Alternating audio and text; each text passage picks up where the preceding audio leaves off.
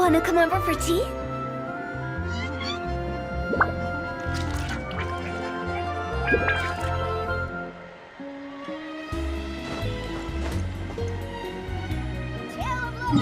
From the island.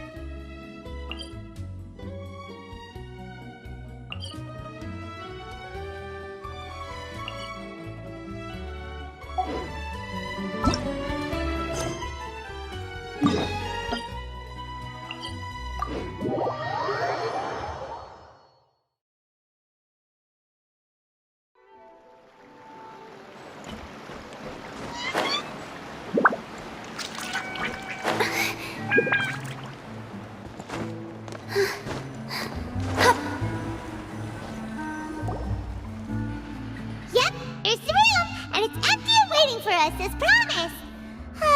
Navia is such a good person. Now that the serial disappearances case has been solved, no one's going to come after us for anything. Even without Silver standing guard, we can just completely relax. Why don't we stay and rest up here for a while? Even machines in Fontaine need to stop and recharge now and then. Oh, come on! This place isn't that bad. Besides, how often do we get to stay in an actual base? Oh, fine. Remember that detective story Paimon read before? Well, the author is about to release a new book, so Paimon wanted to buy it as soon as it came out and have a quiet place to read it. Yippee! Then it's agreed. Come on, let's get some sleep. We'll need to be up first thing in the morning to get in line and buy a copy.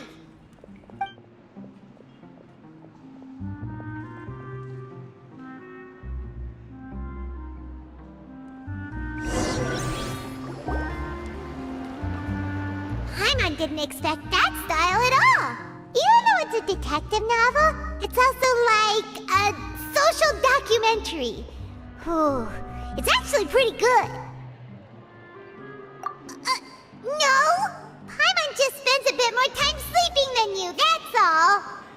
Excuse me, but do you know if the Traveler and Paimon are lodging here? Huh? Who are you? Paimon doesn't recall seeing you before. Wait, you're not here to give us trouble, are you? A blonde traveler and a chatty little fairy. Phew, looks like I found the place. Good thing I asked the Spina di Rosula. Seems they sent me the right way. Hey, what do you mean by chatty? Paimon's always careful not to talk too much. Most of the time, anyway. It's an honor to meet you both. I was sent from the Palais Mermonia.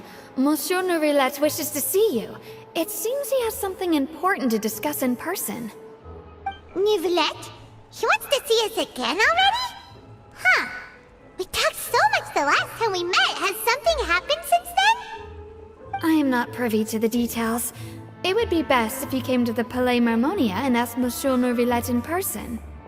If you say so, but Paimon has a bad feeling about this. Now that I've delivered the message, I'll take my leave. Thanks! We haven't left the room for a few days, so we'll head over once we've freshened up a bit.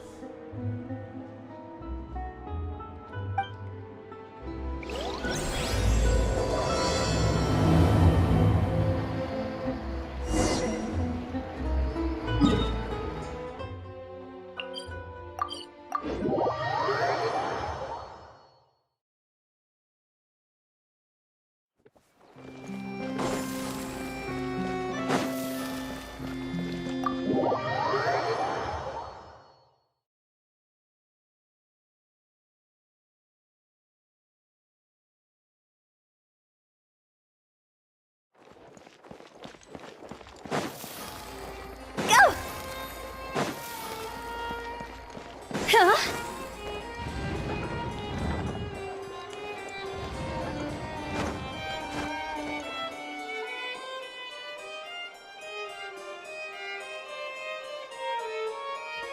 Nourilette! We're here! Did you want to see us about something? Huh? Why were you just standing there? You daydreaming or thinking something over? Yes, I did send someone to fetch you. But as for what I'd like to discuss next, well, I still have some reservations. Given that we've already made the trip here, you should just tell us. Bet you need us to help you with something, right? I do indeed have something I'd like to ask you to do. However, you should wait until after I tell you the details, then decide for yourselves whether you'd like to help or not. The situation is this. It has come to my attention that the Snezhnayan Harbinger known as the Knave wants a diplomatic meeting with you, correct? I heard that she was originally from Fontaine, but for her to suddenly arrive here and abruptly request such a meeting like this, I sincerely advise you to refuse her invitation outright.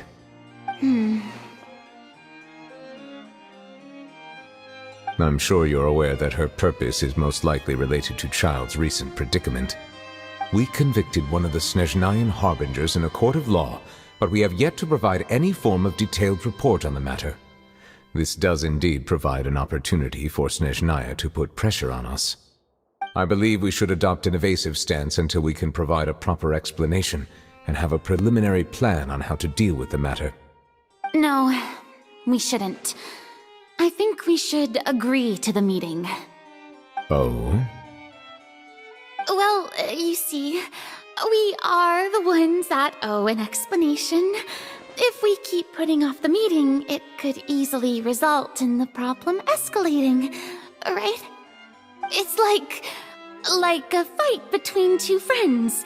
If they don't agree to see each other and talk in person, isn't it possible that the friendship could end entirely? Though diplomatic relations between Fontaine and Snezhnaya could be considered as friendly, it is only superficially so. You wouldn't go so far as to say that our nations are friends, as you did in your example. It was just an analogy. An analogy, okay? Moreover, even if we were to talk in person, if we don't have sufficient information prepared, it is quite possible the result wouldn't be restored relations, but a complete falling out. I don't think we should overthink those possibilities yet. Even if the logic of the divine is not immediately apparent, its wisdom will only be revealed with time. Besides, you'll be at the meeting. If any problems do pop up, you'll have no problem navigating them. I must clarify that interacting and communicating with people outside of court is not my cup of tea. It seems you think too much of me. But more importantly, when did I agree to join the meeting with you? You mean you won't come? No, that won't do. I can't go to the meeting alone. You have to accompany me. I must take you with me. Lady Farina, could there be something else regarding this matter that is being kept from me? No, not at all. Look, I am the Hydro Archon of Fontaine, Focalor, the god of justice who is loved and adored by many. So I only hope that justice will be served in this matter. Don't overthink it. I'll go find someone to arrange the meeting.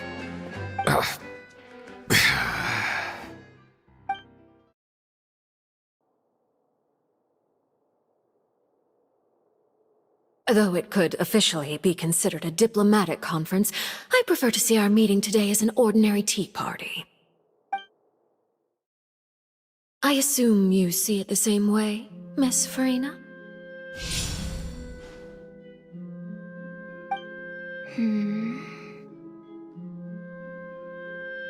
Lady Farina? Yes, that's right. Just like you said, a tea party. I should thank you for providing the pastries. They look delectable. To make this tea party even more lively, I've invited someone else to join us today. It's a pleasure to meet you, Monsieur Neuvillette.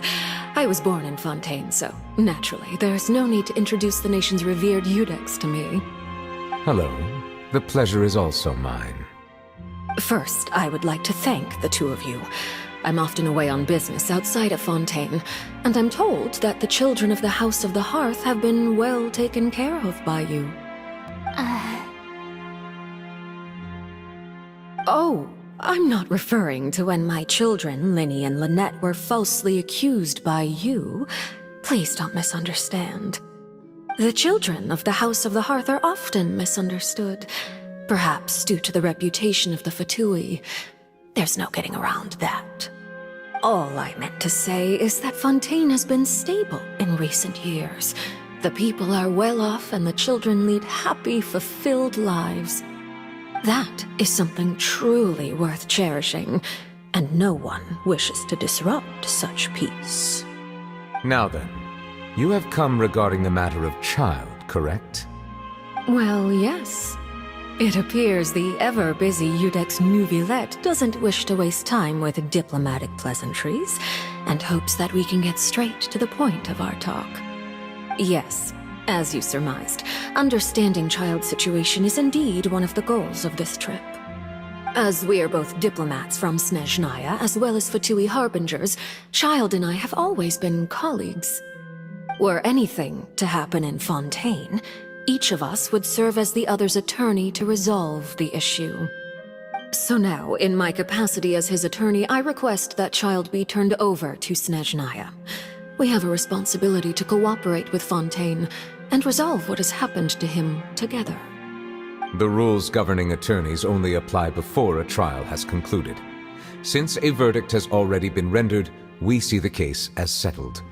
I apologize for being unable to grant your request.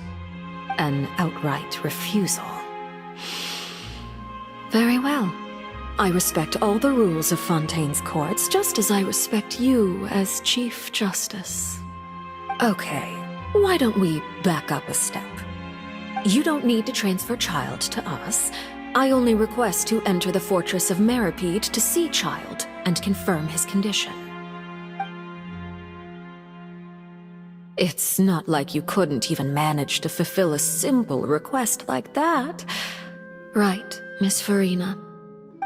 About that.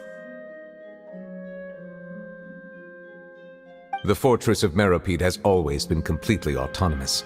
Even we have no authority to interfere there, and diplomatic issues do not suffice as an excuse. However, if you absolutely must confirm the situation of the Harbinger, I have a proposal.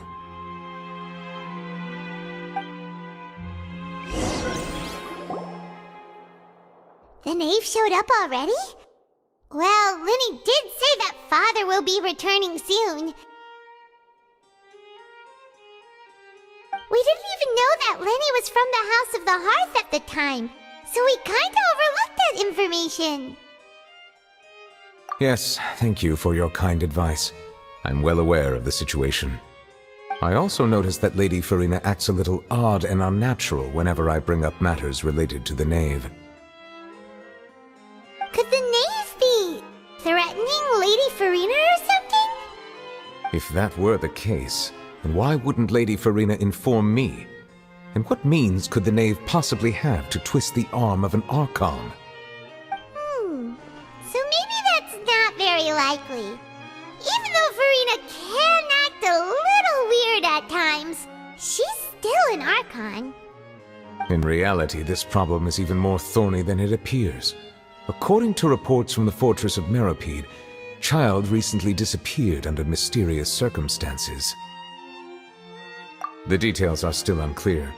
We cannot rule out an escape, but there have also been no reports of him outside of the fortress of Meripede. Special guards oversee the fortress, and its internal systems are extensive. Combined with the special characteristics of the surrounding terrain, an escape should not be possible. I suspect that there's something else behind Child's disappearance.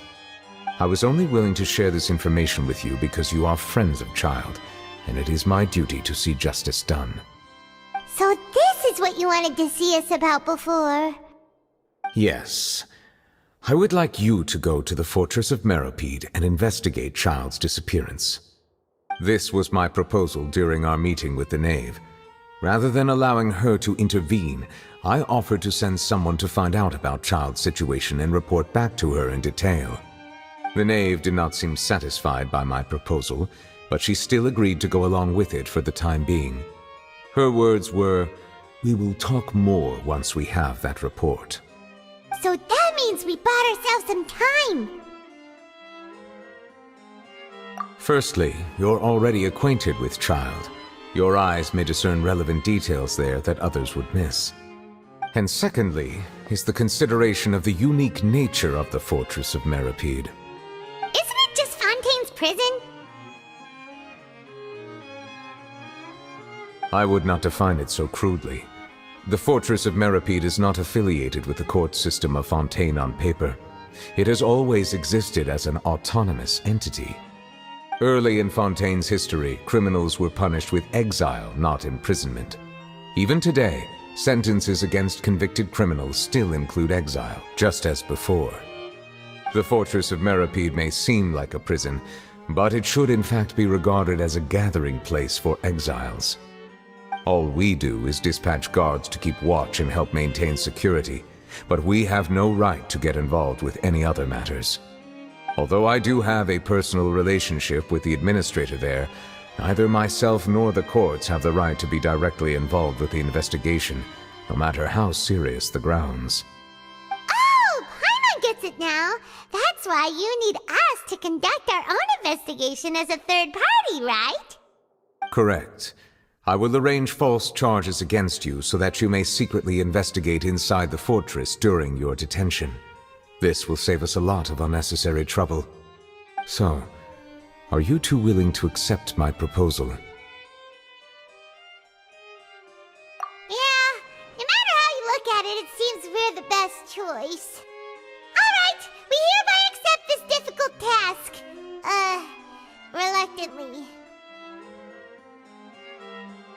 You two have my sincere thanks. This matter is of critical importance to Fontaine's current situation. Also, I hope that both of you can keep this operation a secret. We will rendezvous at the Fortress of Meripede's entrance on Erinius once you've prepared yourselves. I will arrange for someone to take you inside. Prepared ourselves? Is there something we need to prepare? Perhaps you could enjoy a good meal and have a nice bath. I'm afraid that living conditions inside the fortress are nothing like those on the outside world. Oh, right! Even though we'll be there on trumped-up charges, we'll be in prison for real. On second thought, is it too late to back out? Please do not worry. Since you are sacrificing both your time and quality of life for the sake of delivering this report, you will be compensated according to the highest standards permitted to legal staff, regardless of the outcome. Now that's more like it! Come on, traveler, let's go eat the best meal we can find! We'll eat so much that we won't need to eat another meal for a whole month! You're a treat! Are you leaving now? In that case, please take this cake as a token of my personal gratitude.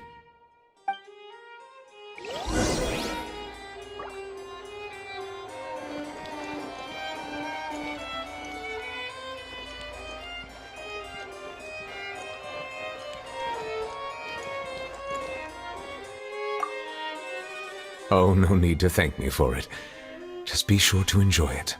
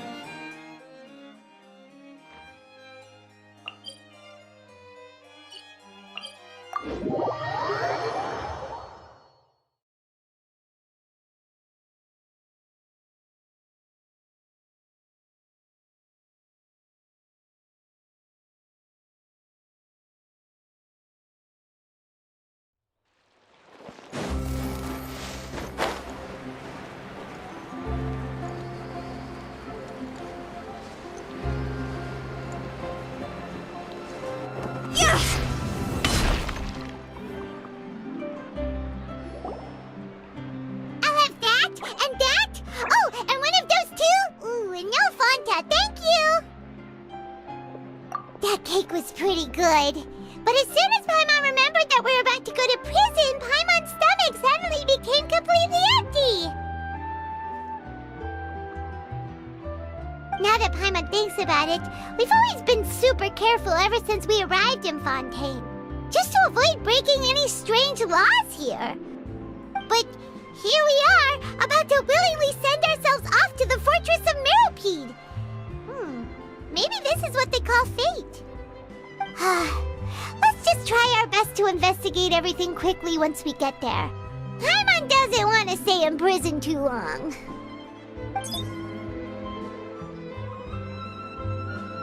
Oh, what is that I hear? Is it the taste of a breaking story? Hey! You can't hear a taste! And what are you doing here, Charlotte? Oh, don't remind me. I invited an eyewitness to a case to eat here, and I was planning to get some great material out of him. But he didn't even show up. Calm down, calm down. This is nothing new. As a journalist, you should be used to this by now. As long as you can score some juicy tidbits from the traveler, you might still be able to recover the cost of the meal. You know we can still hear you, Charlotte. Never mind. It's nothing. I just heard you mention the Fortress of Meropide. You didn't commit a crime, did you? Please tell me all about it. No way! We would never! We're just going there to...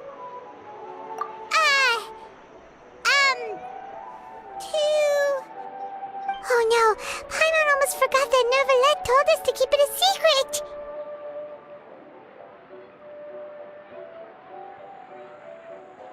Huh? You're being arrested for that? Oh, but now that I think about it, I suppose that's not completely unreasonable.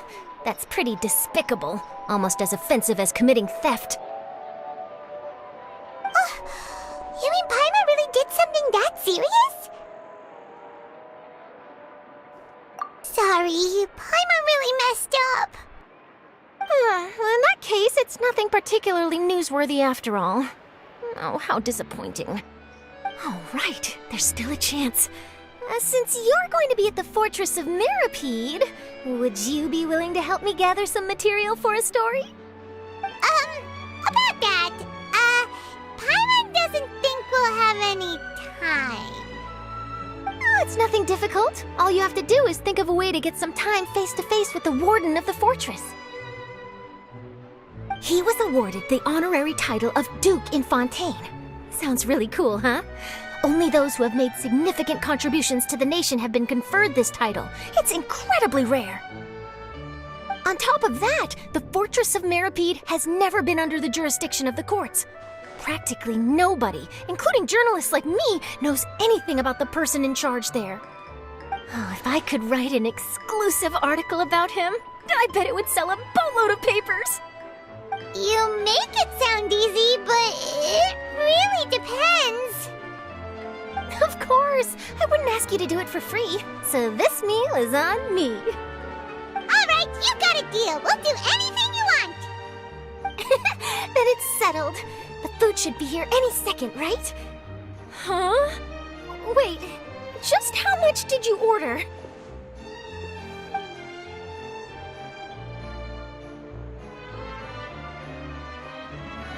Oh, Paimon's so full. Well, guess we have nothing to regret now, so let's get going. Wait. Paimon just said something really ominous, didn't she?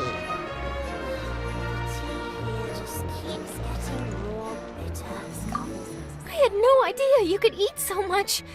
That didn't go according to plan. Please, please, don't forget about the material for my news article.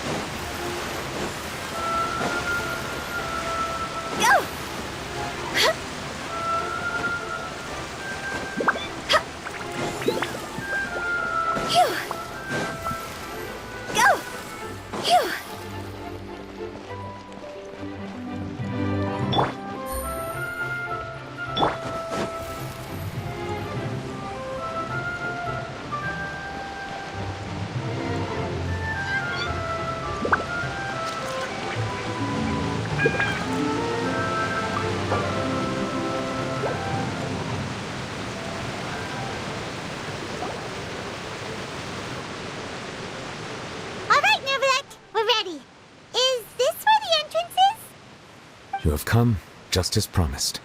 Yes, this is the one and only entrance to the fortress of Meripede from Irenaeus. Careful. You may want to step back a bit. Whoa! So you have to go down from here? Is the prison underwater?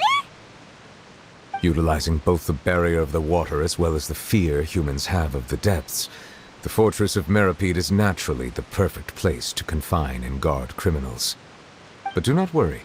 It is not nearly as frightening inside as you may think. You will see for yourselves once you are down there. Paimon hopes you're right. Don't know about you, but just thinking about being at the bottom of the sea like that gives Paimon the heebie-jeebies. Oh, and there's one more thing. I mentioned that I have had personal dealings with the administrator of the fortress, Writhsley. He's a very shrewd fellow. Yeah, we heard about him too. He's that Duke, right? Correct. He is the highest-ranking manager of the underwater prison. Even though you are going there to investigate at my behest, it would behoove you to avoid any confrontation with him or any of his subordinates.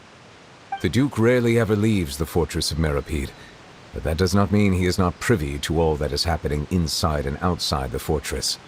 He is quiet, but not unaware, so please bear that in mind.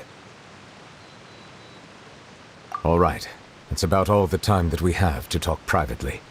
I'm counting on you two. Don't worry, we won't let you down. Good. Madeline!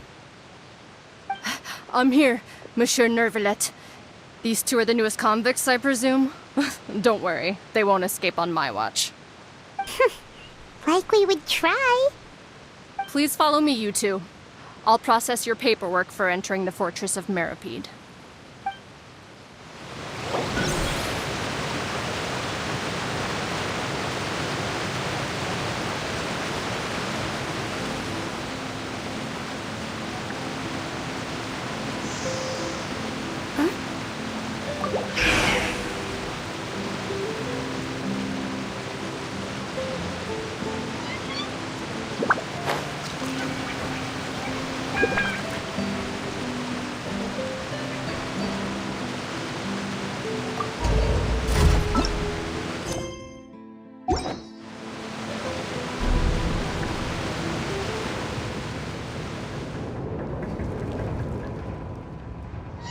Are we already underwater now? Huh. So this is what it feels like to be a criminal in Fontaine. You two seem to be taking this pretty well. It's rare to see convicts in such a good mood.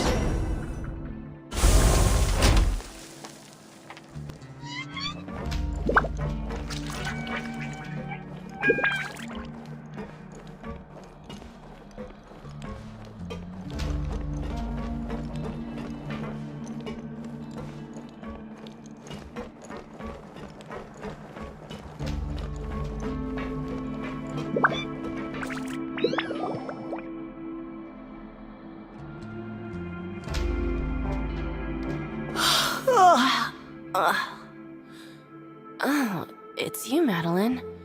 Why'd they make you make the trip down here today? Monsieur Nervalet personally requested I escort these 2 convicts. I suppose he was concerned others might not be up to the task. Well now, aren't you the lucky one? Must be nice to be on good terms with the big shots like the Chief Justice. The only people I get to see every day are the new inmates. Well, have you tried service with a smile? Who knows, it might help your professional reputation. Yeah, right. As if. Every criminal comes through here looking miserable. How can I smile with such a toxic work environment? And even if I did smile at them, the convicts would probably just think that I'm some freak getting some kind of twisted enjoyment from their pain. Oh, she's got a point. Well, I've finished transferring you. You 2 will register here, and Marette will guide you through the remaining procedures. Yep, I'll take it from here. You head on back to that bright and sunny world above.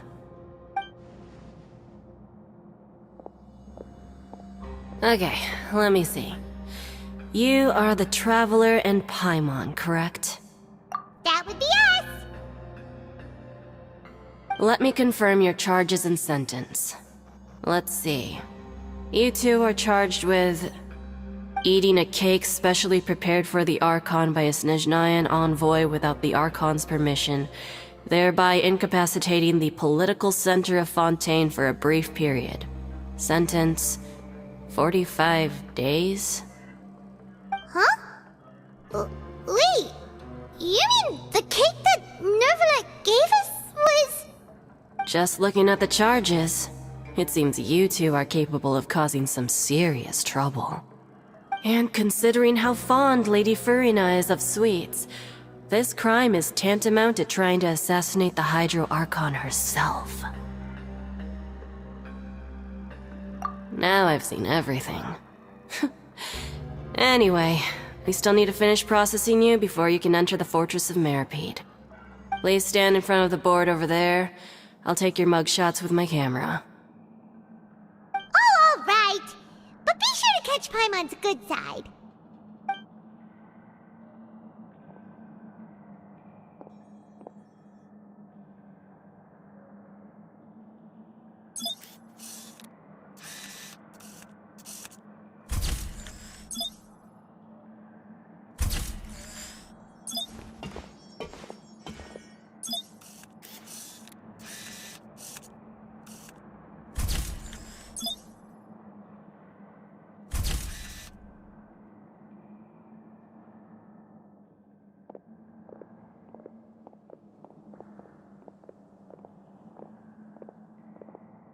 And we're done. Thank you for your cooperation. Next, someone will be along to guide you inside the fortress. Please be sure to cherish this opportunity for rebirth. Huh? Rebirth? Isn't that a little much? We're only gonna be here for 45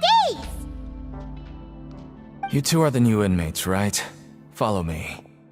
Oh, okay! Paimon is Paimon and this is the Traveler! Save it. Not like I'll remember your names. Move it.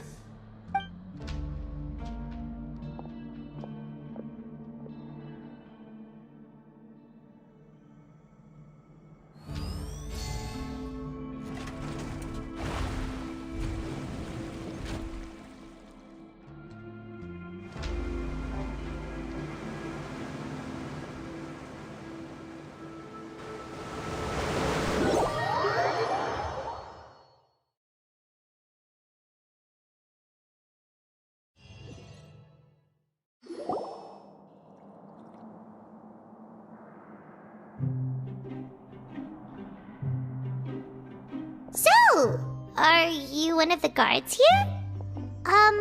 Is there anything we should be careful of while we're here?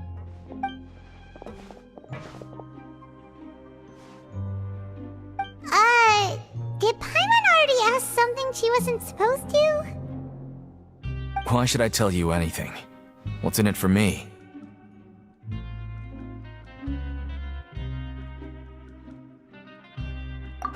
This is exactly why I can't stand you fish. I wouldn't even be doing this if it weren't for the credit coupons. Credit coupons? Alright, seeing as you're not the annoying kind that's getting dragged in here crying and blubbering, I guess I can tell you a few things. But next time, it'll cost you some coupons. Mora means nothing here. Here, we use credit coupons. Coupons can get you almost anything in the Fortress of Meripede. Desires? Fulfilled. You want power? No problem. Coupons can even change fate itself. So, credit coupons are a currency that can only be used here? It's not as simple as that. Like Moret said, everyone gets a chance at rebirth. No matter how much money or power you had before, it means nothing once you set foot inside the Fortress of Meripede. You have to start over and earn your coupons. Everyone starts from the same place, and you have a chance at a new, less terrible life. I guess that's the real purpose of the coupons. They symbolize true fairness and true justice. And this is also exactly why so many criminals choose not to return to the outside world, even after they've served their sentence.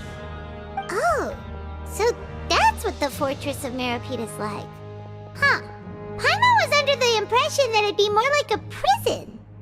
It certainly ain't all sunshine and roses here, but it's also not the worst place to be. You'd better take a good look at the scenery now. It'll be the last chance you get for a while. After being away from the sunlight for so long, even the terrifying depths of the sea start to feel like home. It just stops feeling oppressive, you know? Oh, I'm actually an inmate like you two. Welcoming newcomers is a job I've picked up to earn some extra coupons.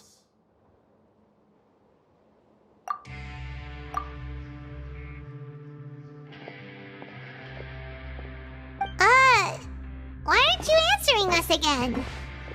I've told you enough for free. Any more info is gonna cost you. So all you care about is Mora! Wait, no. Coupons? Almost there. It's down through here. Your turn to give it a try.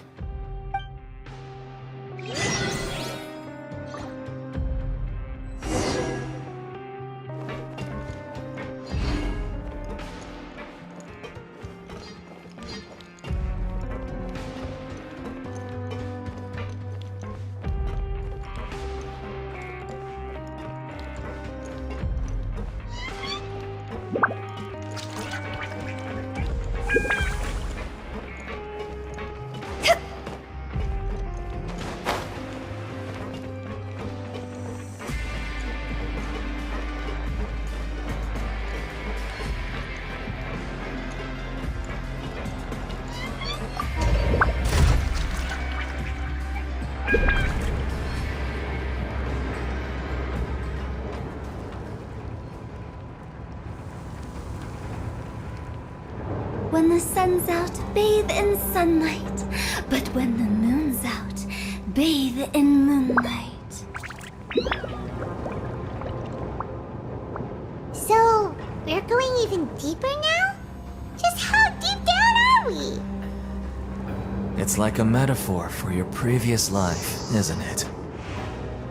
Our lives weren't that bad.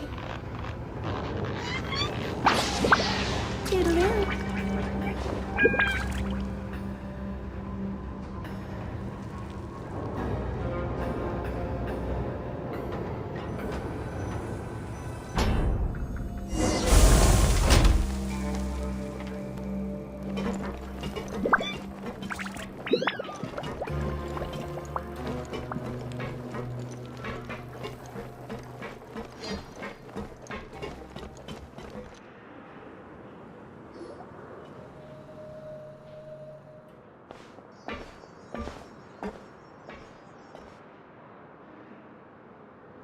So this is the actual entrance to the Fortress of Meripede?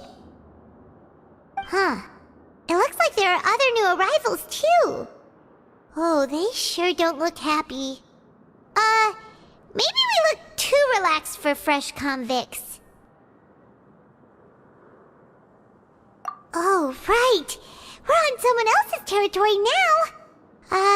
We need to think of a good way to act like criminals to get by. If we're discovered, even Neuvillette might not be able to rescue us.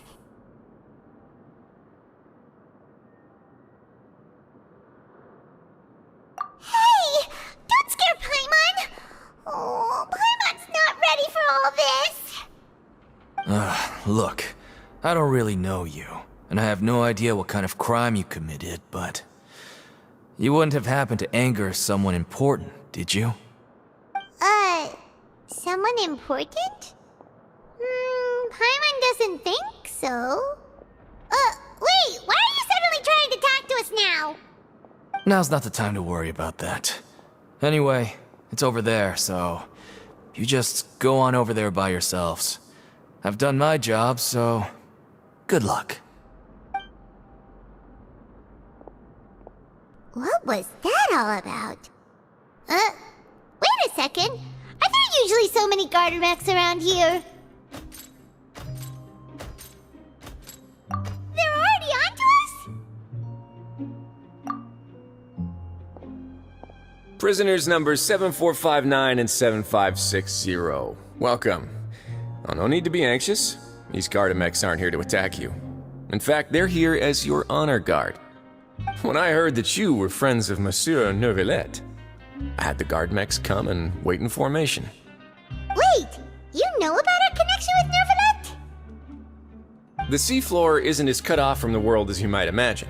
However, I'm afraid that I know nothing more than that you are friends of the Udex. And as you can see, committing a crime means being sentenced here, even if you're friends with the Chief Justice. Quite fair. The Duke! Greetings, Your Grace! Lovely weather today, isn't it? Oh, greetings, my good fellow. Well, I'm willing to imagine that the weather is as good outside the sea as you say it is. How great it would have been if only the Fortress of Meripede had been built on the coast, huh? It would have been so convenient to enjoy a nice chat in the sunshine. My profuse apologies. I just got so nervous when I saw you, So this is the Duke. He sure looks a lot younger than Paimon imagined. The Traveler and Paimon, correct? Mr. Deacon here was responsible for your welcome. I trust you were satisfied with his guidance?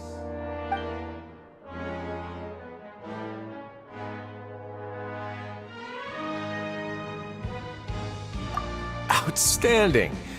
Well, Deacon, I recall we discussed fate during our last work meeting, I believe that fate will reward all those who take every aspect of their work in life seriously. When you return to your bunk, you'll find the guards have issued some extra credit coupons to you. Oh, thank you. Thank you, Your Grace. Oh, and you too. I can't believe you gave me such praise. If you need anything in the future, anything, please, come find me anytime. No credit coupons necessary. Well, I believe that concludes the introductions. We've already taken enough time here. Deacon, if you would. Yes, Your Grace. I'll take my leave now.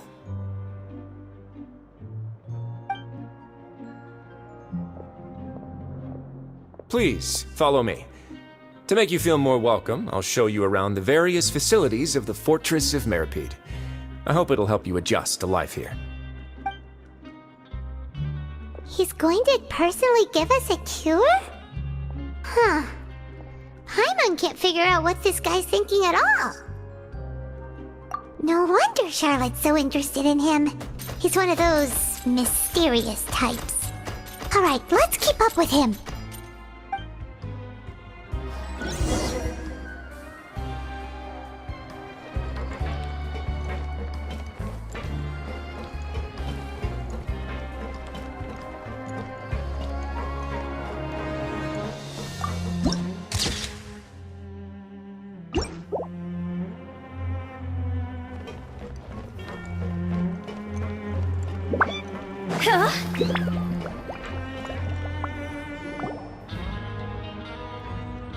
There's no need to be so reserved.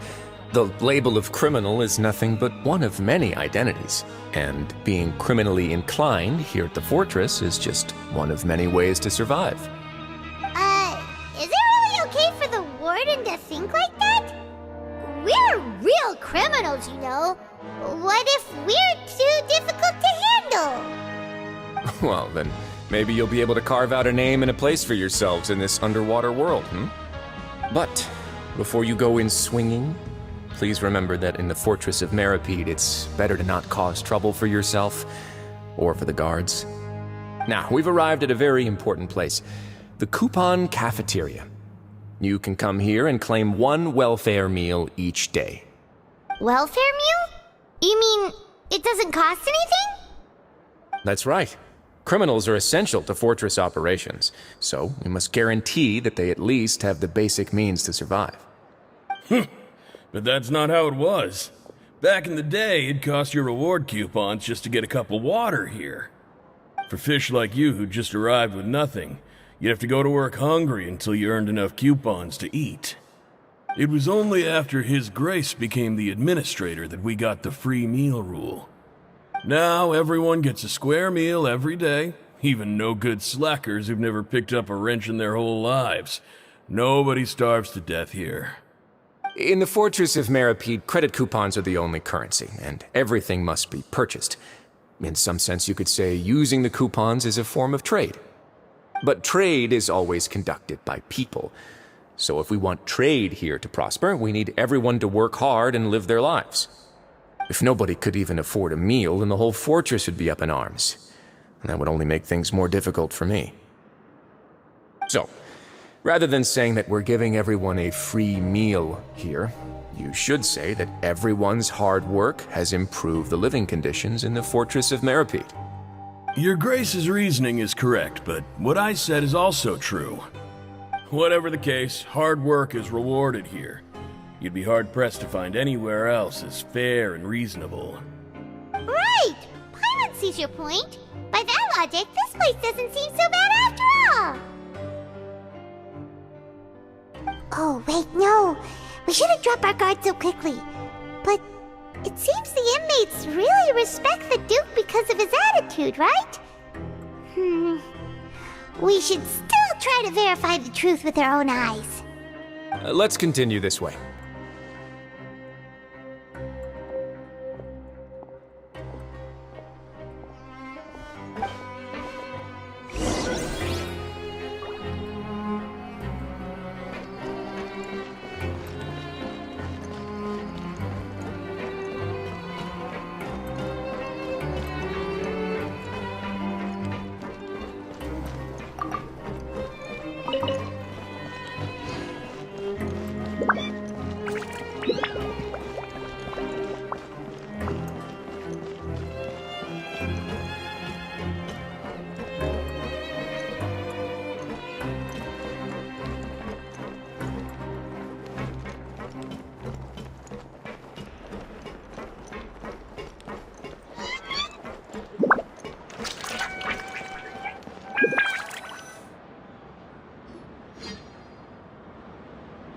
This place is known as the Pancration Ring.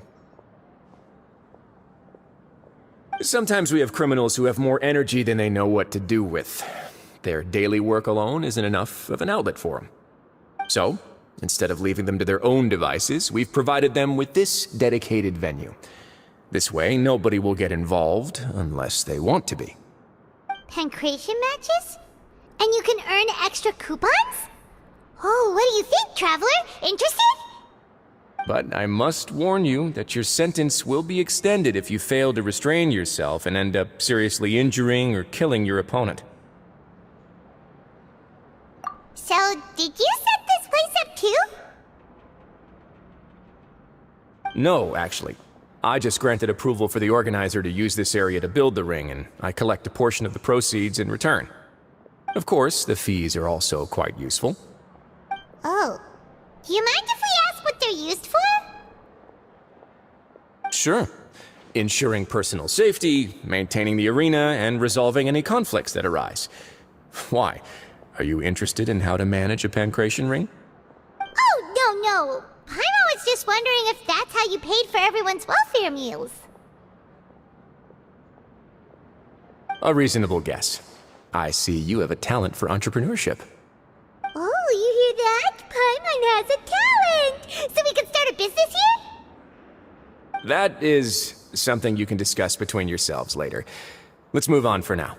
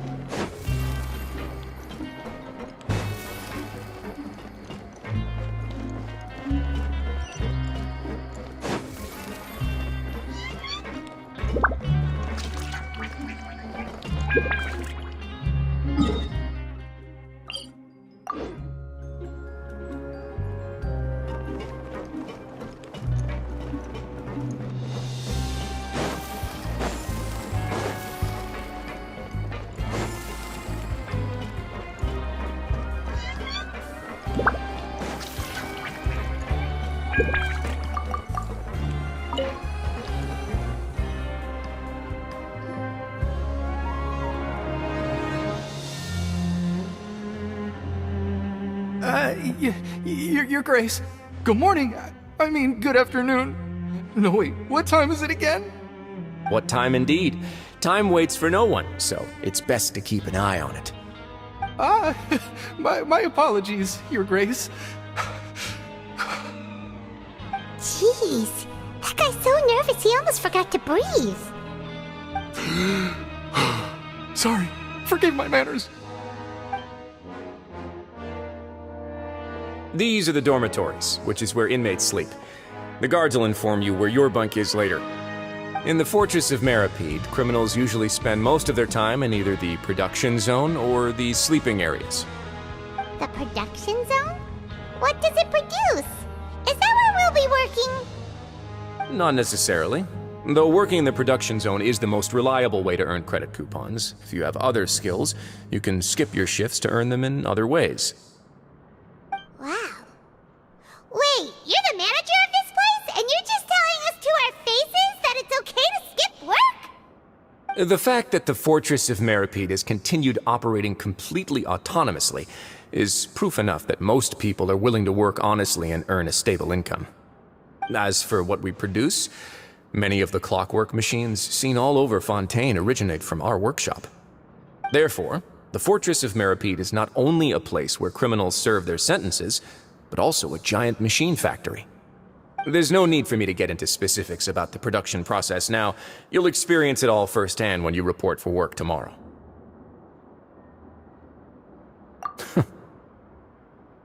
Let's move on.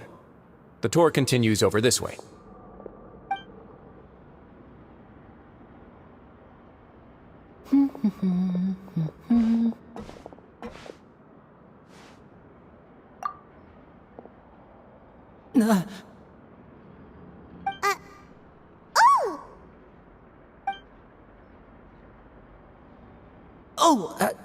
You really scared me there. I didn't expect to see you here, Your Grace. I thought maybe I was so tired from work that I was starting to see things. The only thing you should be seeing is the work in front of you. Stay focused and keep up the pace. Oh? Is something the matter? It's nothing. Paimon's just worried about how hard we'll have to work tomorrow.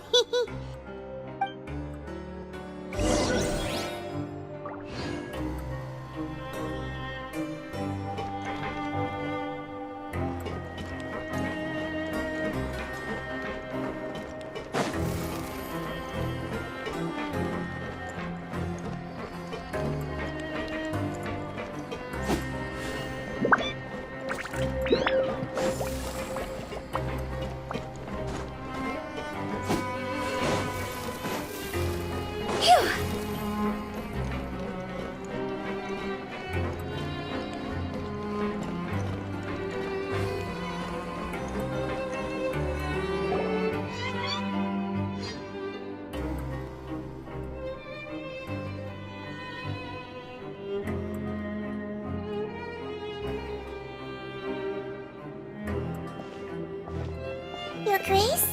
What are you doing in the infirmary at a time like this? Oh no, you didn't injure yourself, did you? Not yet, unfortunately for you. But thank you for your concern, Sigewinne.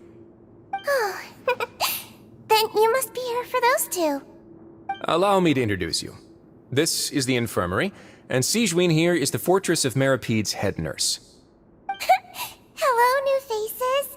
They call me the head nurse, but I actually handle all the nurse-related work all by myself down here. Since you seem to have some rare downtime with no patients, perhaps you could find the time to join us for dinner? Oh, then these two must be some important convicts. Sure, I'll join the welcome party. Thank you. Your presence will be the pièce de résistance for today's tour. Oh, so the tour part is over now? I believe I've already covered the primary aspects of life here in the fortress. As for your work, there'll be someone else to guide you through the details. Is there anything else? I seldom conduct tours, so why don't you just ask if you have any questions? Well, this is our first time here. Paimon's not sure what to ask. Then let's head back to the coupon cafeteria. Maybe a meal will help you think up some questions. You should at least try to be excited. Our free meals are actually pretty good here.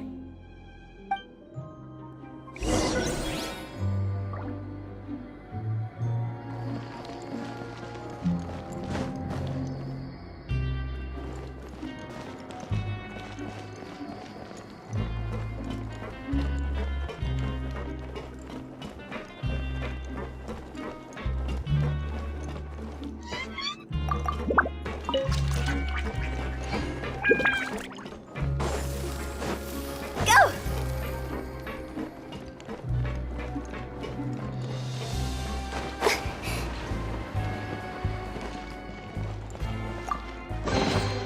Oh, what a cute treasure coffin!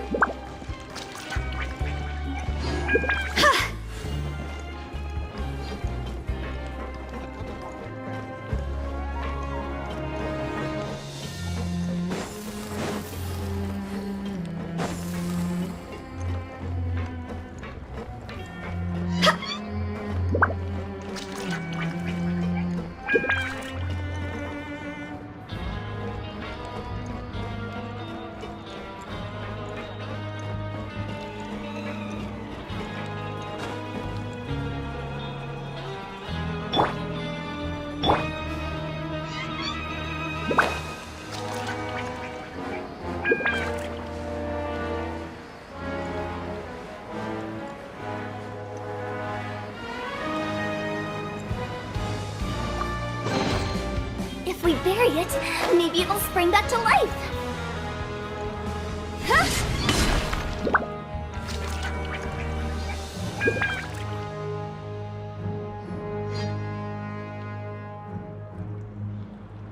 What do you think of the food? Does it meet your expectations? Wow, it looks delicious!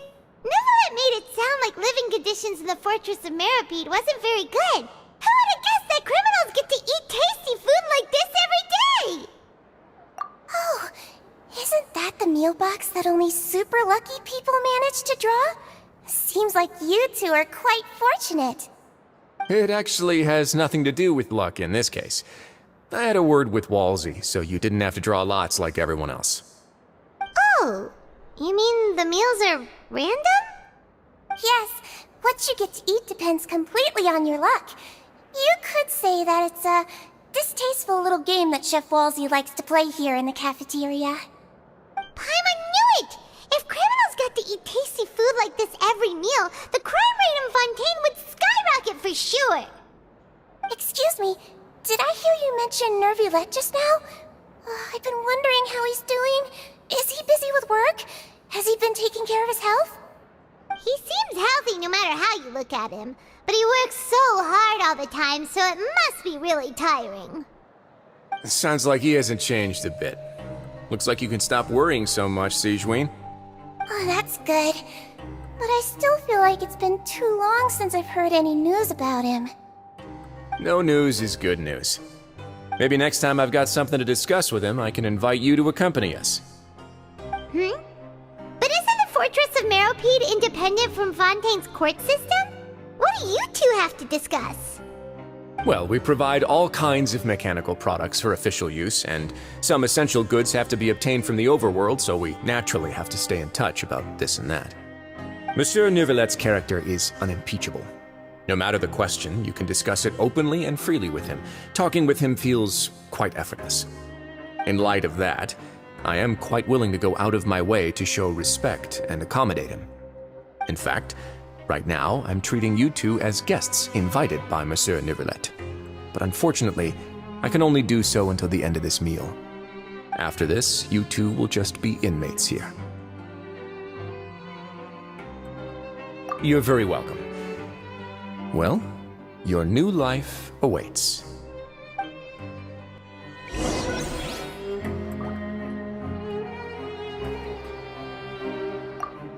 Are you finished eating? Then I recommend that you return to the dormitories and rest. You have work to do tomorrow. Perhaps you were hoping to ask for some special privileges?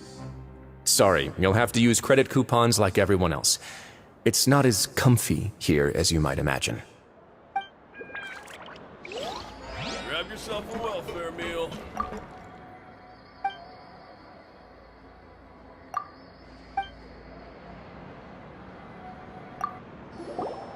Now that I've gotten a good look at you two, I think you're very cute. After all, heavy is the head that wears the cutesy crown. I guess I just want to say, just take care of yourself and don't get hurt.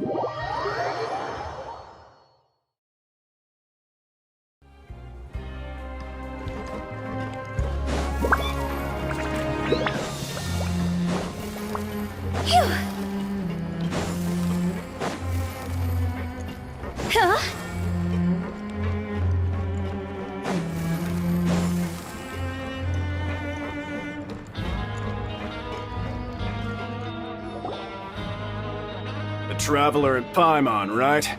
Listen up. As new inmates, the only thing you need to worry about is what to do and when to do it. Don't make any extra trouble for yourself. Your bunks are right over there. Follow me.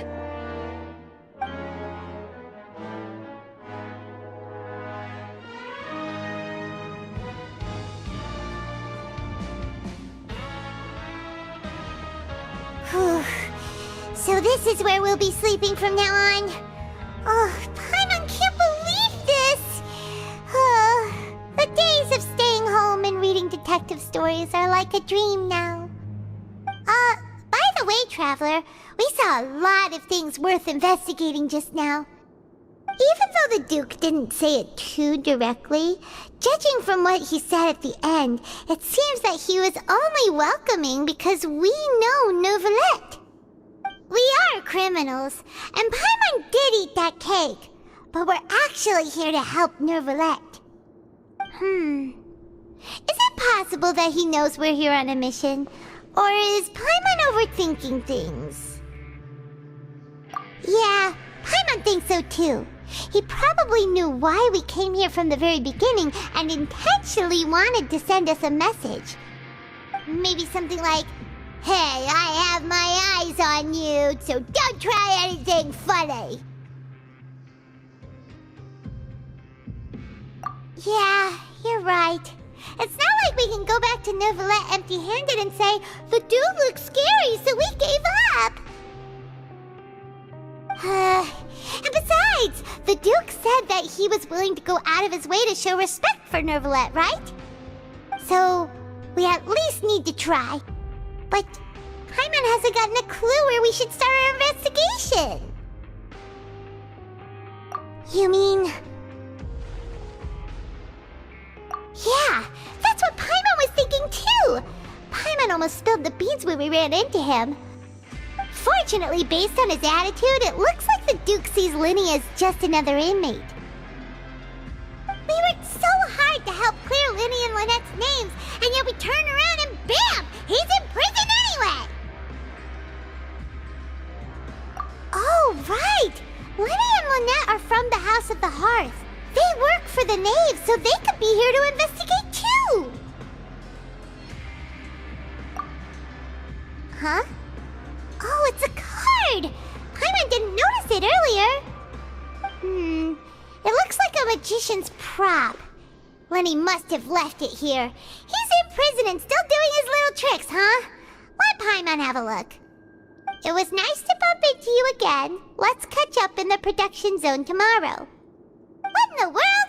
It's written like he's greeting a buddy on the street. Paimon thought he'd write something important. If you say so. We can ask him what's going on tomorrow. Let's get some rest now.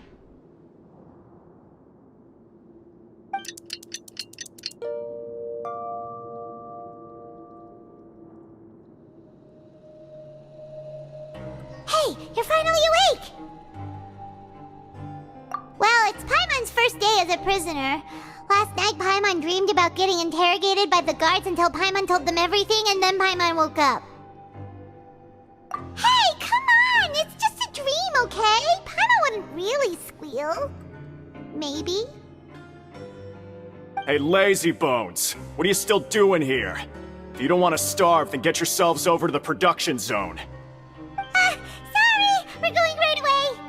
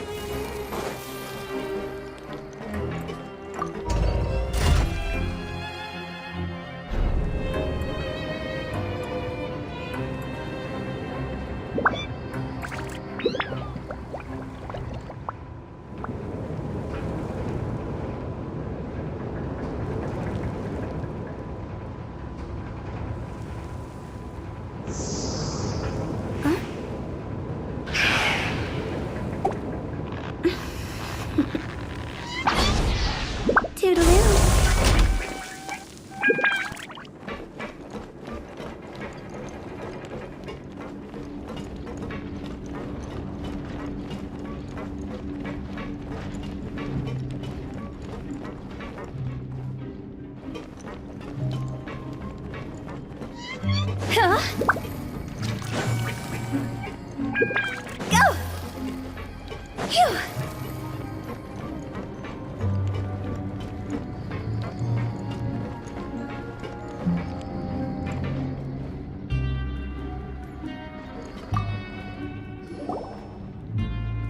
Ah, you must be the catch of the day.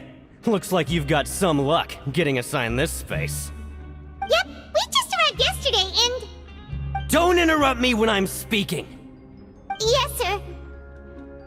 Listen carefully to my instructions. I don't want any mishaps. Every machine here is worth more than the both of you. Working around these machines can be very dangerous. Do your job well, and you can eat in the cafeteria after your shift. Get sloppy, and you dine in the infirmary. Anyway, the Fortress of Merope doesn't want to lose a single one of its machines. And it also doesn't want to waste the production potential of any inmate. You got that? Got it. Your job is to use the machine over there to process widgets. Watch carefully, and make sure you step on the pedal at the right time. If the machine gets jammed, then give it a little maintenance with your fist.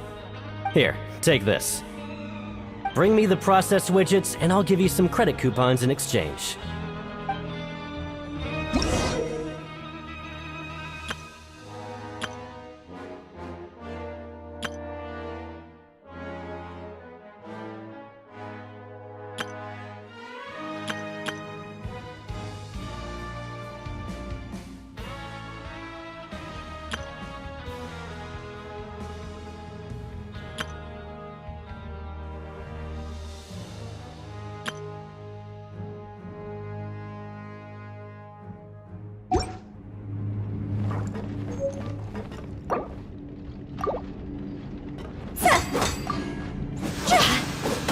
So if the machine gets jammed, you just need to attack it to fix the problem. Once the widget is hot enough to blow, jump to step on the pedal and hit the widget with the hammer.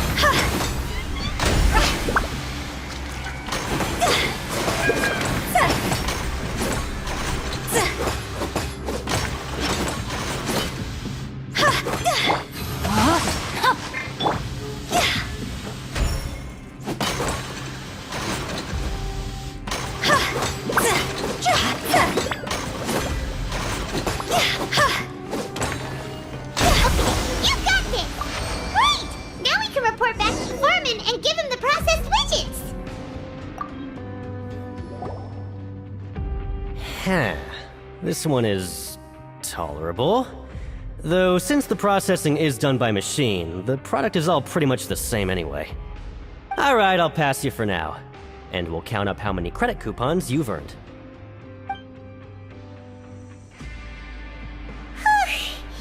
Paimon's exhausted. We're done now, right? Oh, that foreman. He's so scary that Paimon couldn't even speak. Ugh. Even though Paimon's starving and wants to head straight to the coupon cafeteria, we still need to meet Lenny first, right? He probably just finished up his work, too. He should be around here somewhere.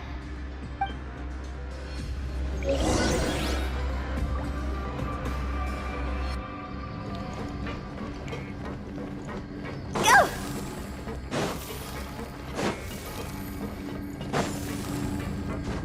Lenny? Mr. Magician? Where are you? Oh, this had better not be some disappearing act. He doesn't seem to be around here. Let's try looking somewhere else.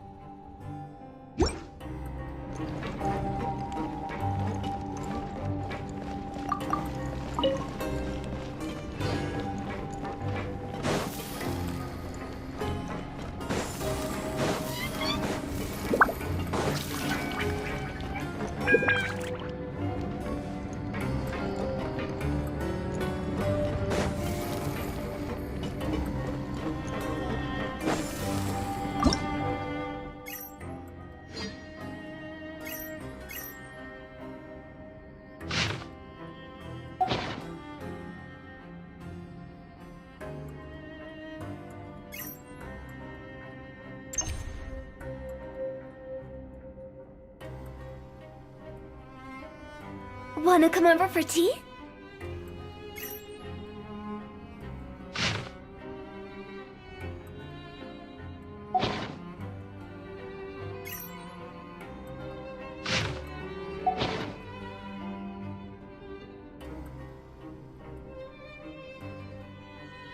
Silly churl, Billy. Phew!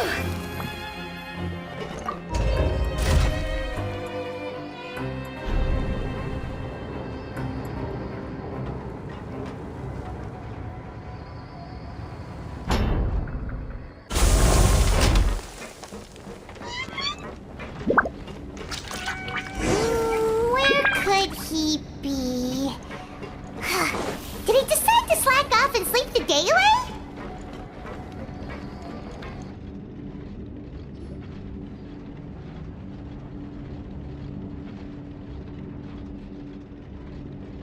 Hey, over here. Oh, you scared Paimon!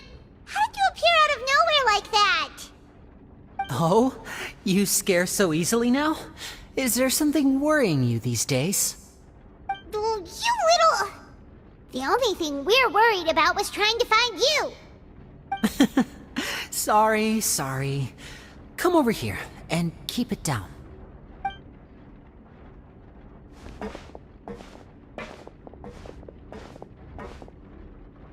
Oh, Lynette!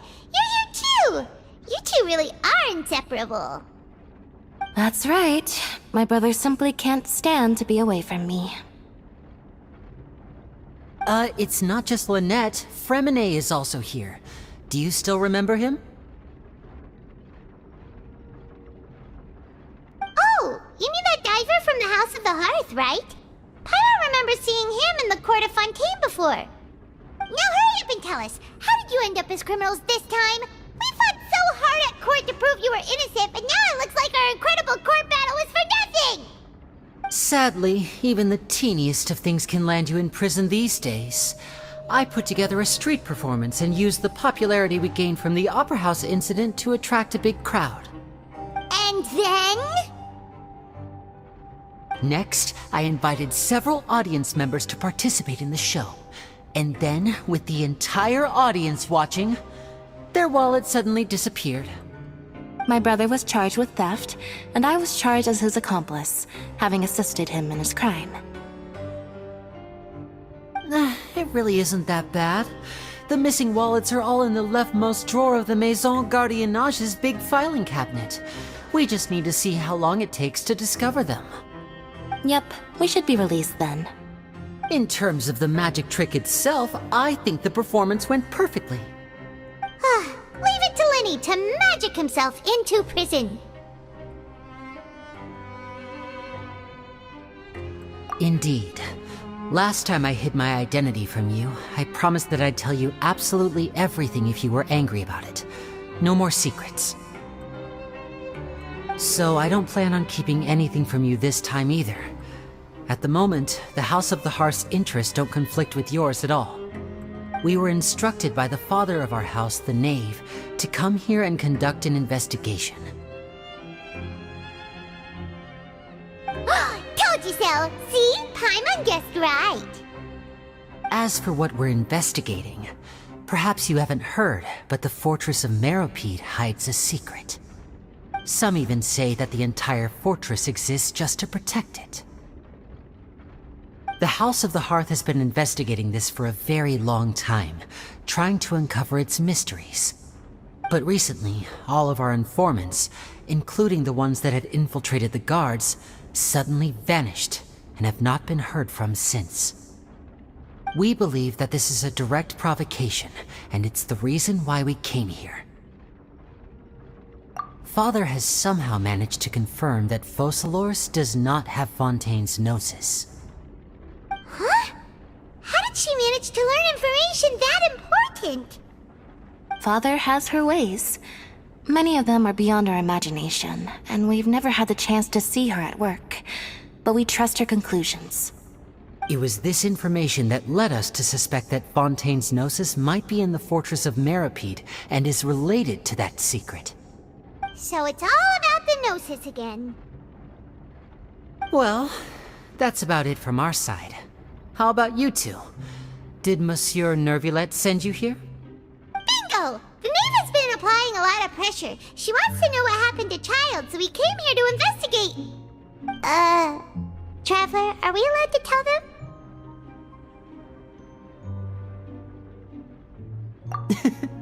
You don't need to worry too much about that. She's just asking for a report on Master Child's predicament as a means of pressuring you.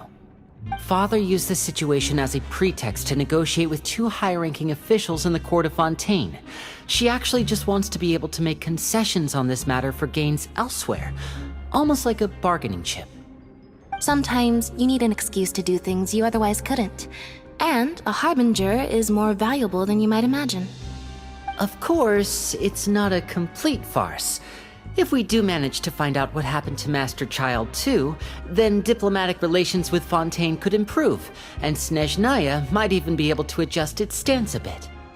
Is it just Paimon, or does it feel like we're the only ones who actually care about Child's situation?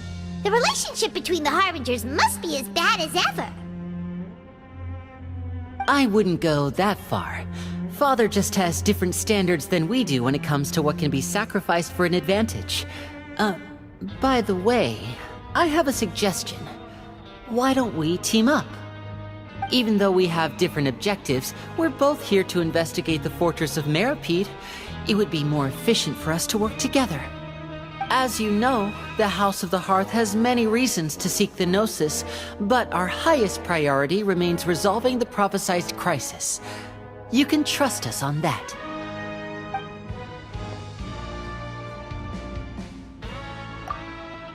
See, I told you. Is that so? Sure enough, it won't be easy to convince them to cooperate with us. Lenny seems to be thinking pretty hard about something. Of course he is. Lenny has been looking forward to a chance to reach an understanding with you ever since last we met. Or, I should say, we were really looking forward to teaming up with you this time. Lynette, just tell them everything, why don't you? It's okay to open up a little.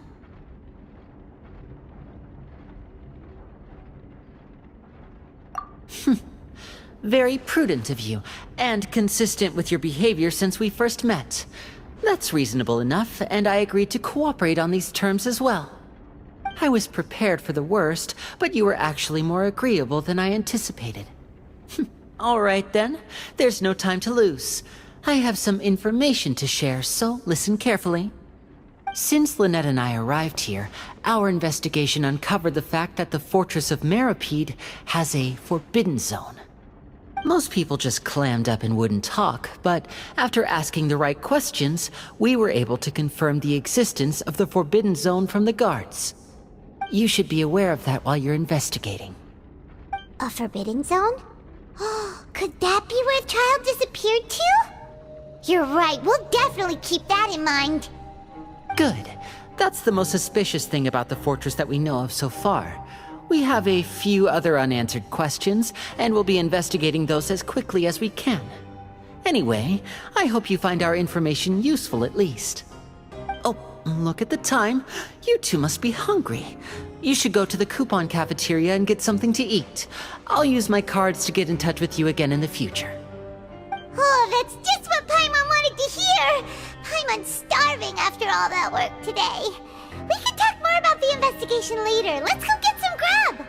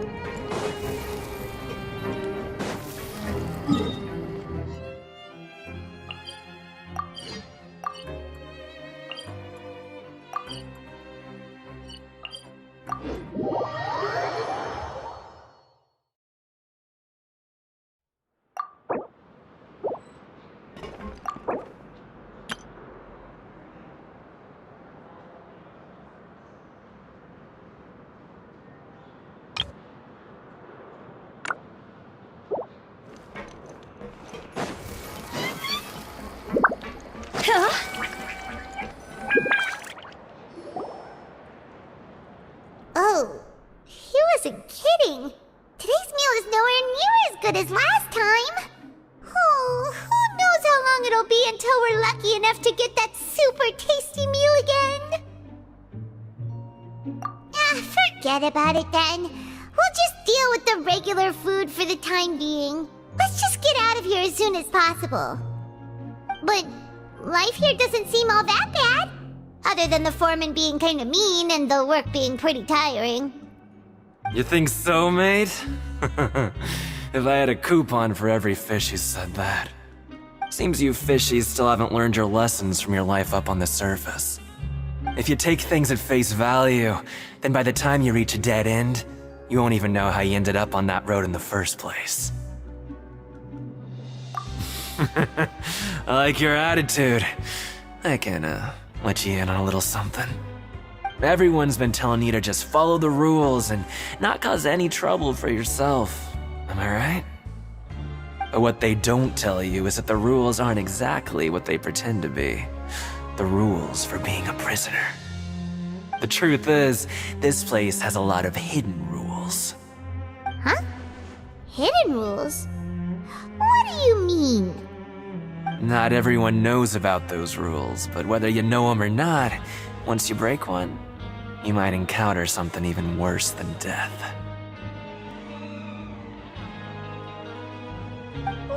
Really? Oh, now you're really scaring poor Paimon. Don't joke around like that! Of course. And I'd say that just disappearing would be one of the better outcomes. Oh, you mean that if there really are hidden rules, then Child's disappearance might have something to do with that? In that case, would you tell us some hidden rules? We definitely want to avoid breaking them. Come on, mate. This is valuable information. The difference between life and death. Do you really think you can just ask and I would tell you? Paimon understands, but we don't have many credit coupons yet. Yeah, I know. Not like I'm going anywhere. Just come talk to me after you've saved enough. Moreover, you're new fish, freshly caught, and completely out of your element. What'd be the point in even telling you anything before you've gotten a handle on your new lives? Come and find me once you've been here longer. I'm usually around the rag and bone shop. Just call me V-Doc. Bye-bye now.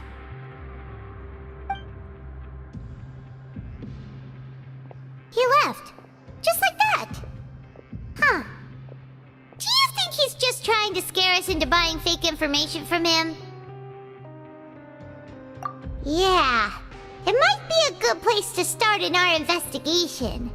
Hidden rules, huh? But, like he said, we don't have any coupons and we're still not familiar with this place. Oh, there's nothing we can do about it now. We were so busy talking, we almost forgot to eat. Even if it's not the best, it's probably better while it's warm. Come on, dig in before it gets cold.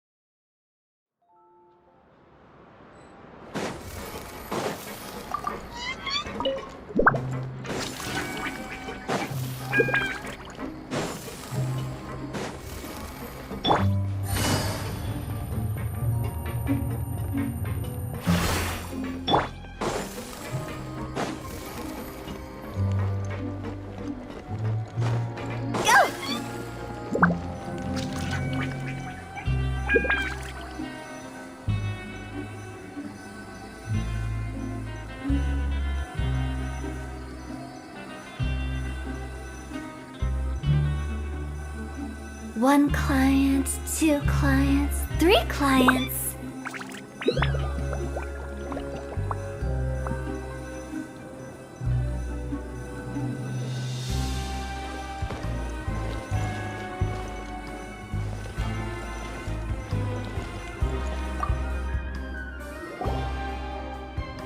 So Paimon just confirmed with the guards that our shift is set for every morning, and we're free to do whatever we want all afternoon. But it seems like most of the other inmates choose to continue working through the afternoon to earn more credit coupons. Oh, and they also said that you can use coupons to skip work in the morning and free up your time. They weren't kidding. Credit coupons really can be used to do anything here. Paimon's so tired. And we'll need to wake up and go to work in the morning. Without any credit coupons, it's not like we can really do anything else. Nighty-night, Traveler. Paimon hopes we can keep making progress on our investigation tomorrow.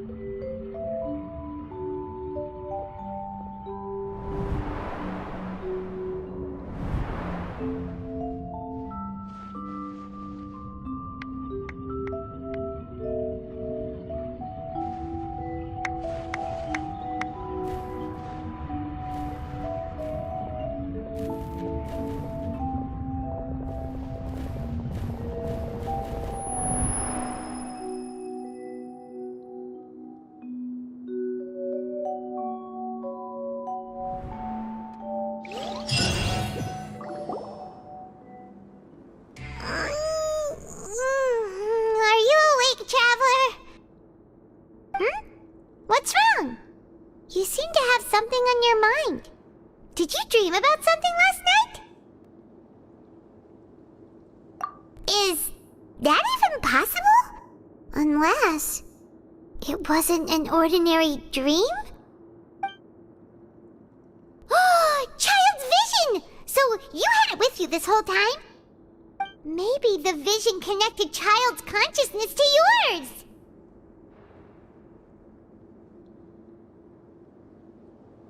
And our investigation has its first major breakthrough! Good thing you brought the vision with you here. So what did you see in the dream? Do you know where Child went? Huh. Okay. Well, hopefully it'll be a bit more helpful in the future. What's more important now is that it's the start of another new day as prisoners! Let's do our best to earn more credit coupons! What's the plan for today?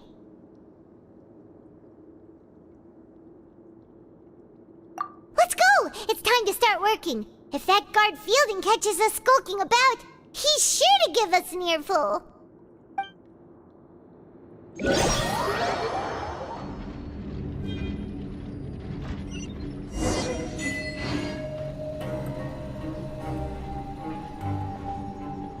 Look who decided to show up! Get your butts in gear and get to work. Time's a-wasting. Good, here you go. Remember to give me the widget once you've finished processing it.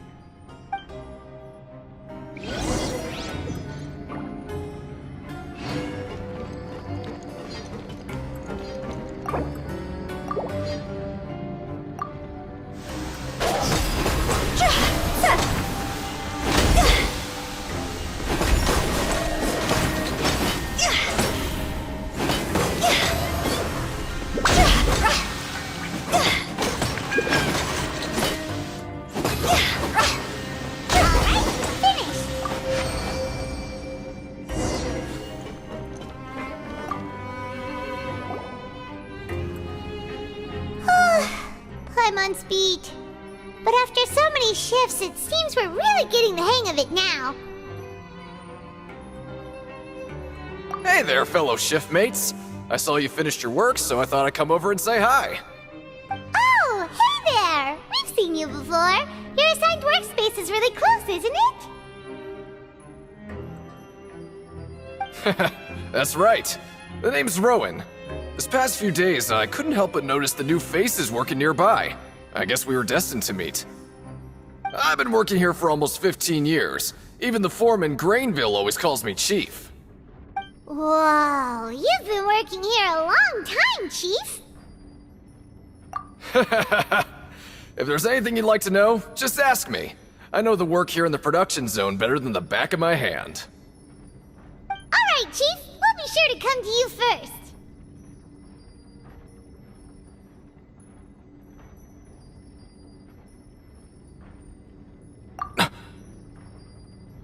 Did you just ask about the rules? Pretty sharp for newcomers. You've already heard about the rules, huh? Who'd you hear it from? Alright. Seeing as I'm the one who came over here, you're already calling me Chief. I guess I can tell you a little. Truth is, you two keep working like this, you might be putting yourselves in danger. Huh? Wait, there's even a rule about that? What would have happened if you never told us about this? Well, it's usually not that easy to break one on accident. The conditions of the hidden rules are usually pretty specific. But once you do break one, bad things happen. If you work continuously in the production zone for 3 days, and if all you do besides eating and sleeping is just work, then something bad will happen during lunch on the 3rd day. Huh? Like what? Oh, don't scare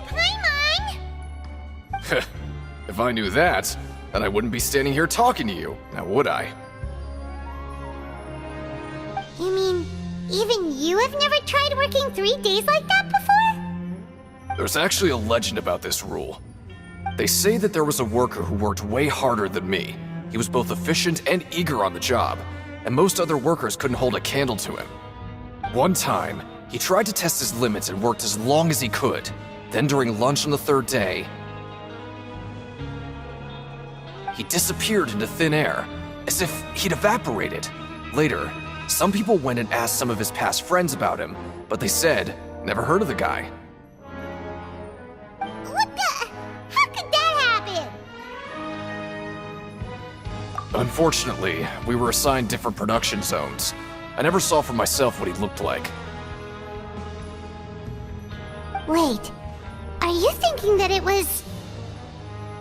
Huh? Oh? You... Listen, kid. This ain't the kind of thing you should be curious about. Let me tell you, you're better off forgetting about it and looking after yourself. Now I kind of regret ever telling you. Yeah, I agree with Chief here. Do you really want to try? Alright, if you insist.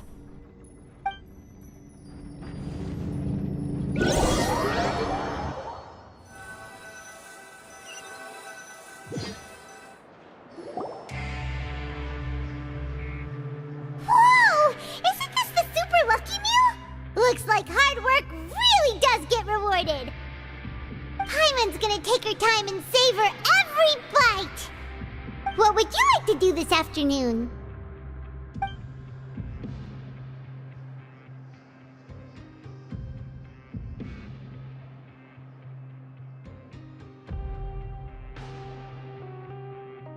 Yeah, Paimon felt like some of the people here were a little strange the moment she saw them.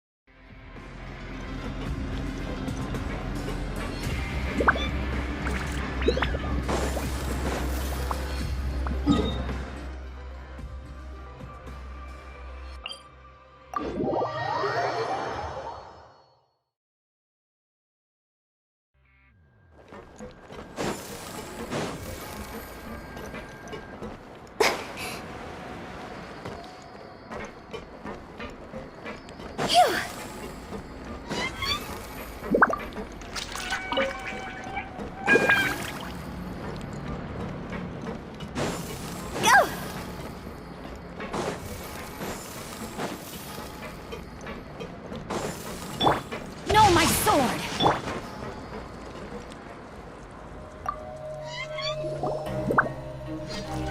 Oh, wonderful. I was worried that you'd be busy trying to earn reward coupons all the time, but it seems like you haven't neglected your investigation work after all. Paimon likes having more coupons, but no one wants to work all the time. Have you also been investigating the area, Lynette?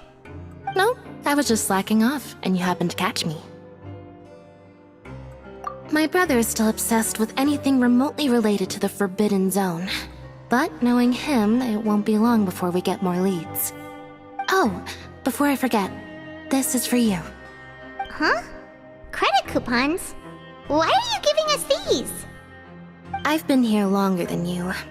Coupons aren't a resource in particularly short supply. What is in short supply are interesting people to talk with. Aw, that's so nice of you, Lynette. We'll be sure to make good use of these coupons then. Thanks a bunch!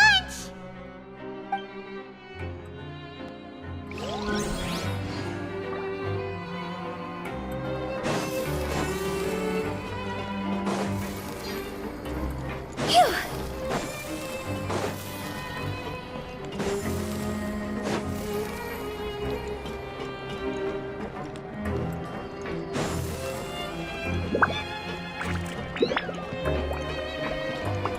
Huh?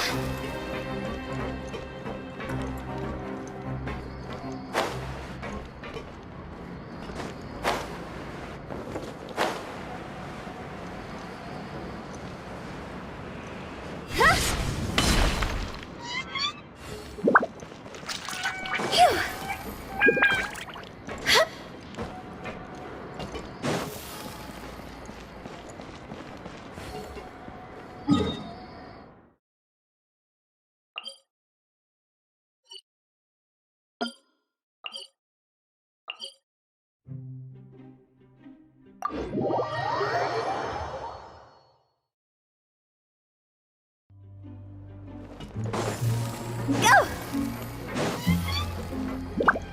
Phew!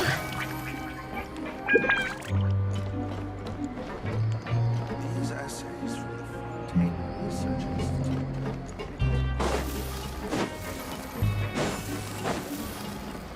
Go! Huh?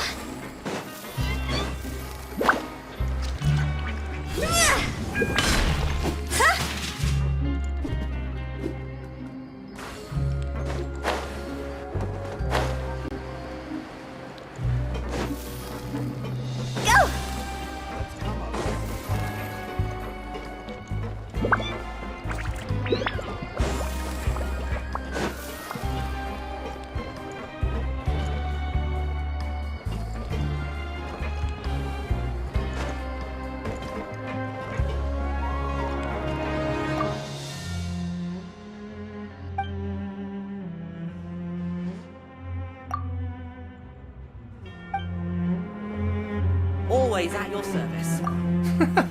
There's no one here that's anywhere near as strong as what you're describing. Believe me, I'd know if there was.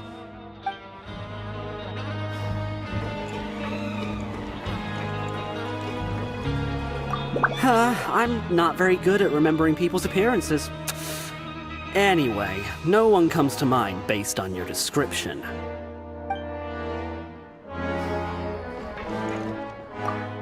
Sorry, I don't know who you're talking about. Are you sure they're an inmate here?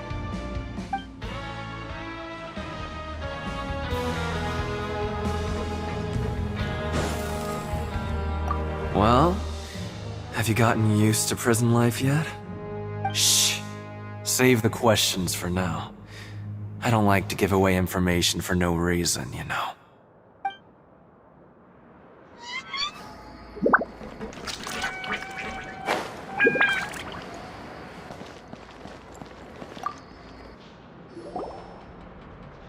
Oh, hello. You two are the ones who were with His Grace. No need to be so nervous. Sorry, I couldn't help but think of His Grace once I saw you, and well, it's hard to say. Maybe I am. He's got a very overwhelming presence. It makes me feel like I'm just some insignificant little bug. Wait, seriously? Oh, I'm always indecisive, and I tend to make a mess of things. It's like a reflex. I just instantly start to tense up the moment I see a smart and capable person like His Grace. What? Please, don't say anything like that out loud. How could you possibly think something like that?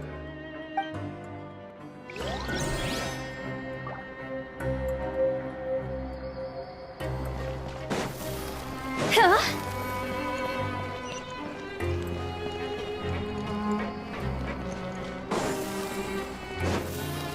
Phew!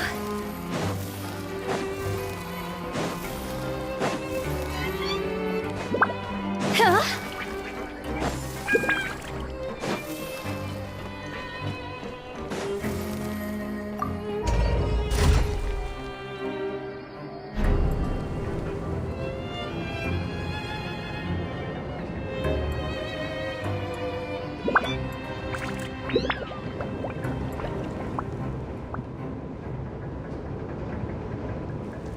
Wanna come over for tea?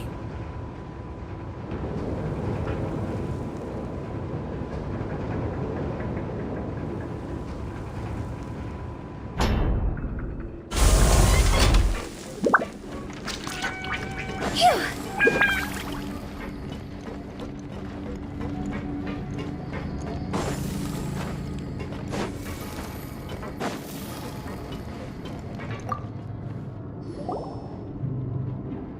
Hey! It's the Traveler and Paimon! No need to tease me, okay? I won't trip on the same step twice. Listen, I feel ashamed about last time. Thank you for praising me in front of His Grace. Here are the extra credit coupons he gave me. I'd like you to have them. Huh? No, we couldn't take them. They're your reward after all. But when I was welcoming you, I didn't do anything but give you the stink eye.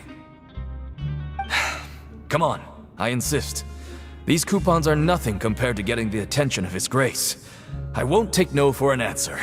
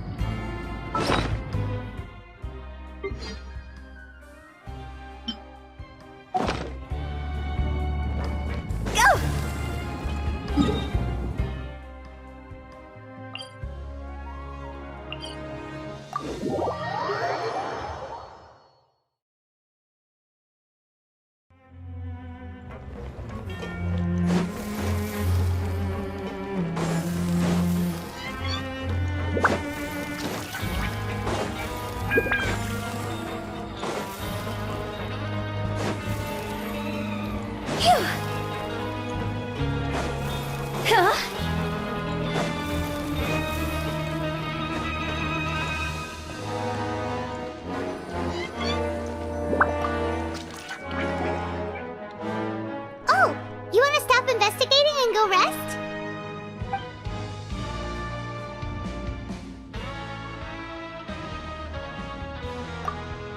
Okay, you should rest up. We'll be back at it tomorrow.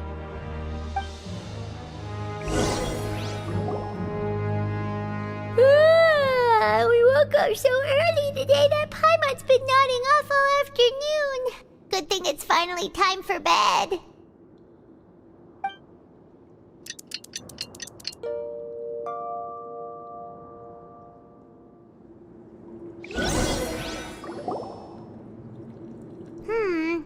Maybe we can make some progress in our investigation today.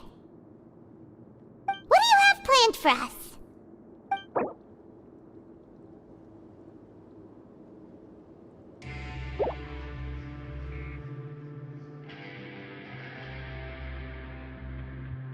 Right, we just need to keep at it.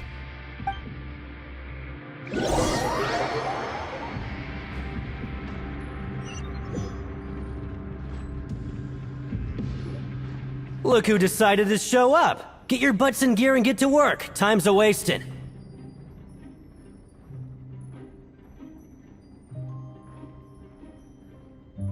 Oh? What's with suddenly wanting to work so hard? You need coupons that badly? Sure. Let's just say we really want to test our limits.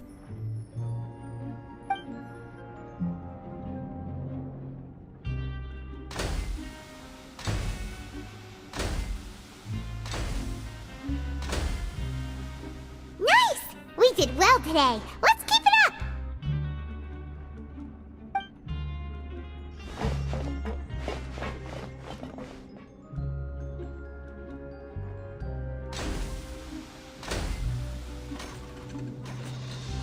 Ooh, Paimon's had it. Who knew that processing these widgets would be so tiring?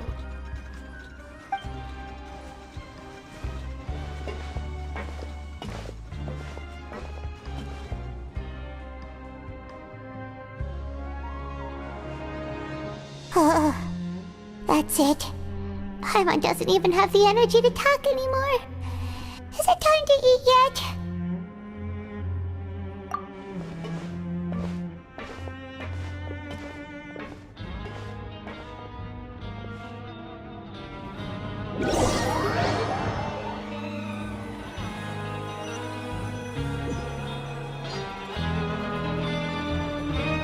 Oh, Paimon's exhausted. It's just work, and more work. Paimon's little body can't handle this much longer. Wait a sec. Now that Paimon thinks about it, haven't we been working non-stop for 3 days now? And now it's lunchtime. Oh, Paimon feels a shiver going down her spine. What's going to happen? But it doesn't seem like anything's changed at all. And we made it to the coupon cafeteria safely. Are the so-called hidden rules only a rumor after all?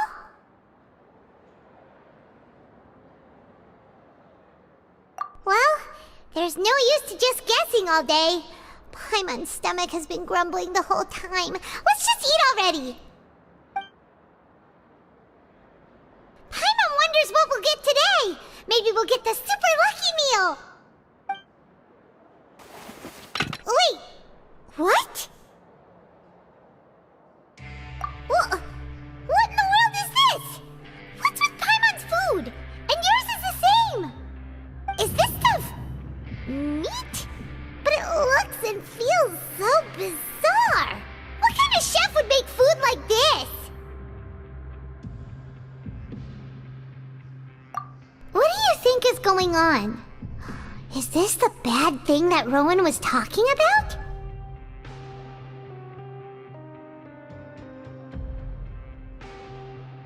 No, stop right there. Paimon gets what you mean, just don't say it.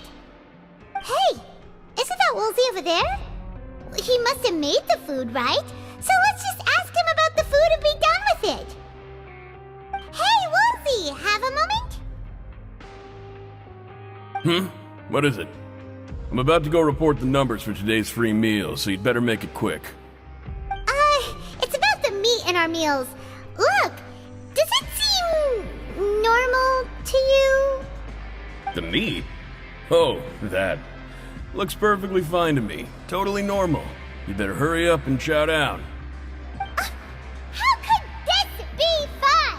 Hey, don't leave! You barely even looked at it! Hey! Ugh. What should we do now? Woolsey wouldn't even give us the time of day. Is he trying to hide something? Yeah, looks like we have no other choice. Paimon was positively famished a minute ago, but now she's lost her appetite.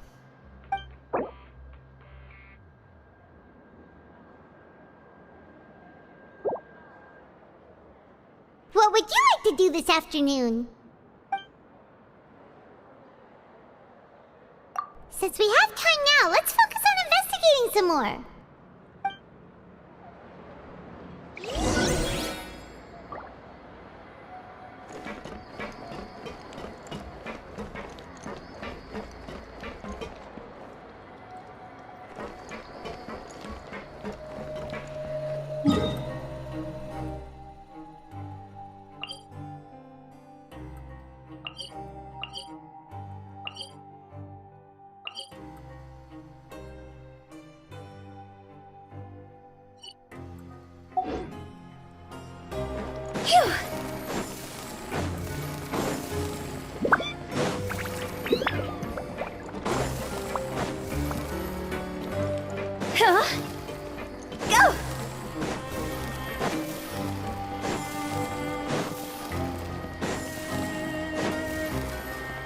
Huh?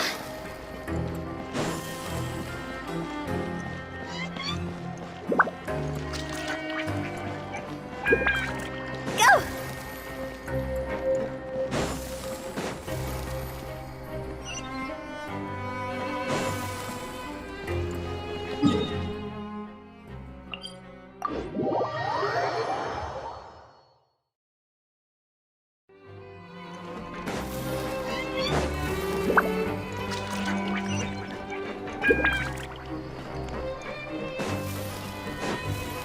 Huh?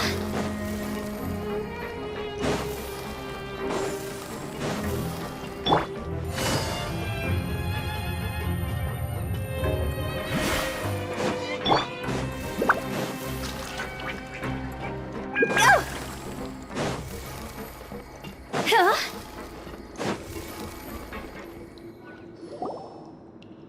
Hey, look! There's something here! Looks like a research notebook. That suspicious guy peeking into the infirmary just now. Are they a fan of Seedwing? He must have dropped this. Let Paimon read it real quick! The Melusine perceive the world very differently from humans. There are significant deviations. As a result, their sense of aesthetics and beauty is also very different from that of humans. This must be taken into consideration when giving gifts. Ooh, this all sounds pretty serious. He sure did his homework. And as for the notebook, let's take it.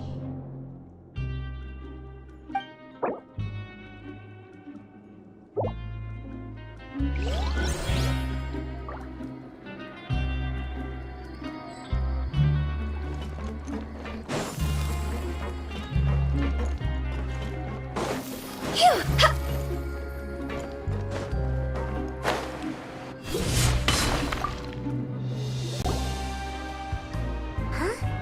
Rowan? What are you doing here, Chief?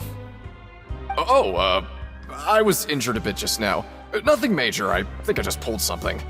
Little mishaps like this are unavoidable at work, you know? Huh. Paimon wouldn't have thought someone as experienced as the Chief would still get hurt on the job. I just knew you would say that. This is pretty embarrassing. Where's Seedween when you need her anyway? The one time I need to make a quick trip to the infirmary. Oh, you mean she wasn't in the infirmary? Yeah. The rumors say that there's never anybody in the infirmary in the half hour before lunch, and nobody knows where Seedween gets off to.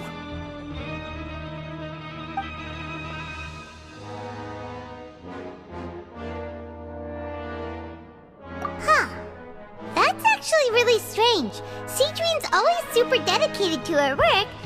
Where else would she possibly go? Forget it. I can take care of a small sprain like this on my own anyway. No need to trouble her.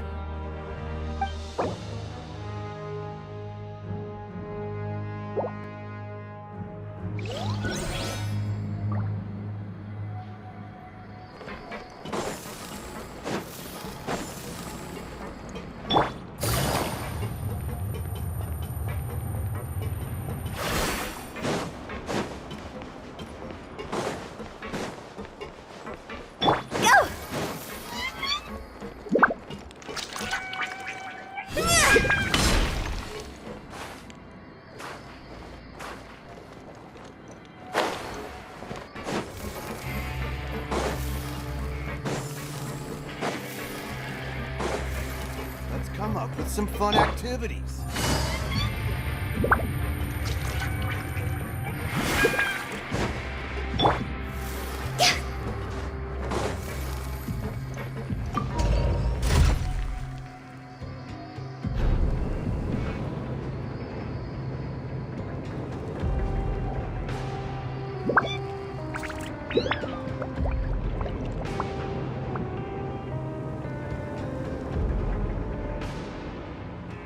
When the sun's out, bathe in sunlight.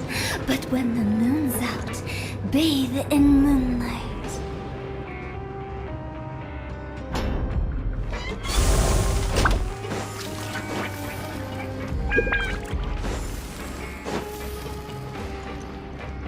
Huh?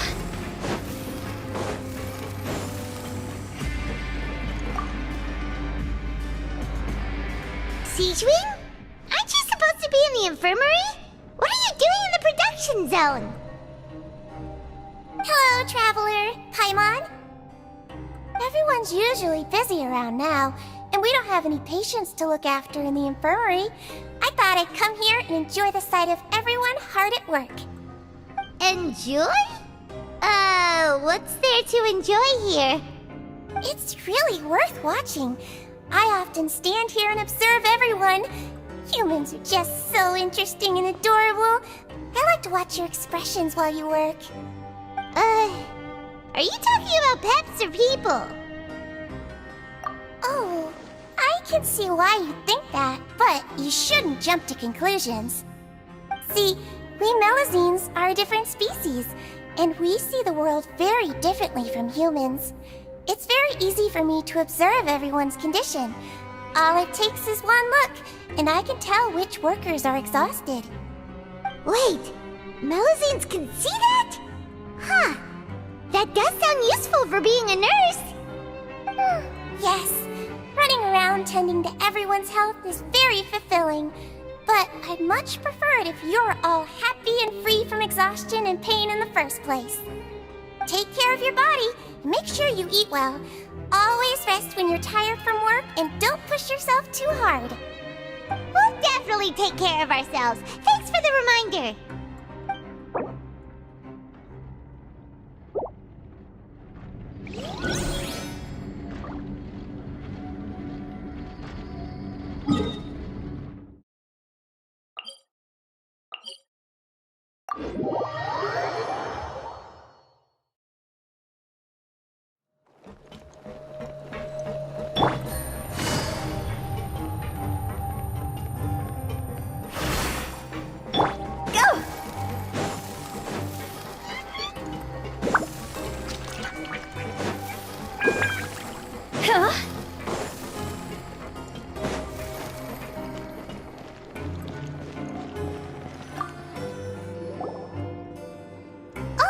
You want to stop investigating and go rest? Okay, you should rest up. We'll be back at it tomorrow.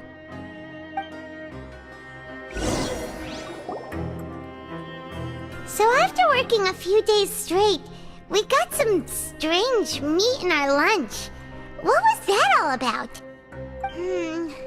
Has our investigation turned up anything useful recently?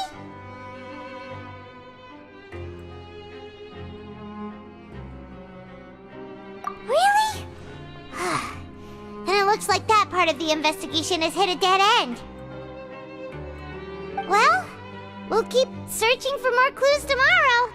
Good night, Traveler.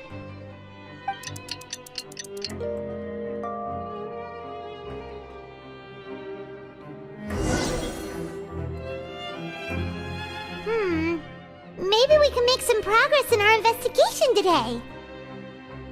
What do you have planned for us?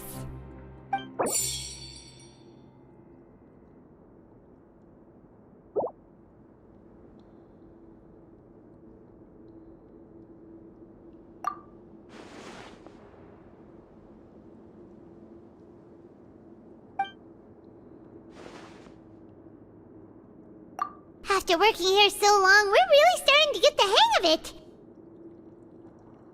But doing the same thing all the time can get old pretty quickly. How are you holding up? Yeah, it's good to kick back and relax once in a while.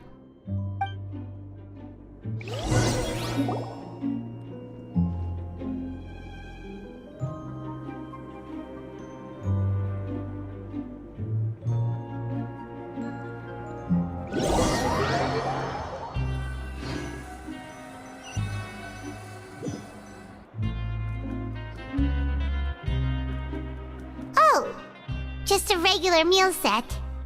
Guess Paimon shouldn't get her hopes up. What would you like to do this afternoon? Sure! If we're not going to work, then let's kill some time at the Pancration Ring.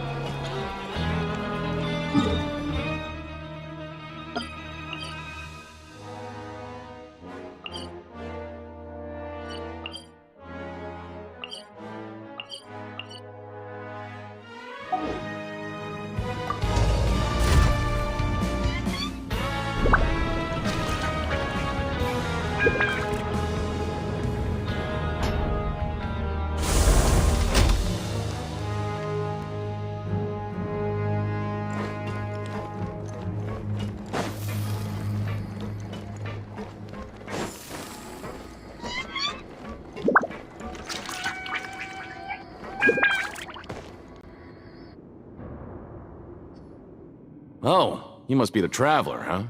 Sorry, mate, but competitors as strong as you are prohibited from participating. I don't make the rules, mind you, but I was given very specific instructions. Even convicts value their lives, don't they? I hope you can understand. But we have a game here that'll let you show off your strength, and you'll even earn some credit coupons in the process. What do you think? Interested? And if we lose the game, will it cost us credit coupons? Of course. That's the cruel reality facing every competitor in a place like the Pancration Ring. Okay, great. Let me walk you through the rules. The targets in front of you will pop up one after another. You'll need to hit the targets in the same order that they popped up.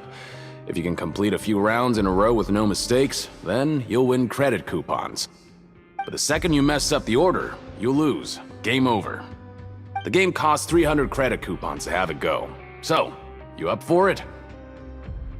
Thanks for your patronage, mate. Now, let the game begin.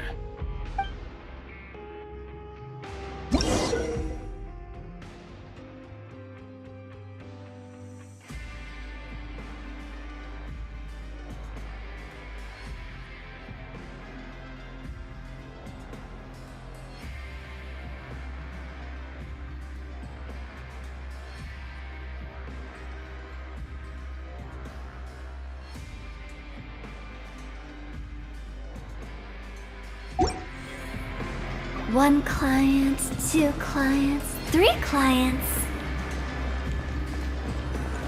Okay, do your best to hit the targets, just like Colin said!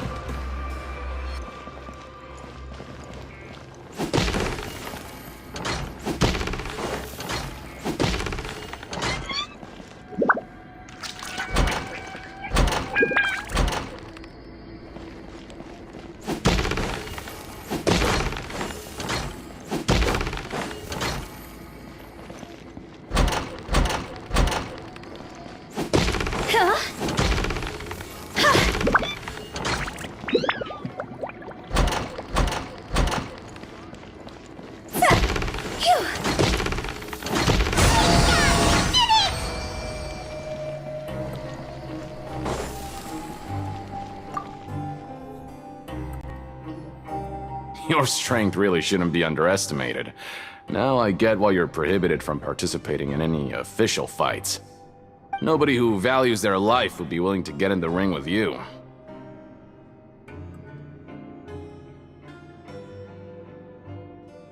However, you two haven't tried betting on the outcome of a Pancration match yet, have you? Just go talk to Rusimov. Buy a ticket for whichever fighter you think will win. There's a big payout if the fighter you support comes out on top. But we don't know anything about the fighters. How can we possibly know who to support? That's normal. Just watch a few matches and get a feel for the fighters. It won't be long before you can pick winners in your sleep. He's got a point. Why don't we give it a try? If we have enough coupons, we could probably bet at random until we figure everything out. Bet at random, huh? Well, how should I put it? It's not like you can't do that, but I'd advise you to give it some more thought first. Huh? We shouldn't get too carried away. What's the problem? What? Never even picked a boxer before, and you already know about the rules? You're not just strong fighters. Seems you're pretty perceptive, too. Might as well tell you about it, since you already know that much. Plus, I think you've got the potential to be one of my greatest customers. I think I can let you in a bid. Besides, I don't want to risk ever losing a customer like you. Is it that serious? Okay.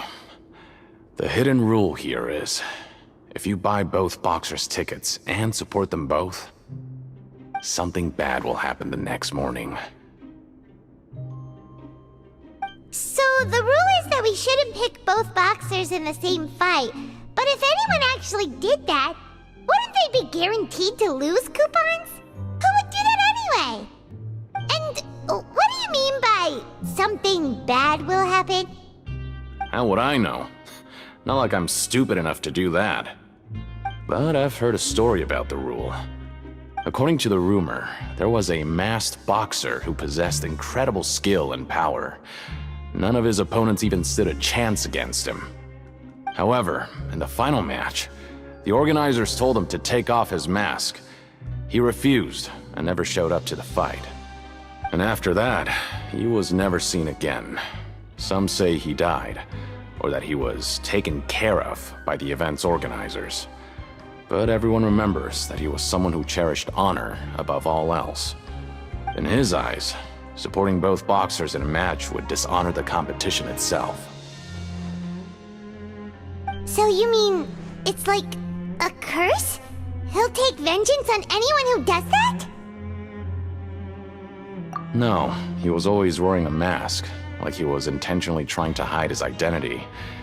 I don't even know anything about his past. Traveler, do you think that boxer was...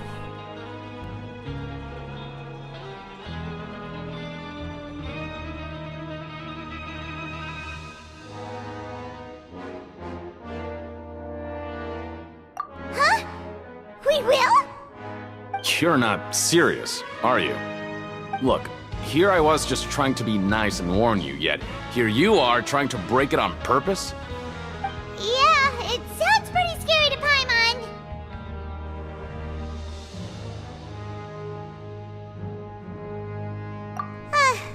Seems you've made up your mind.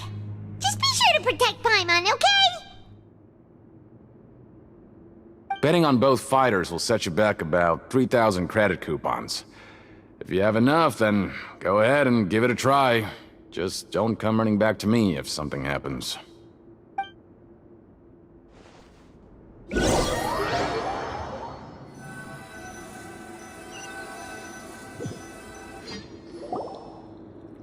Aw, looks like we won't get a chance to sleep in as long as we're here.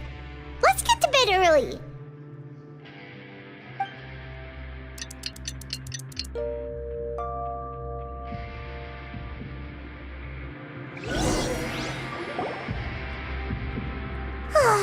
The dawn of a new day. Paimon feels like we're getting used to life as convicts. Is that a good thing or a bad thing? What do you have planned for us?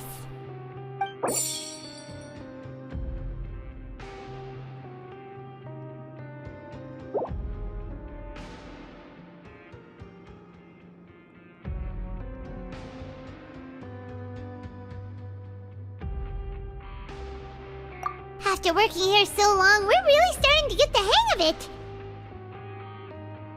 But doing the same thing all the time can get old pretty quickly. How are you holding up?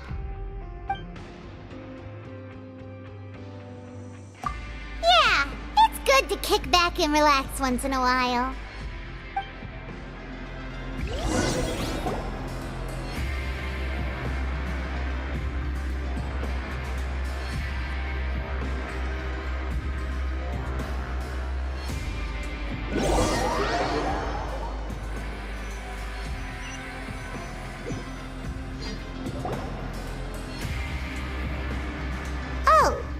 Just a regular meal set. Guess Paimon shouldn't get her hopes up. What would you like to do this afternoon? Knowing child, he must have been there all the time.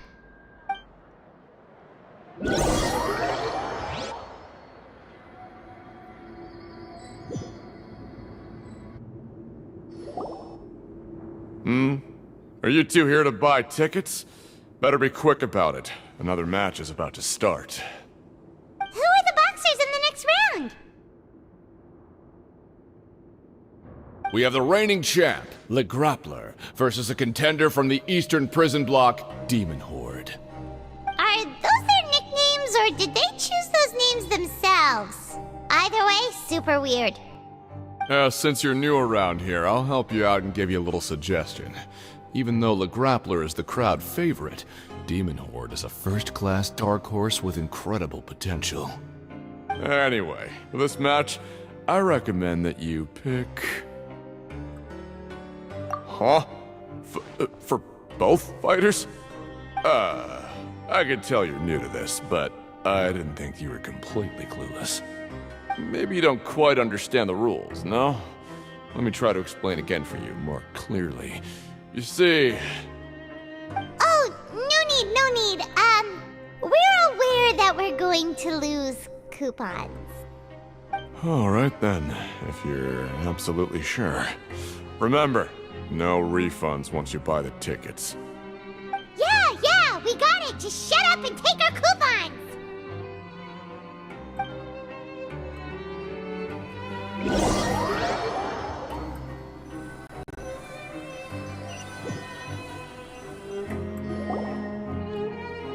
Seems we had a productive day. Hope we can make even more progress tomorrow.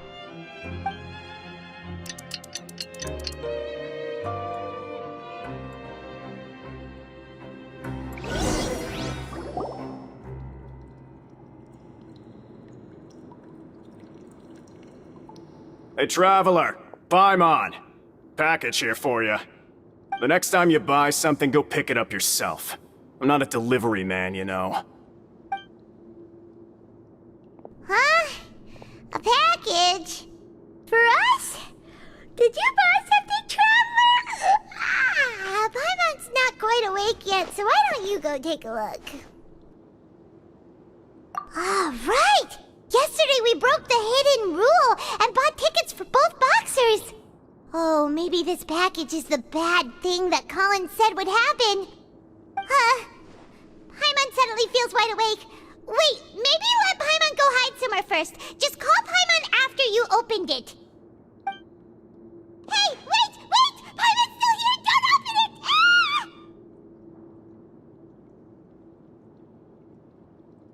Huh? What is it? Are you okay? Let Paimon take a peek too. Oh, it's just a small bottle. But the color of the liquid inside looks so wrong. Almost like... Alright, that's enough of that. No need to say it out loud. Paimon already knows what you're trying to say. Ugh! No way! Get that stuff away from Paimon! Paimon thinks we shouldn't open the bottle until we figured out what's going on. Just trust Paimon on this one, okay?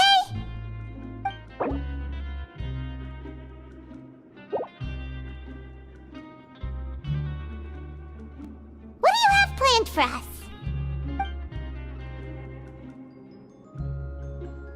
Though it feels nice to slack off a little, less work means less coupons. Let's make the most of our morning.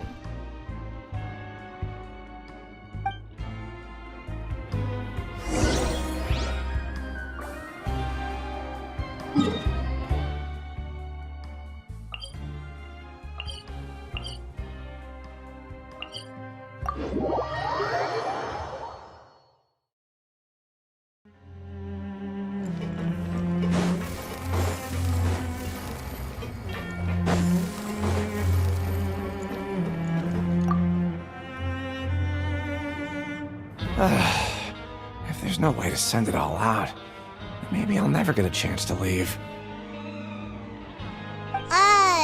Who are you? We've never seen you before, and you don't look like a fellow convict. I'm not! Of course I'm not. Please, don't mistake me for a criminal. I'm a good, law-abiding citizen. Then what are you doing here? You sure seem anxious about something. I'm a promoter for Fontico, and I'm usually responsible for promoting our drink products. I thought I could complete my task here quickly and return to headquarters, but I've been here way longer than I anticipated. Oh, a promoter from Fontico?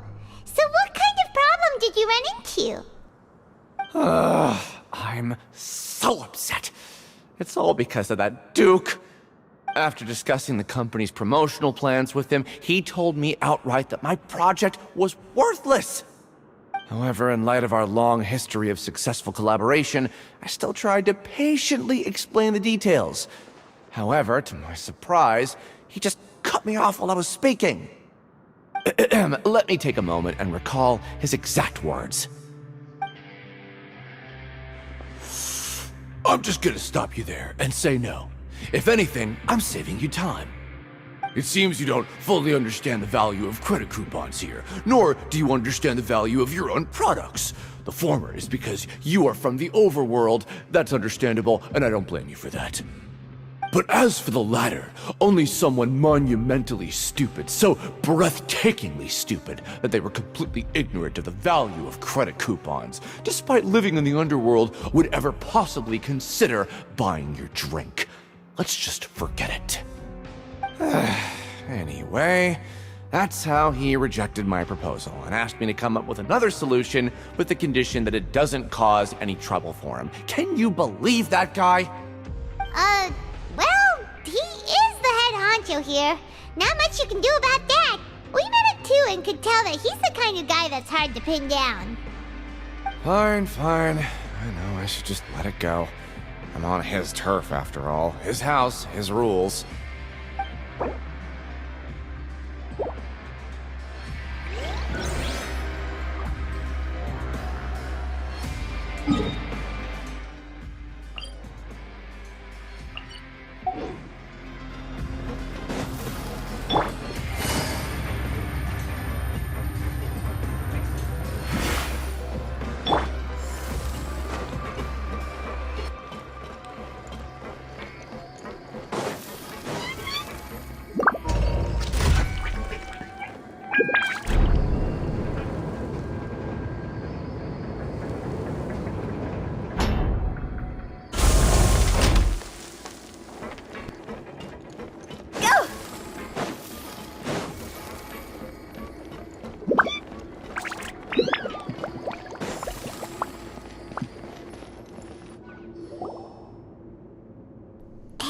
What are these papers scattered all over the ground?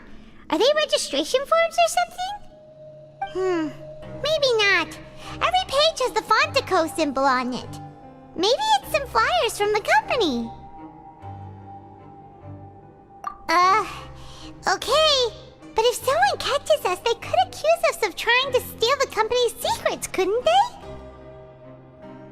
Oh, you're right. Guess there's nothing to worry about then. Let Paimon have a look here.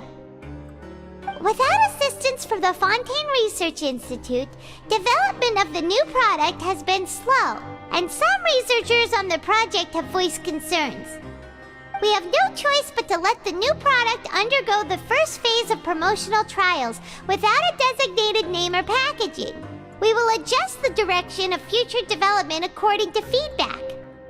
We have decided to only conduct closed, small-scale trials for the time being. Sure doesn't seem like anything unusual. The company is just trying to develop some new products besides Fanta. But it sounds like things aren't going well at all. Let's put these papers back where we found them and make it look like nobody went through them. Okay, good.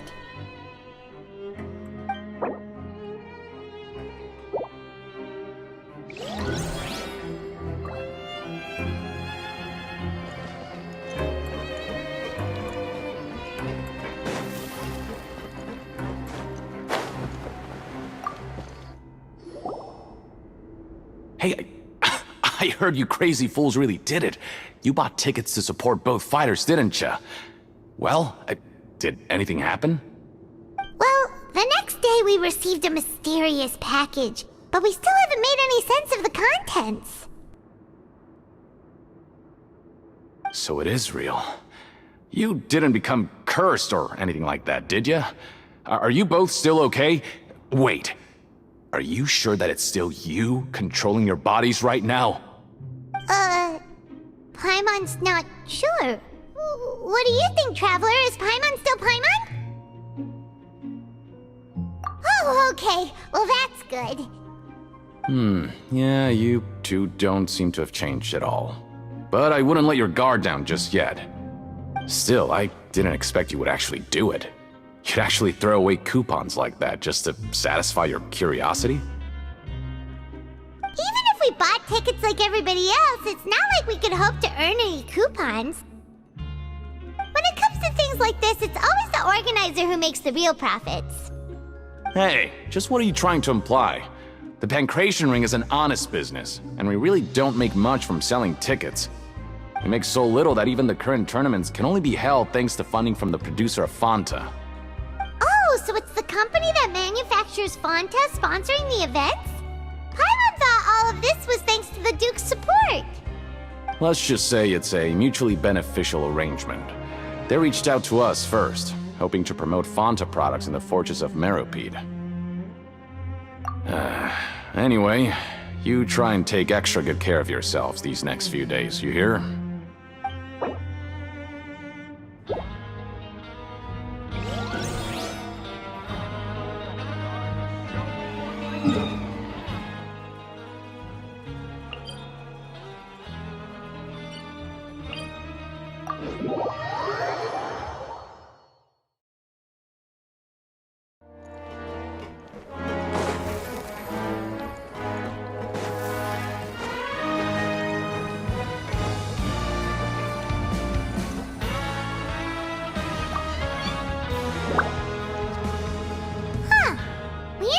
Without even thinking about it. Wanna grab something to eat?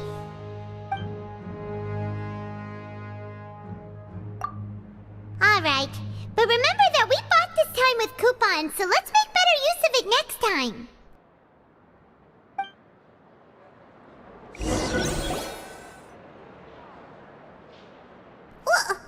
What is this garbage? Ooh, it looks disgusting! Oh, Paimon misses your cooking now. What would you like to do this afternoon?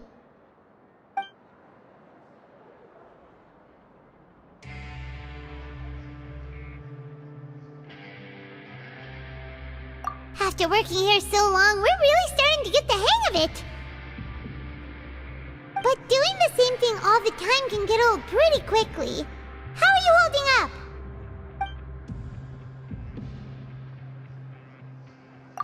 Yeah, it's good to kick back and relax once in a while.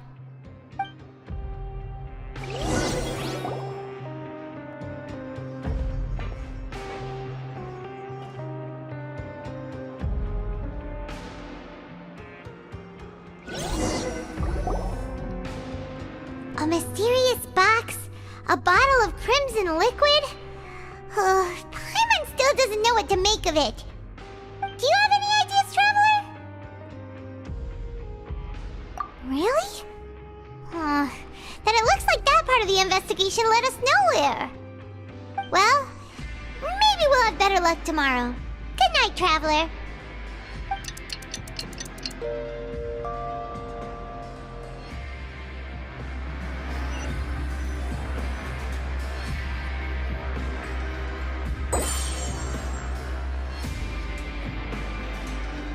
Okay, so we've investigated 2 of the hidden rules.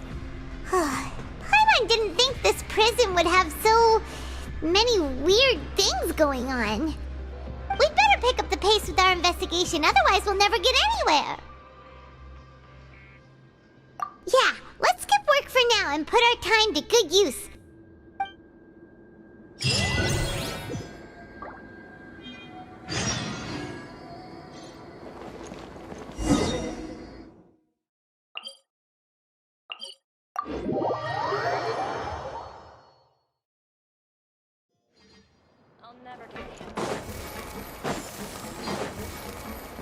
Hey, isn't that Vidok over there? Is it just Paimon, or are there fewer people than usual here today?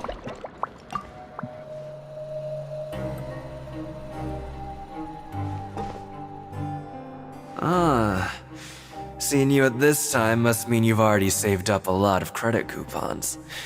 Or at least enough to skip work.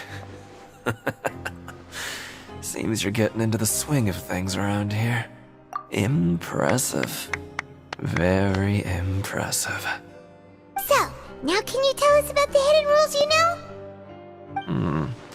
If that's what you want to know, I guess you couldn't have come at a better time.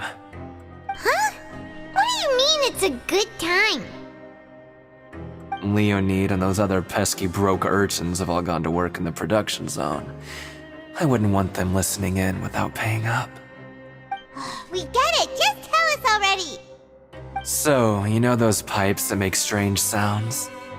Don't ever, ever go near them at night. Even if you manage to avoid the guards, you might find something even more terrible there. Something even more terrible? Like what? A group of cannibals. Cannibals? In the Fortress of Meripede? Every month, they meet a few times in the dead of night. Rumor has it they might be connected to the people that have disappeared here. But what's even scarier is that they have a special proclivity. Since they have no way to dispose of the leftover remains, they have ways to transform them into other forms and keep them in the fortress forever. Paimon might already know what you mean by other forms. So that's what's going on here. Oh, Paimon's stomach doesn't feel so good. You two look pretty skeptical. No matter, learning the truth behind dark secrets isn't necessarily a good thing. I've got things to do too. I suggest you just act like I never told you anything. Traveler, can we just trust him on this one? Oh, Paimon doesn't want her blood and flesh entombed here for all eternity? Oh, so that's how you see the situation. Huh. You know, Paimon does feel a little better about it now.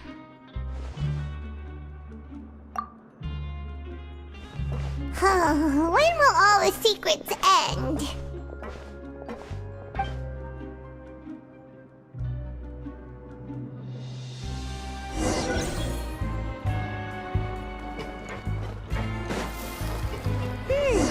Vidok isn't here. But the guys who went to work in the morning are back. Let's go ask them! Always at your service. Just stay away from me.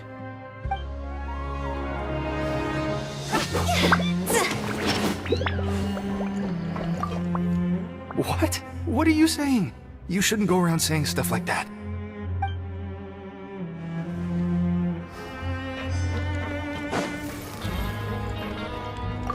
What are you talking about? Listen, you should keep your nose out of other people's business.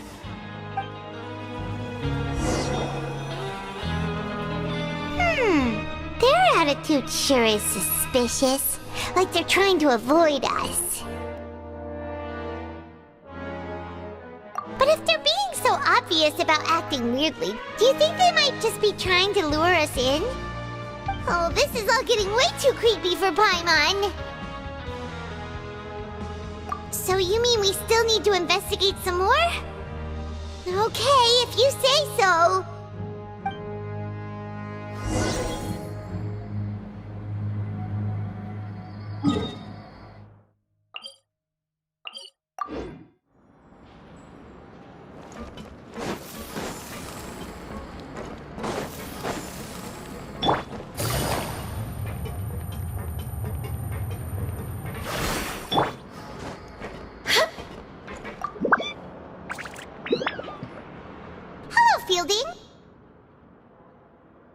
What do you want? Criminals like you ought to be working right now. Catch my drift. We just want to ask you a simple question. Have you ever discovered anything odd during your nighttime patrols? Why are you asking about something like that? Whatever happens at night isn't your concern. All you need to worry about is getting enough sleep. Well...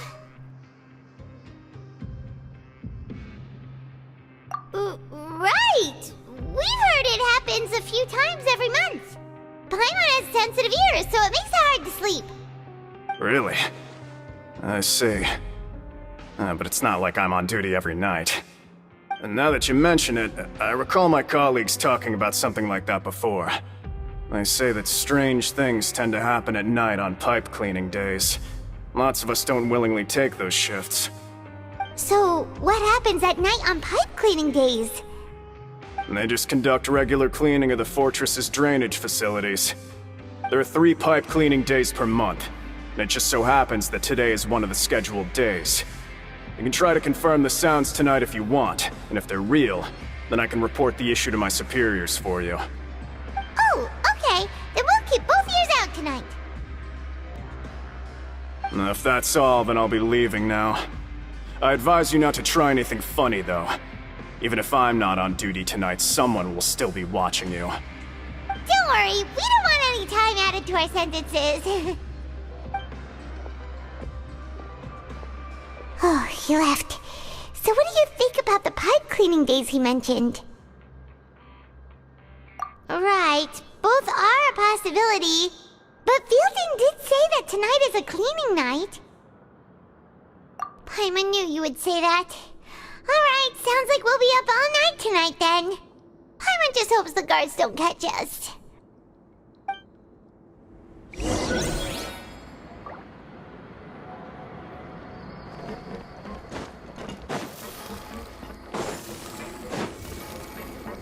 Phew! Go!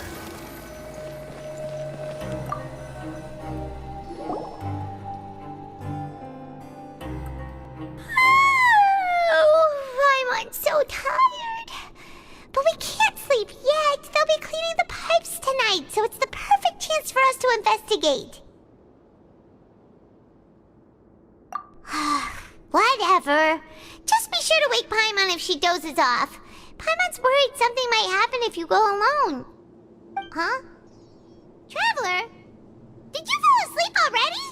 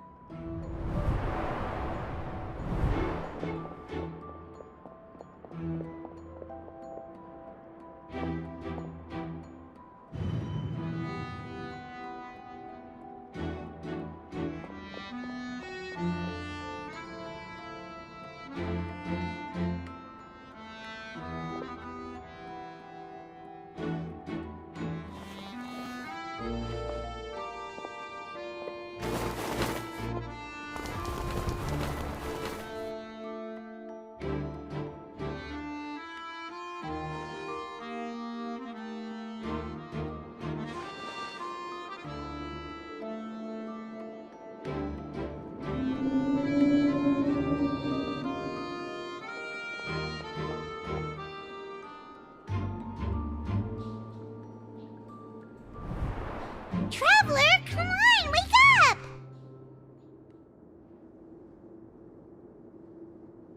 Oh, it looked like you were just peacefully sleeping to Paimon. Well, what did you see this time?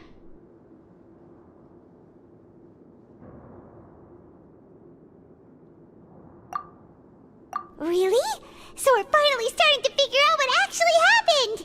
But what about the cannibals? How do you explain them? Okay, well, it's about time for us to get moving. Just be careful to avoid the patrolling guards.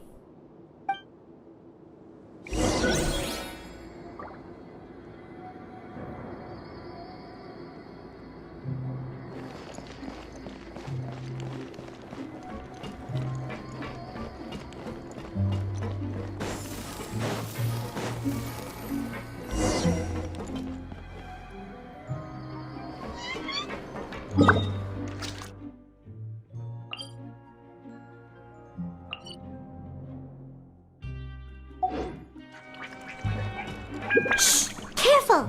We'll get in trouble if the guards catch us!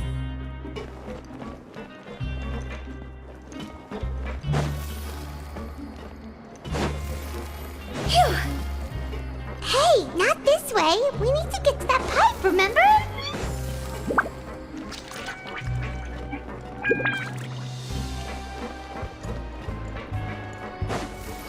Uh-oh! They spotted us!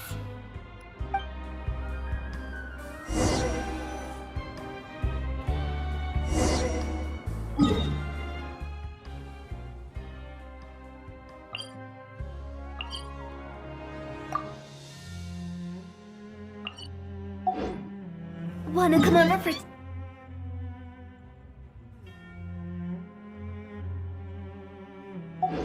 Do you?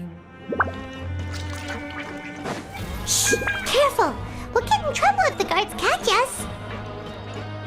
Hey, not this way! We need to get to that pipe, remember?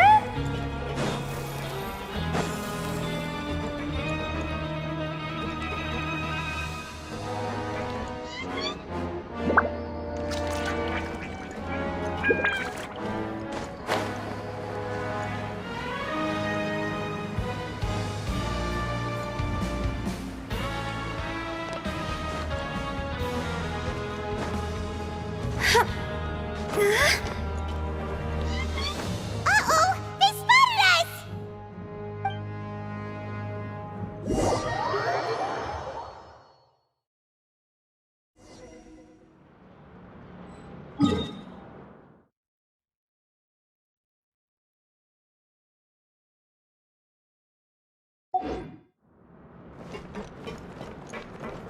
Shh! Careful! We'll get in trouble if the guards catch us. Hey, not this way. We need to get to that pipe, remember?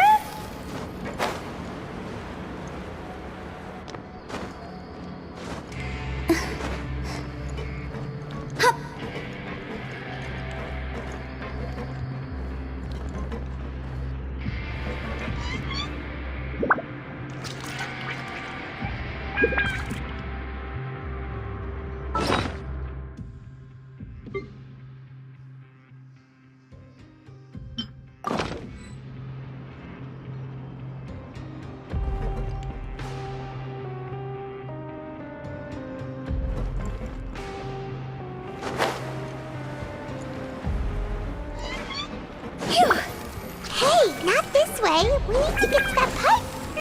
This should be the place.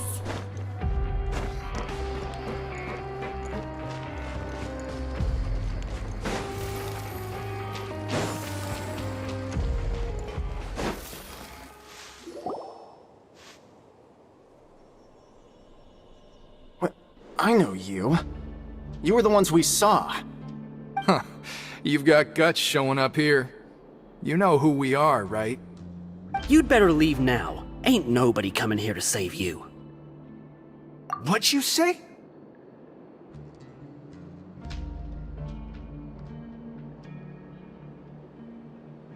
Yeah, so what if they were? If you push us, we can make those rumors a reality at any time. Hey, what's the point of all those rumors anyway? What exactly are you trying to do? I don't have to tell you anything.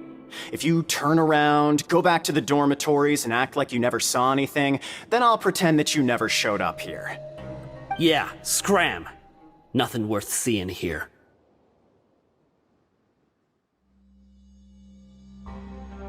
Huh? What did you say? Isn't that exactly what Boss said when he left? Hey, do you know our boss? Whoa. We had no idea our boss was such a big deal. He always kept his identity a secret. So, did he have you come here to find us? Oh, so your child's crew here? Seems like he had no problem fitting in. We're the only ones who heard him say those words when he left that night. So unless he somehow told you those exact same words after that... All right. I guess that's proof enough for me. I believe you. Wow, those dreams of yours sure come in handy.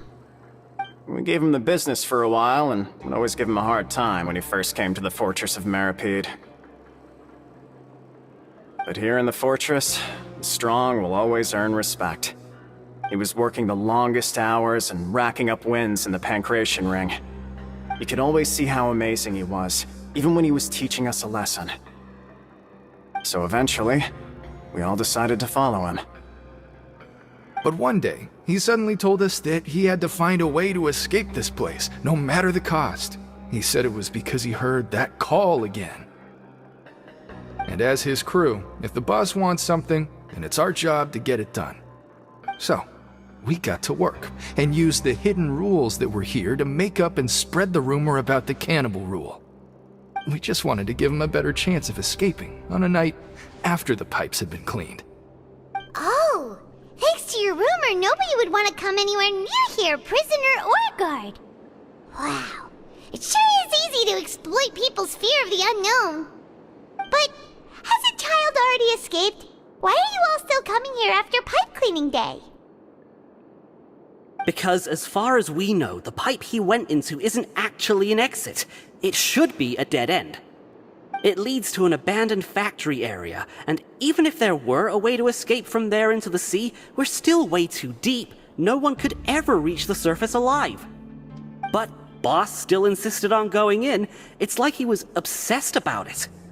So we told him that we'd pretend as if he never existed while he was gone. And that if he wanted to come back, he should wait for nighttime on a pipe cleaning day. That way, we could meet him here and help cover the whole thing up. So you come and wait here through the night a few times a month just because of that promise? Yeah, but it's been so long now. We already know in our hearts that he must have managed to escape somehow. Is it also possible that something unfortunate happened to him? Nothing could ever defeat Boss or slow him down. That's one thing we know for sure. Okay. Paimon was just brainstorming possibilities. Alright. Keep quiet and follow us.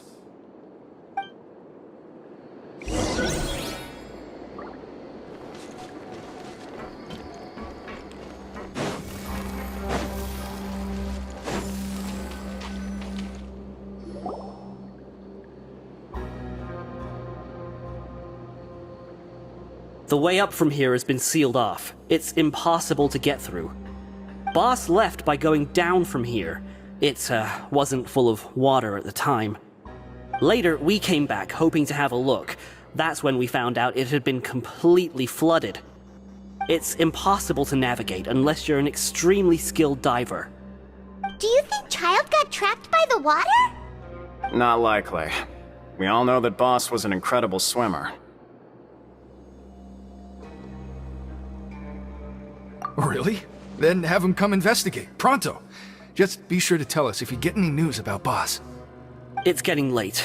We should leave before the guards come this way. Yeah, we learned a lot about what happened to Child here. Let's get going!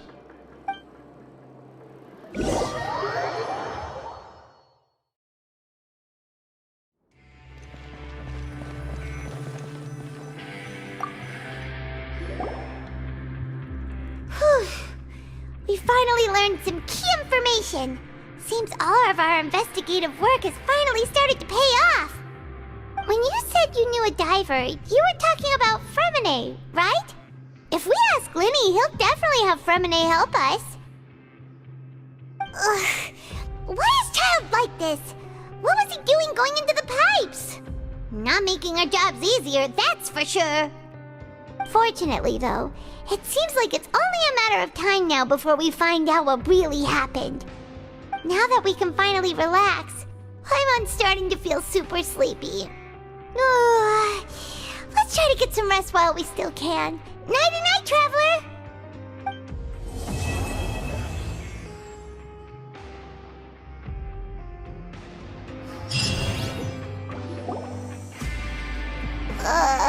It's morning already?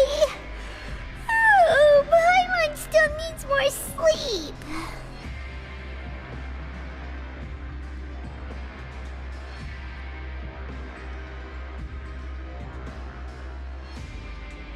Huh? Wait, look over there! Isn't that... It's one of Linny's cards! Let Paimon see what's written on it! Maybe you haven't heard, but today is the monthly free day. Everyone has the day off today, which makes it the perfect time to do some investigating. It's been a while since we last talked. Have you been making any progress lately? Let's meet at our usual spot in the factory area before lunchtime. I have new information. Ooh, today's our lucky day. We have the day off. From the sound of it, Lenny's been making progress with his investigation. Wonder what he's discovered. We still have some time before we meet up. Let's talk with the people here for a bit more before we go.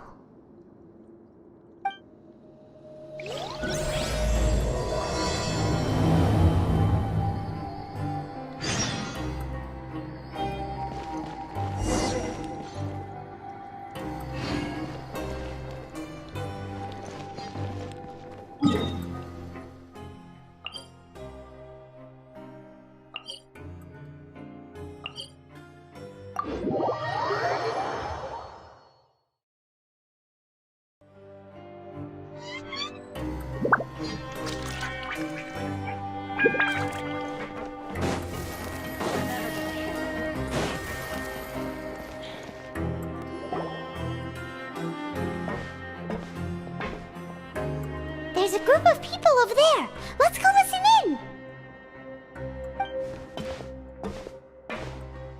So I said, that's not a faucet. Hey, who are you two? Why'd you come over all of a sudden? Oh, sorry for eavesdropping. Sounds like you were talking about something private. What's the matter? They're just looking to join in on our fun, that's all. Hey, don't pretend like it's okay for them to just interrupt us like that. Fine. You're lucky we don't mind extroverts that much. You hear that, Quisto? What nice! Your expressions tell me you're looking to hear some juicy info, am I right? But before that, it just so happens that I know you two. Really? Are we that famous? You're kidding. How often does anyone get a personal tour led by His Grace himself? Practically everyone was talking about it. Word has it that you also caused quite the kerfuffle. A little mistake, huh? I like the way you put it. You see, people with a good attitude can join our group anytime, unlike some of the others here. Your group? I'm Quisto, and this is Lavaroon. People usually call us the Bombshell Bros, but don't worry, we're not playing with bombs or anything. It's just that our information is always so explosive, and we blow minds on the regular. So, you two really like to gossip? Whew, you sure know how to embellish. No, you don't get it. Knowing intelligence will make things better for you here. For example, knowing who's working with whom, who has the latest rumors, who's not getting along. Wouldn't you like to know all that? Whoa, all this info's worth something, you know? You should prove you're worthy of it. I don't mind him. Quisto's always this way. Just play nice and say something to massage his ego. The welfare meals. Talk about the welfare meals. Right! That meal we had yesterday was super delicious. Paimon can still taste it whenever she closes her eyes. Is that so? To tell you the truth, I've been helping out with making those welfare meals. I've been working as a kitchen assistant for about a month and a half now. Oh, so you're the one who made those delicious steaks. Amazing! You could be a professional chef. You are correct. I am a true professional. In fact, I even went to culinary school. But enough about that. Since you like my cooking, I guess that means we share similar tastes. Listen carefully. This little bombshell will help you learn what's really going on here in the fortress.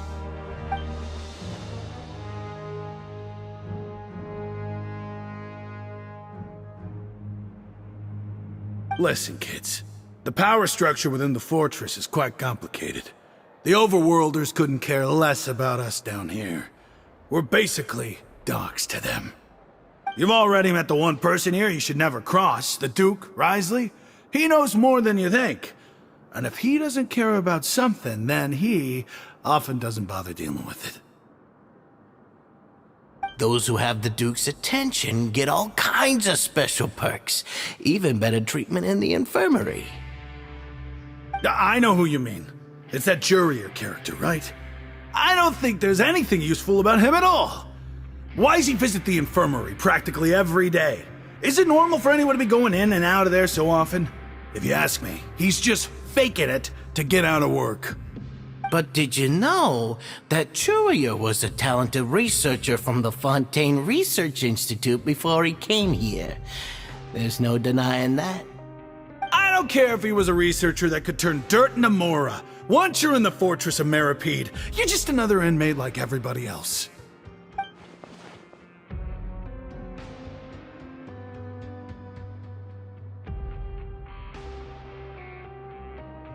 speaking of which, the last time I saw him, he was passing by in the corridor with Lorvine.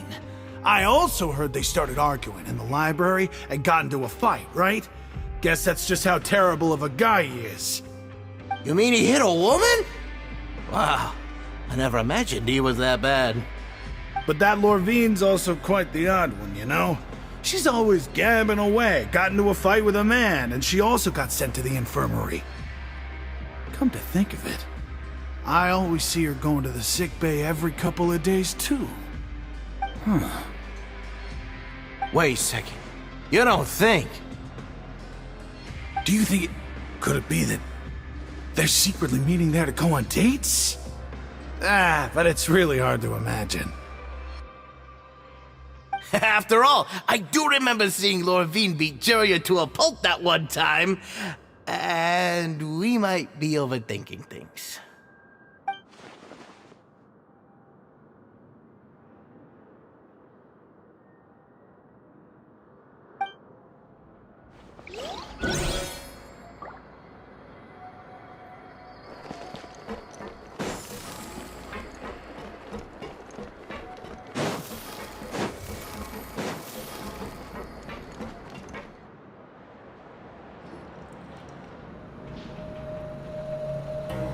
Look!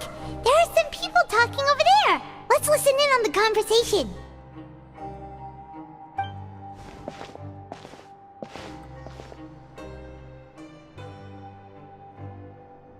If you ask me, those pompous parasites on the surface act like they're all a bunch of aristocrats. Do any of them give half a hoot about a bunch of dogs like us? Hey, speak for yourself, mate. I'm no dog. Oh, you think you're special or something? If you're here, then you're just a convict like the rest of us. I've heard that even if you're released after serving your sentence, going back to life on the surface ain't any better. Once a criminal, always a criminal. We're marked for life. I don't buy that. Hey, how cool would it be if the whole world was destroyed by a giant flood and everyone had to start over from nothing? What kind of filthy bilgewater are you spewing? I have family up there. You best shut your sewer hole with talk like that. Listen, things ain't so great on the surface, but who says that you have to leave? I've heard that you can still stay here and work even after you've served your sentence. Not bad if you ask me. Who wants to live in the ruddy overworld anyway? And what makes you think they'd want to hire someone like you? It's one of the great mysteries of the universe, how someone as useless as you is so confident. Whoa. Sounds like they're really unhappy about the overworld. Speaking of which, Paimon never heard anyone use the words overworld or underworld when we were living up there. Is it only something the inmates down here say? That's true.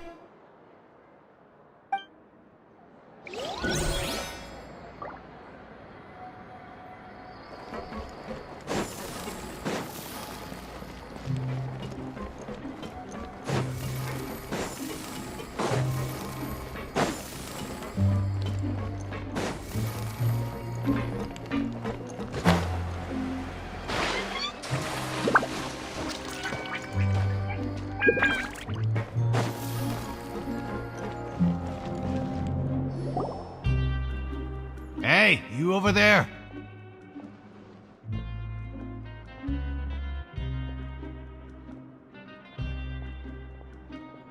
Yeah, you! Say, do you like playing card games? You know, like Genius Invocation TCG? You TCG players are like mint in the wild, literally sprouting up everywhere. Hey, come on now. What's wrong with finding fellow Invocation aficionados? Anyway, care to join me for a game? Alright. No pressure.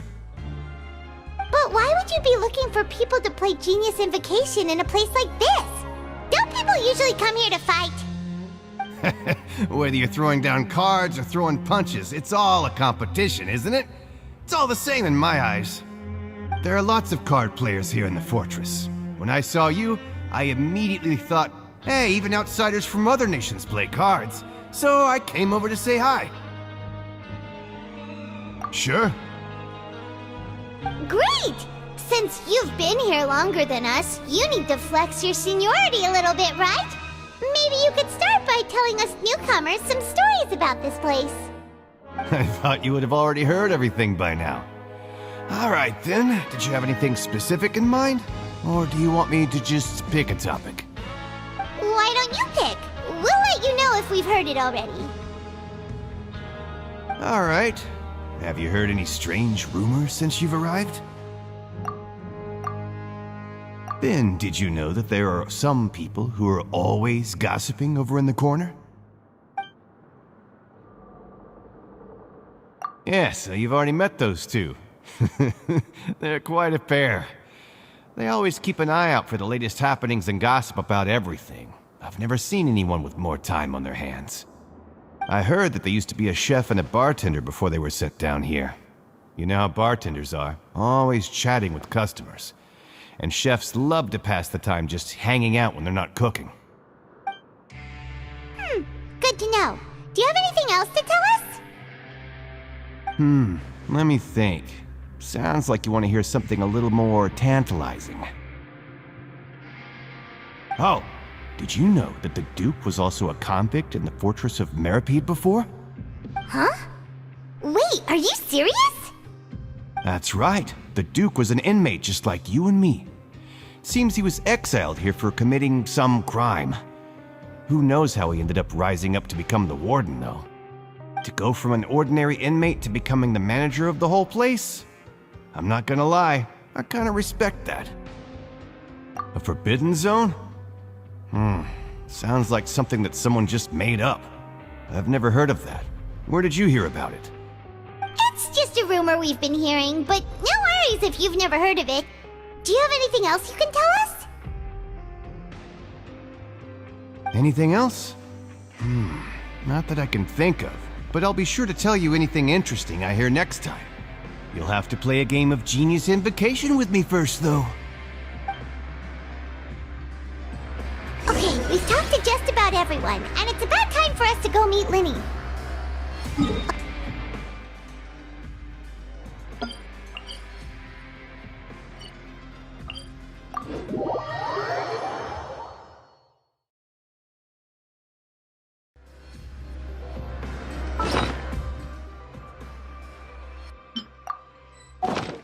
When the sun's out, bathe in sunlight. But when the moon's out, bathe in moonlight.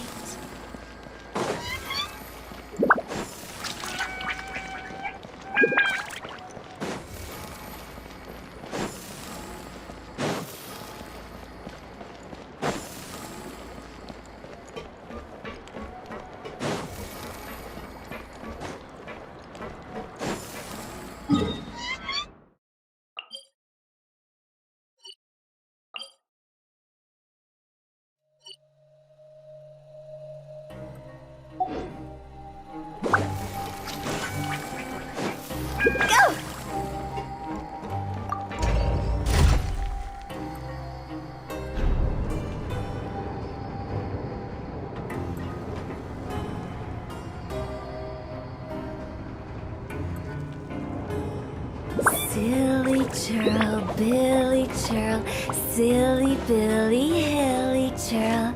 Woo!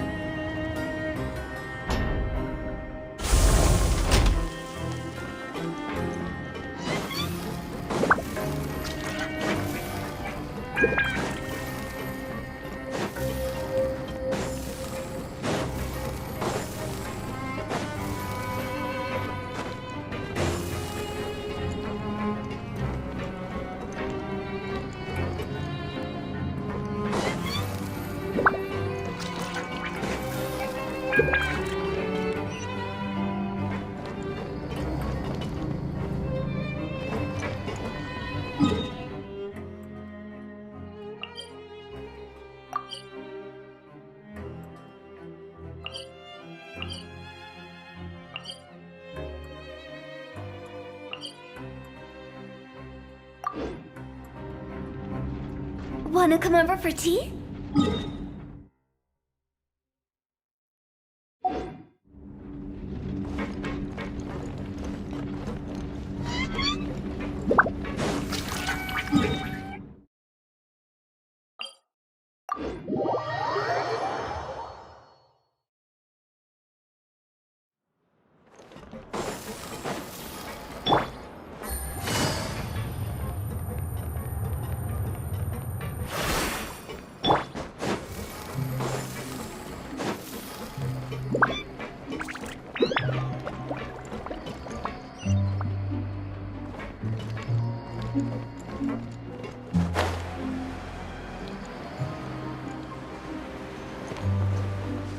Huh?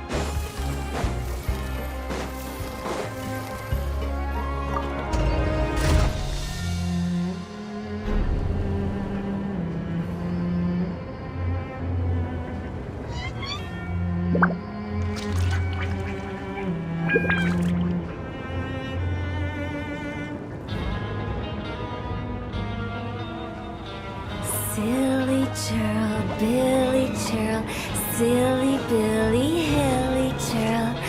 Woo.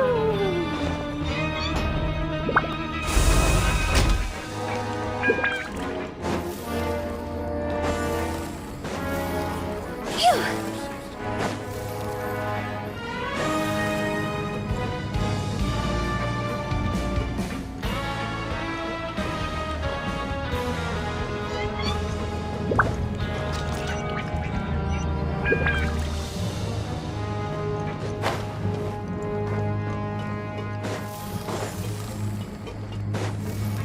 Huh?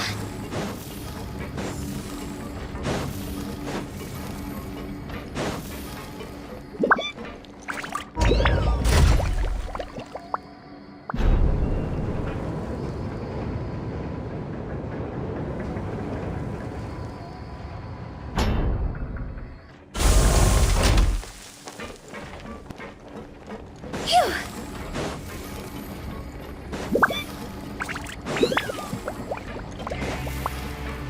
Go!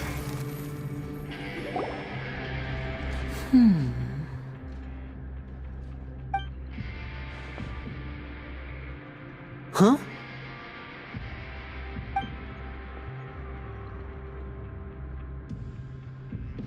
That look in your eyes. You found something? Hey, this is no time to be modest. Just tell him we found a boatload of information. Oh, as expected of the legendary duo, you have my full and undivided attention. Huh. I'd have never guessed that myself. The rumors swirling about this place are unreliable after all, and Master Child probably went missing because he found a way out. He is a harbinger after all. I suppose he's much more resourceful than I initially gave him credit for. Unfortunately, this isn't enough for our final report to Father. We need to find out Master Child's exact whereabouts. Father told me that even though Master Child said he was just coming to Fontaine for a vacation, he actually had some personal reasons. His agenda might be linked to his disappearance. His escape route is already flooded, so we'll have to task someone with professional diving skills to chase after him. Well, when you put it that way, it's obvious that only Fremine would be up to the task. Bingo! Is he around? He's working today. Coming here as a group would have attracted too much attention. I'll talk to him about it later. It's the least I can do. We're all in this together, so it's only fair for us to fulfill our end of the bargain. Honestly, I'm far more impressed by you guys managing to collect all this information right under Risley's watchful eyes. Collecting information has always been our strong point. Now, let me think. To find out more information, Fremine will have to retrace Master Child's original route. And if he's to do that, he'll have to set out on the next pipe cleaning day at the earliest. That's 6 days from now. And after that, he'll probably take another 2 or 3 days to return. You can even estimate how long it'll take for him to get back? We've been working together for a long time. We know each other's capabilities like the backs of our hands. Traveler, what say you to meeting here 9 days from now? We'll be able to pick up Fremine while we're at it, too. Oh, and there's just one last thing we'd like your help with. Though we can just sit back and wait for Fremine's report on Master Child's whereabouts, we still need to make more progress on the investigation of the Forbidden Zone. Fremine's no master of disguise, Lynette's still working on getting intel from the other areas, and I'll need to spend some time helping Fremine prepare for his diving mission. So, you are the only ones we can count on. What do you want us to do? Will it be hard? Well, I won't call it easy per se, but I think you'll be able to pull it off. Listen carefully. You'll need to find an excuse to get into the infirmary and investigate the room and environs. You've mentioned several sketchy-looking people always meeting at the infirmary earlier, so it probably has something to do with the secret we're hoping to uncover. You've already met the head nurse, so she'll be less suspicious of you. Investigate the internal structure of the infirmary and any active dealings within, and pass those on to me alongside anything else you're able to discover. But also, there's no need to take risks. Don't forget, safety always comes first. My apologies. I just started rambling out of habit. It was almost as if I was talking to my younger sister. But that's not a bad thing, right? All right, then we'll head out as soon as we finish our prep. Let's go our separate ways for now, then. Don't forget, we meet here again in 9 days. Stay safe.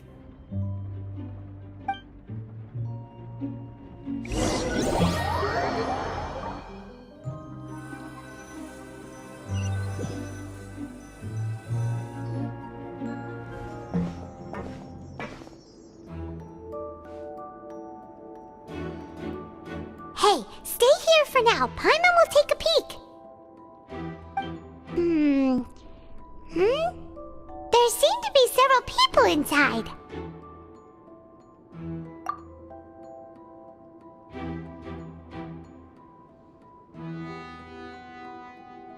Right. I feel like this... It's not impossible. So...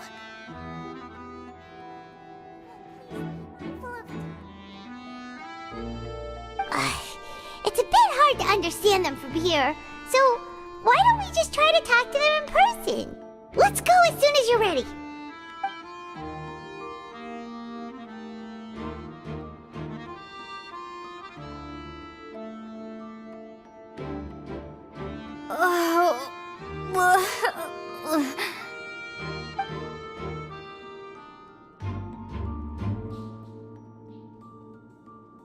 Someone, please help! She's sick!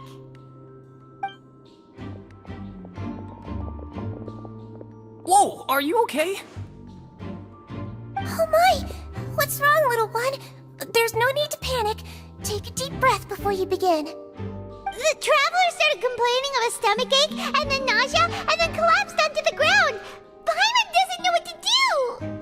Freezing limbs, twitching fingers, and pale complexion?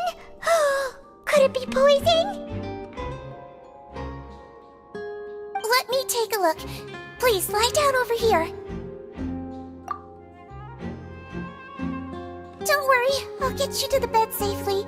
Here, hold on to my shoulder and walk slowly.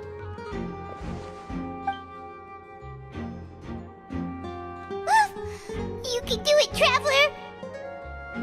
Don't apologize. You're sick after all. Now, please relax. I'm just going to do a preliminary checkup on you.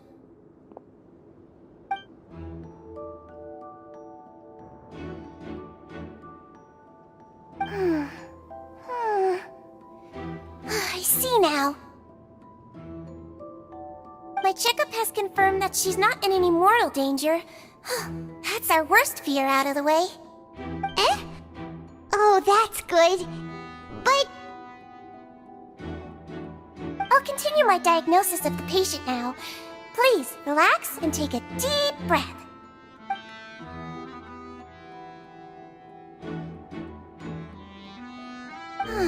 Don't sense serious damage to your organs either. Does it hurt when I press here? And here?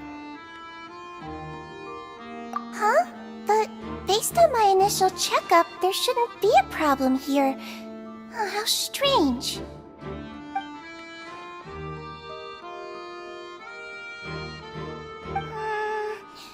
What about here? Does this hurt? Oh, I understand. So that's what it is. I think you just ate something that disagreed with you. That's all. Nothing too serious. Outside of a pretty bad stomachache when it decides to act up. So that's what it is. Thank goodness it's not anything more serious. And there have been other inmates complaining about the food recently. I'll inform our head chef, Mr. Woolsey, of this problem as soon as possible. Congratulations! The health risk is incredibly low, so you should recover within a couple days. Why don't you take a rest here while I go get some medicine for you? Miss Levine, I'll have to trouble you to help me look after this new patient while I'm gone. Very well. And she hopped away just like that.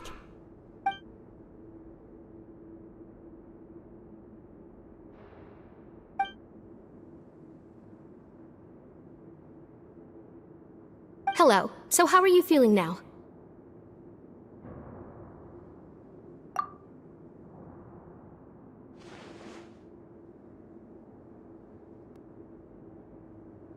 Her stomach aches really bad. She was stumbling about the whole way here, so Paimon's really worried. If Miss Sijuin says it's not a serious problem, then there's no need to worry. She's the best medic we've got down here. But it also looks like she's the only medic you've got down here. Well, that's true. What do you mean, that's true? That's really misrepresenting the situation. Of course I can't speak for the whole fortress, but it's not like everyone imprisoned here is useless, you know? Though they may have committed crimes and gotten locked up here as a result, they still know a thing or two about medicine, and they help Miss Sijuin take care of the sick and injured. Yeah, you're right. But did you have to lecture me about it in front of another patient? Aren't you a patient too? Where did all your energy come from? That's correct. Sorry, I got a bit ahead of myself. Are you two also sick? We've been sick a while. I come back every once in a while for checkups, and to pick up the medicines Miss Sijuin prescribes for us. That's just the nature of chronic illnesses. As for her... you could say she fancies herself as Miss Sijuin's capable helper because she learned a bit of medical knowledge ages ago. Please watch your mouth, Mr. Jurier. Don't forget that you are the primary reason I have frequent heart palpitations. Hey, don't start arguing now! Please, keep it civil at least!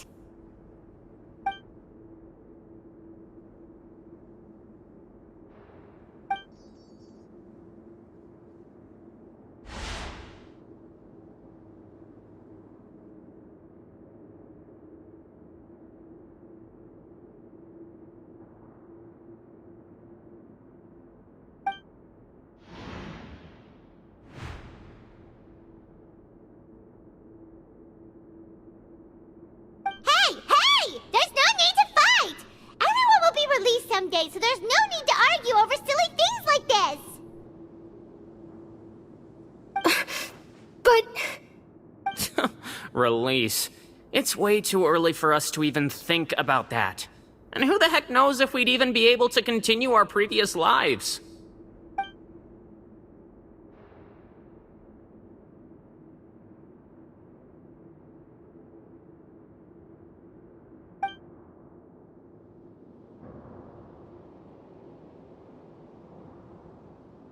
Please allow me to end this boring and useless conversation. Oh, and Mr. Jurier, I don't want to see your face here again anytime soon. And same to you, Miss Lorvine. Anyway, that was more than enough rest for me, so I'm going to get out of this excessively noisy place. See you later, everyone. He just slowly walked off like that? That's just what he's like. I'm sorry you had to see all of that. I'm Lorvine, and that's... Well, his name is Jurier, but I hope you'll never have cause to remember his name. You really can't stand him, huh? I mean, can you blame me? Who would like someone who's as arrogant and obsessed with weird research topics as he is? But there's no need to keep dwelling on him. I'll accompany you two for a while. Miss Zishwin should be back soon, and I'm sure you'll feel better as soon as you've had some of her medicine. No, it's nothing. I'm back! Did you rest like you promised? Thank you for getting our medicine, Miss Zishwin. Did you all cooperate with your bed rest? I trust that nobody got up to walk around. Good. Here, this should be 2 days' worth of medicine for you. Take 1 pill now, and then continue your bed rest.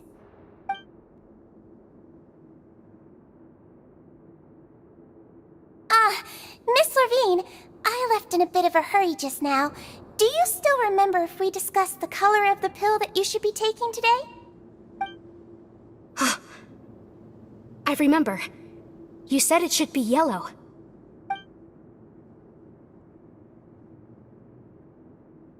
Yellow, huh? I understand. These are yours. Please, make sure to go to bed early after taking them tonight. You'll benefit from a good night's sleep. All right, then I'll also be on my way now. I hope you feel better soon, too.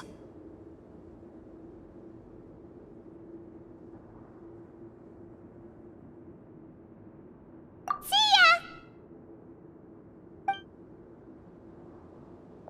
I'm going to fill out your medical record now. You're widely known as the Traveler, right? I just want to double-check a few details, if that's all right with you. Those two made quite the commotion just now, so why don't we let the Traveler rest? Paimon can answer the questions instead. So her primary symptoms are abdominal pain, with secondary symptoms of nausea. Is there anything else? That's it. All right then. Is there anything we should know besides to take the meds? No, her base constitution is quite good, so I'm sure she'll recover quite quickly after taking the medicine. Please, make sure to stick to bland or less stimulating foods, and don't stay up too late at night. Got it. Paimon will hold the Traveler to that for sure.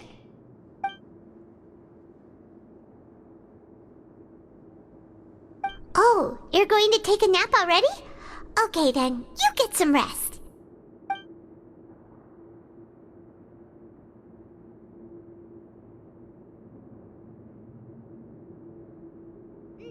We've been to lots of places together. She may look a bit under the weather now, but she's actually super strong. Oh, so you're the best of companions. Well, don't worry, she'll recover soon.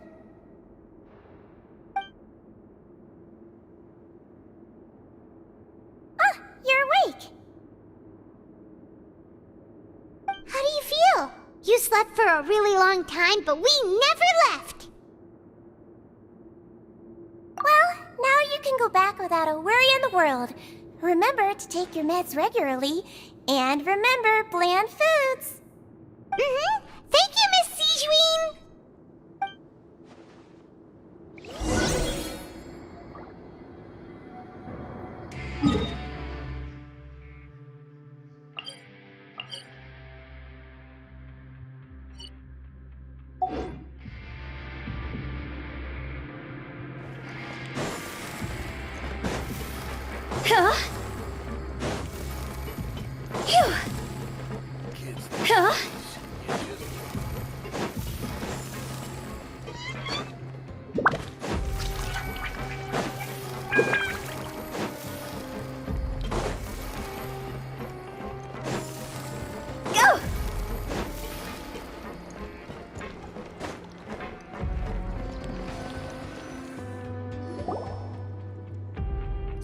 Are something. To be able to fall asleep like that and even sleep talk the entire time, you scared Paimon half to death!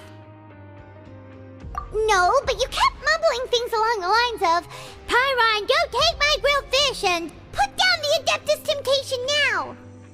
Paimon talked with Sigewin the entire time you were asleep. She seems like she's just a sincere nurse, and Paimon didn't notice anything unusual in the room. Are you sure we're not going off track with the infirmary?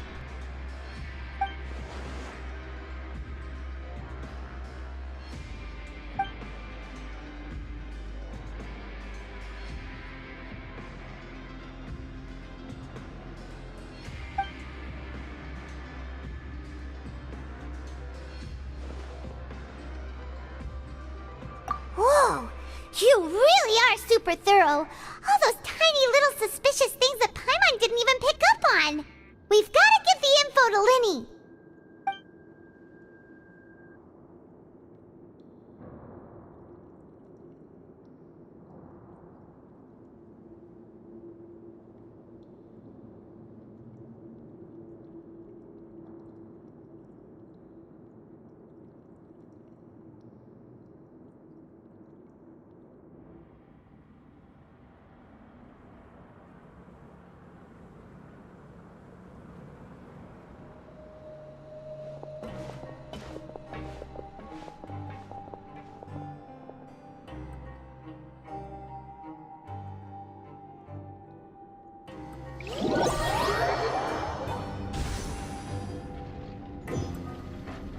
Today's the day! Let's go meet up with Linny!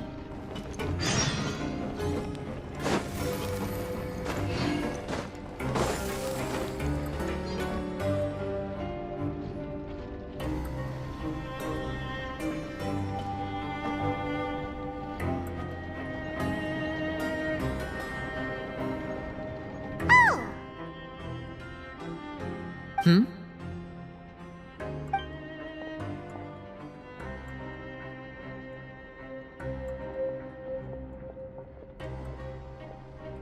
Did you two run into any trouble over the past few days?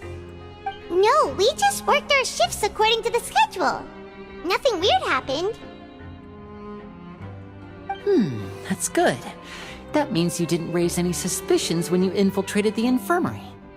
We've taken a look at the slip you've sent. Fremine successfully left the grounds via the pipes 2 days ago, and as of last night, Lynette has also infiltrated the infirmary after faking an illness. Wait, why is she getting involved as well? You already went above and beyond when you scoped out the infirmary. To put it more bluntly, even if we were to view that as something you did in exchange for Fremine's help, you've already done more than enough. Infiltrating a guarded stronghold is a different kind of job from a one-off investigation. We want to avoid using the same faces over and over and reduce the amount of suspicion that will fall on any given person.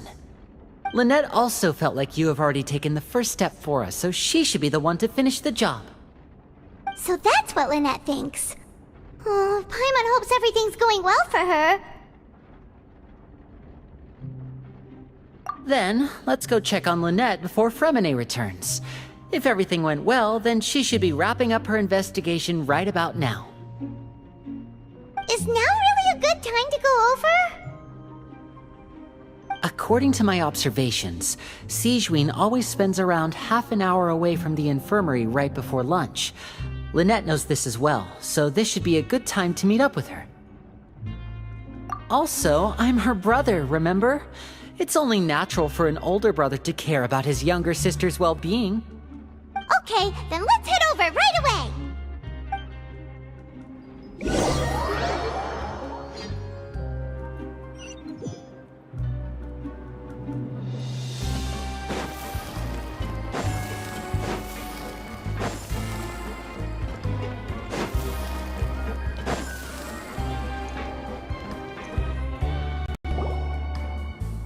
Lynette should be here right now.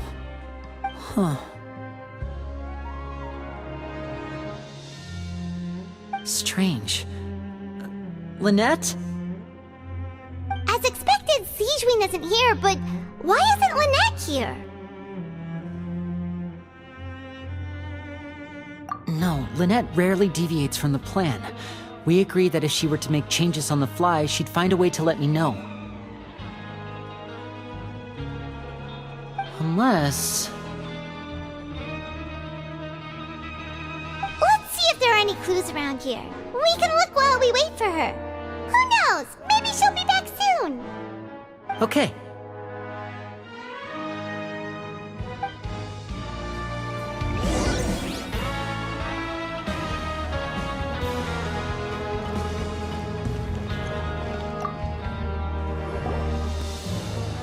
There are some books here and a few files. They all look like medical records. Advanced nursing, how to raise the spirit of your patients, a quick guide to the psychology of emotions, and the meaning of laughter. These sure are some interesting books. Who knew Sijuin would be interested in these kinds of things? She even has books on understanding people's motivations and feelings. Is it because she's a Melazine? Or does she have a need to understand her patient's emotional state? Seems quite normal to me. These are skills that would come in handy for a nurse from time to time.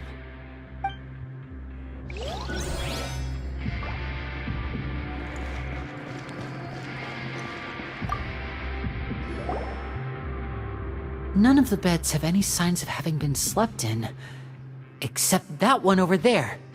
That's the one Lynette must have used, right? You said she was pretending to be sick. She would have said her migraine was having a particularly bad flare-up.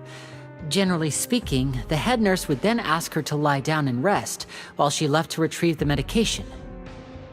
Which means, either the head nurse didn't return the entire time from when Lynette laid down up until she left the bed, or the nurse intentionally left it this way.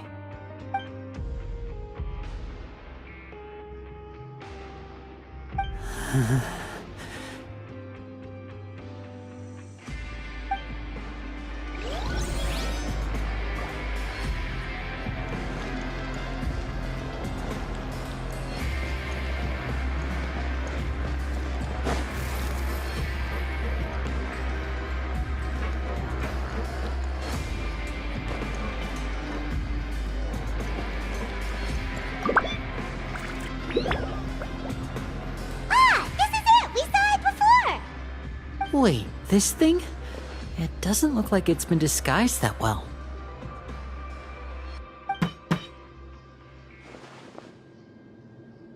The space behind it is empty. From its size, I don't think it's an entrance that is meant to be taken apart. There's probably a mechanism around here somewhere. Could Lynette have tried to get inside? But if that's the case, she would have contacted me for sure.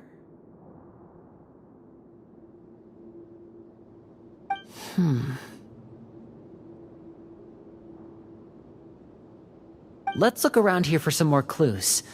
Don't panic, just take another look.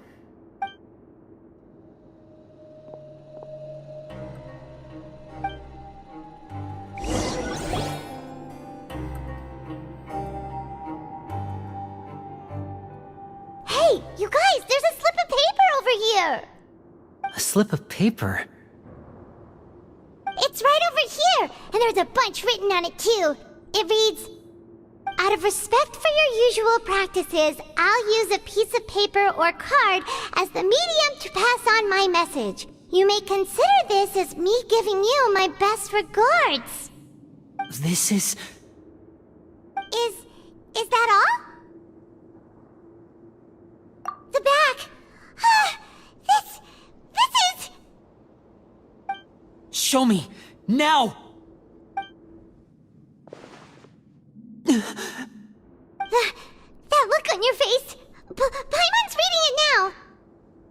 Would you care to guess where Miss Lynette of the Fatui could be right now?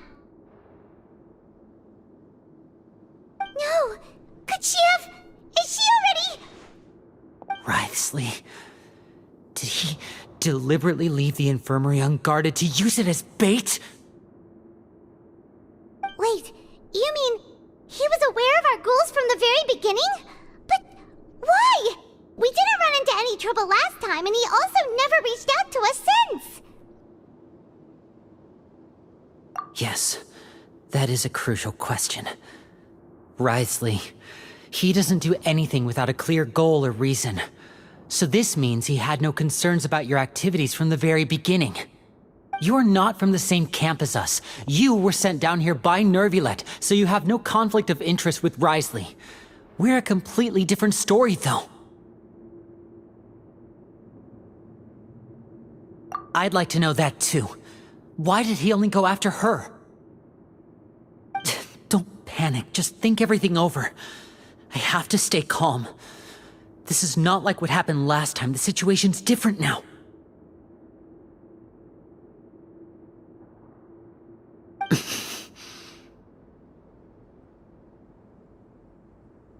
Wait, you're right. Wait, but that means...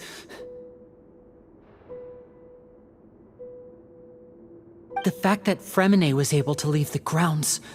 Could Wriothesley have let him go as well? But what does he gain by letting Fremine leave like that?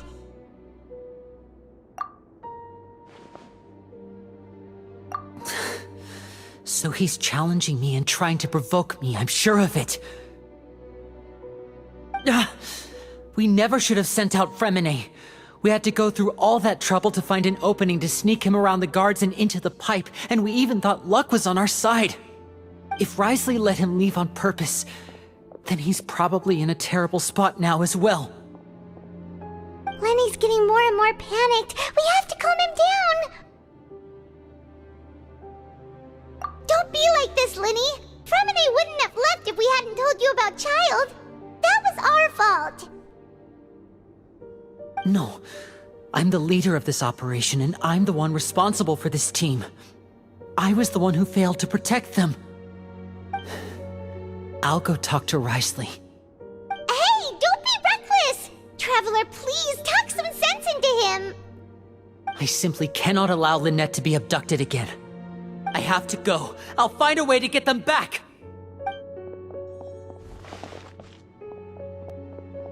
He's rushed out the door! After him!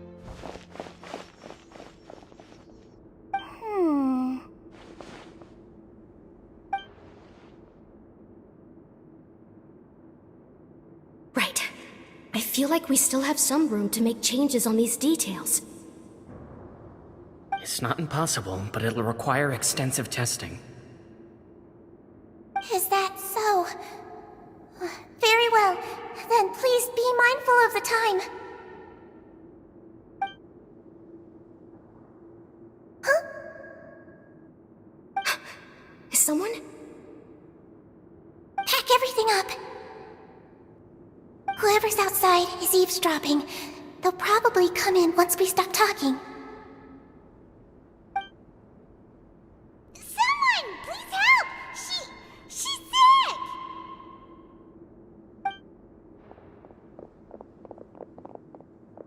Whoa, are you okay? These two.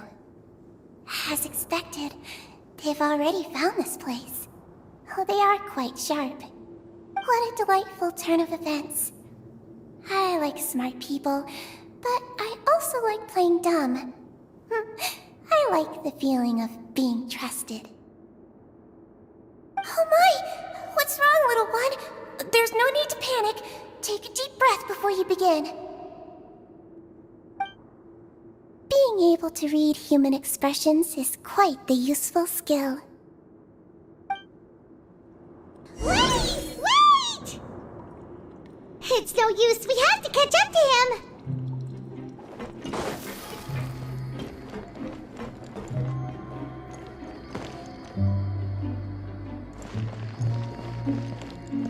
Huh? Go! Phew! Huh?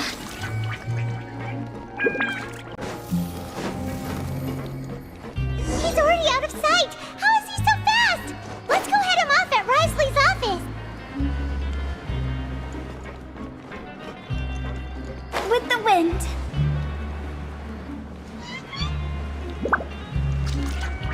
Yeah!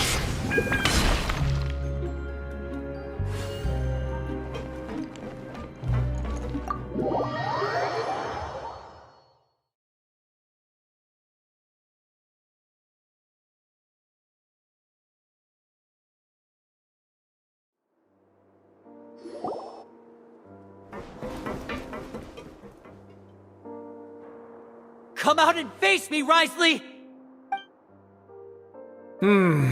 aren't we at an administrative office space? Why don't you at least try to follow even a couple rules from the fortress's indoor management regulations? What did you do to my sister? I ran into the young miss at the infirmary. I'd heard that she was suffering from quite the migraine, so I decided to invite her over for a cup of tea. I do have some teas in my collection that can work wonders against such an illness. Stop joking around! Where did you take my siblings? I have also heard that your performances are quite the spectacle. Miss Lynette would sometimes enter a box filled with water, only to emerge the next second from another place altogether. Maybe she'll appear behind you right now if you were to turn your head. Is he trying to trick me into turning my head? No, he's probably not looking to attack me right now. All of the hostages are in his hands, and he's even in the mood for small talk. That means Lynette is probably still alive. You knew we were investigating the infirmary from the start, so you deliberately aroused the traveler's suspicions and baited us into continuing our investigation, just so that you'd be able to kidnap Lynette. As for Fremine, no, you probably didn't even interfere with Child's escape. You let him go, so you could purge the Fatui members that we had planted into your ranks. There was no need to do so. The fortress of Meripede is a pretty pleasant place. Most people enjoy their lives here. The only ones who act differently are those with personal agendas. It was quite easy to identify your colleagues. You removed our original members and spread the news of Child's escape so Father would assign our team to come down and investigate. Fremine has also fallen into your hands, right? If you're oh so omnipotent and so in control, why would you need hostages? One correction. Lynette is in my hands right now, but Fremine is not. He's not? What do you really want? Lenny! Oh, wonderful. Everyone is here, so I'll only need to say this once. Thank you so much for cooperating with me. Eager and to the point, I see. Alas, only Miss Lynette is currently having a cup of the fortress's finest tea. Although, as per your original plan, Mr. Fremine should also have returned to the fortress by now. But he has neither shown up within my gates, nor has he been taken into any kind of custody. So where do you think he may be right now? Wait, you can't mean... You locked him outside in the sea? I closed the fortress's gate to the outside world. That's all. Fremine's a star diver, so he should be fine, right? No, we're still here, so he definitely tried to find a way to come back for us. So we can't assume he might have made a break for the surface. But why would I do this, you may be asking? To have an audience with you, of course. My intel tells me that Mr. Linney is a great magician, so it's only natural for me to want to have some cards of my own when it comes to negotiating. Besides, I do recall you mentioning to Miss Lynette that you've always wanted to have a face-to-face meeting with the Lord of the Fortress of Meripede, regardless of whether it was in a personal or a professional capacity. Well, you got your wish. So, you've been keeping tabs on us before we even set foot in the fortress. Some of my folks just happened to hear a thing or two, that's all. In any case, I will be straight with you. I was willing to play dumb and turn a blind eye, so we had a pleasant few days playing games together here. But once you started focusing on the Forbidden Zone, all of that changed. Mr. Linney, the cards are stacked against you right now. Miss Lynette is in my hands, and Mr. Fremine is still slowly being pickled out there in the brine. You know just as well as I that he cannot last out there forever. You need do but one thing to guarantee their safety. I would like you to contact your superior, and ideally invite her over for a cup of tea with me. You want to see Father? But why should she bother giving you an audience? Well, if she cares for the well-being of her dearest children, she should have plenty of motivation to join me for a parents' evening. I've heard that the bonds between the members of the House of the Hearth are like the bonds of family. I don't see why she would refuse. Why did you think Father sent us to handle the Fortress of Meripede? This place is basically a no-man's land. It wouldn't be fitting for anyone as important as a harbinger like Father to come here in person. Oh, I see. So it's because she doesn't care for my place here. That's such a shame. After all, I've amassed quite the tea collection. I was looking forward to sharing it with her. Both Monsieur Neuvillette and Lady Farina have already received many samples as gifts. Was this the extent of your master plan to get to Father? No matter how much pressure you may put on me, I won't allow you to use us to blackmail her. You people really are difficult to get along with. All I'm asking for is a face-to-face conversation. Does she truly have no interest in the fortress's secret? Mr. Linney, you have one last chance to invite your father here. If you refuse... Linny!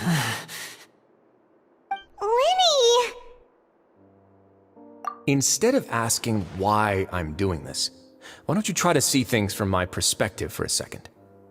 From the very beginning, the Fatui has been actively infiltrating my fortress. I gave you a warning by cutting off the first few operatives I found, but that only caused you to double down. Had you given up on the fortress then and there, I'd have no reason to want to talk. Mr. Fremenet left the fortress on his own, and Miss Lynette tried to pry out my secrets right in front of me. No matter how you look at it, the responsibility for this falls on you. I shouldn't ask Father to do anything because of us. 6, 5... Wait, 2, 1. Time's up. It really is a shame, Mr. Linney. Risley! Negotiations have broken down. Please leave, ladies and gentlemen. It's time for my afternoon tea. Yeah, listen to the Traveler. If you can't talk to Linny, can you at least talk to us? You do realize that I'm only letting you go because of Neuvillette, yes? You're here helping him out, and I've already done my best to stay out of your way. But that doesn't mean you can just do whatever you want. The fortress may be small and remote, but it still has its own set of laws.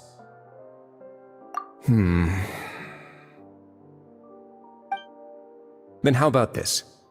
Those who are capable deserve respect. You've spent quite some time investigating my home turf by now, so why don't you tell me a thing or two about what you found, I'll ask you 3 questions.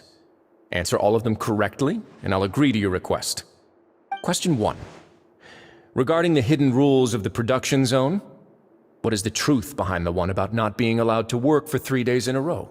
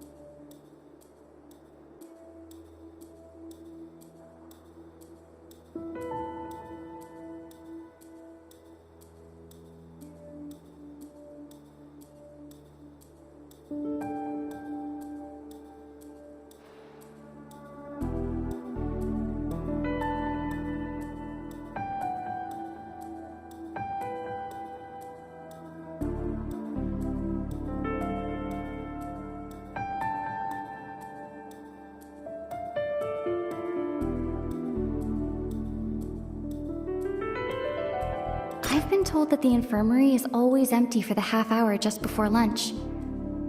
But what could Sijuin be doing during that time?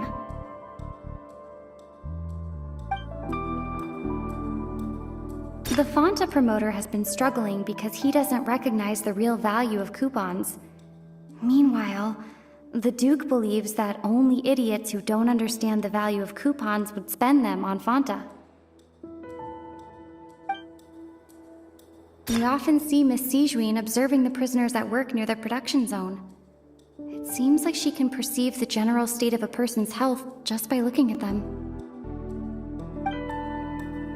Fanta's internal reports suggest that they're starting a new trial of an unnamed and unpackaged product. But the research note said that the Melusine race perceives the world very differently from humans. Because of that, according to Collins, the Pancration tournament only took place because the Fanta company sponsored it. The company must want a return on their investment as well. The Fanta promoter has been struggling because he doesn't recognize the real value of coupons. Meanwhile, the Duke believes that only idiots who don't understand the value of coupons would spend them on Fanta. I've been told that the infirmary is always empty for the half hour just before. Fanta's internal reports suggest that they're starting a new trial of an unnamed and unpackaged product. But the product has to undergo a trial because even Fanta's own employees have a lot of reservations about it. The research note said that the Melusine race According to Collins, the Pancration tournament only took place because the Fanta company sponsored it. Fanta's internal reports suggest that they're starting a new trial of an unnamed...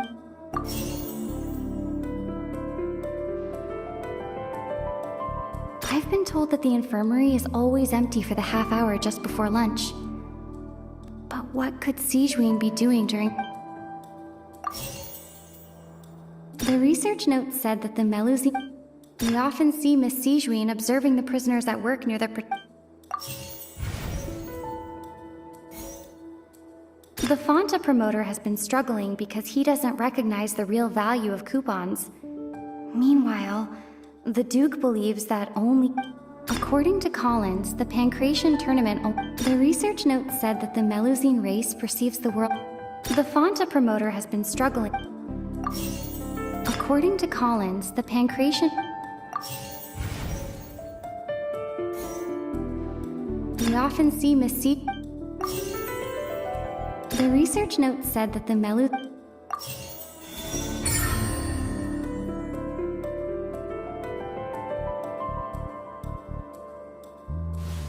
So that's what's going on. Paimon understands it now. Who would have guessed? The hidden rule of the production zone. People are not supposed to work 3 days in a row, and if they do, they'll get strange meat in their welfare meal. At first we thought this strange meat must have something to do with the people who disappeared, but in reality, they were all prepared by Sijuin, the head nurse. She often visits the production zone to observe the workers' health and makes a note of anyone who has worn themselves out after 3 full days of work.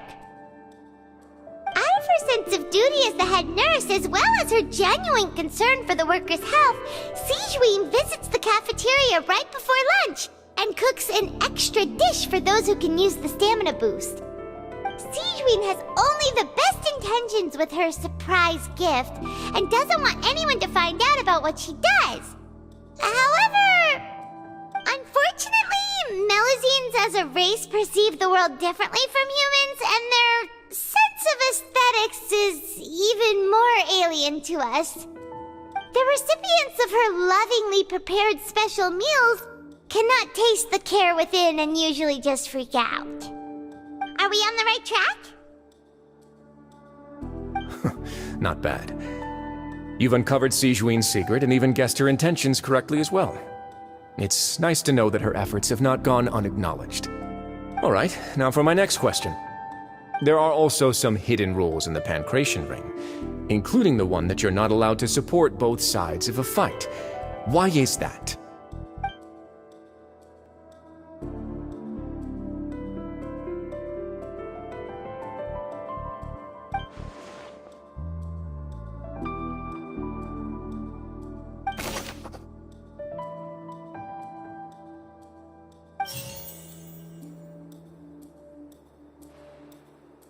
Fonta's internal report. The Fonta promoter has been struggling. According to Collins, the Pancration tournament only took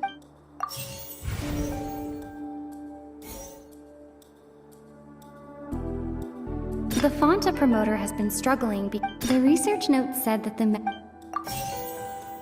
Fonta's internal report suggests I've been told that the infirmary is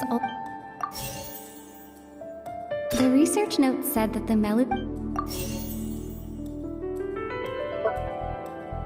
Fonta promoter has been struggling because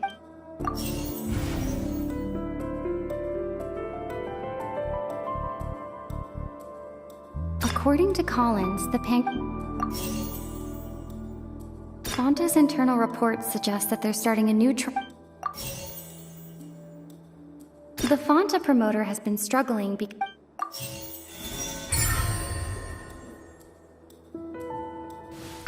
Paimon gets this rule too now, so there really was nothing to be afraid of.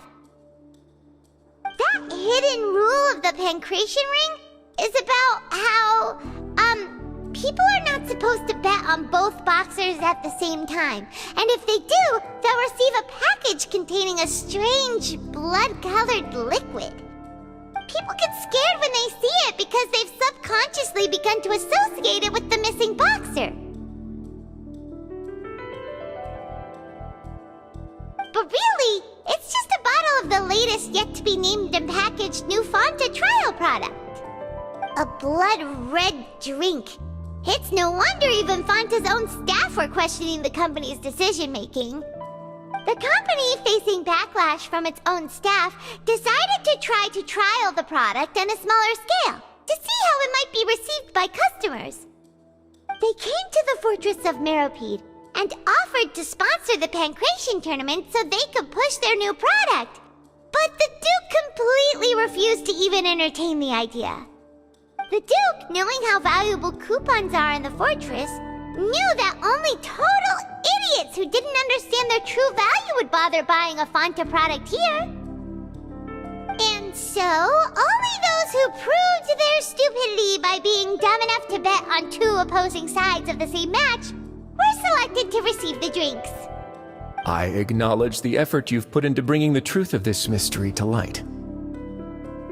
Although, based on your description, that Fonta promoter is a bit too careless with his words. I may just reconsider my collaboration with the company. All right, and here's the final question. What's the secret behind our head nurse and all of her patients in the infirmary?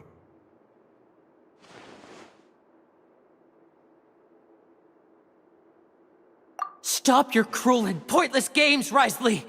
You know that we haven't finished our investigation, so there's no way we can answer the last question! The thought of sparing Lynette and Fremine never even crossed your mind! You'll pay for this! Ah! Linny, are you alright? Oh, close one. I owe you, Sigewinne. That was a fantastic shot. It was nothing, Your Grace. Sigewinne? Though this gun may look like a toy, it's actually fully functional, as I just demonstrated. Sigewinne... You... Not at all. I am merely a resident of the fortress, and thus protecting it is my duty. When Monsieur Nervulette asked me to come here, he told me that my job would be to take care of the well-being of everyone here. I am merely discharging my duties. But if you mean what you just said, then isn't Linny someone you should be looking after as well? Isn't he a resident here just like the rest of us? But I really am just doing what Monsieur Nervulette told me to do. Everything I did, I've done to protect them. Had I not, they would be in far more dire straits right now. His Grace knows it too, right? Your Grace? Mind proving my innocence to them? My dear Sigewinne, whatever shall I do with you? Would it have killed you to just wait another minute or two? Well, it's nearly time after all. The way you do things can be truly frustrating sometimes, Your Grace. I figured I should try to talk some sense into you. What are you talking about? What time? Take me if you want. Let them go. How touching. Can you just give me one more minute? Don't be like that, Your Grace. All right, everyone, calm down. 2 more visitors will be arriving any time now. I'll go get a cup of tea. Miss Sigewinne, I leave Miss Lynette in your care. You... What are you doing? I believe I hear footsteps.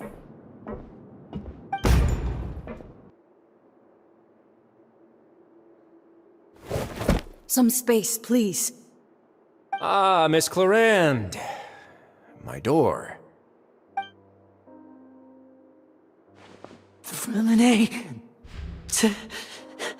Fremine! What's going on? What is Clarande doing here? Work.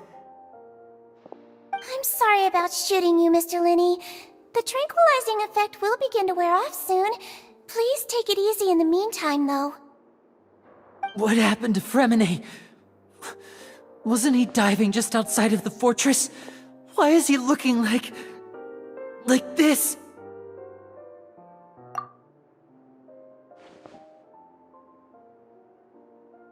A flushed face, an accelerated pulse. He must have consumed primordial seawater.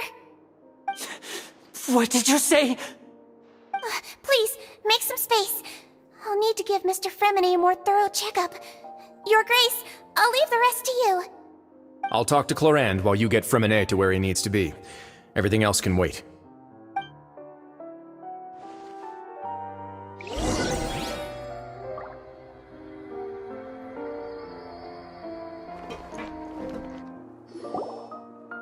What's that look on your face? I thought I made good time on the way back.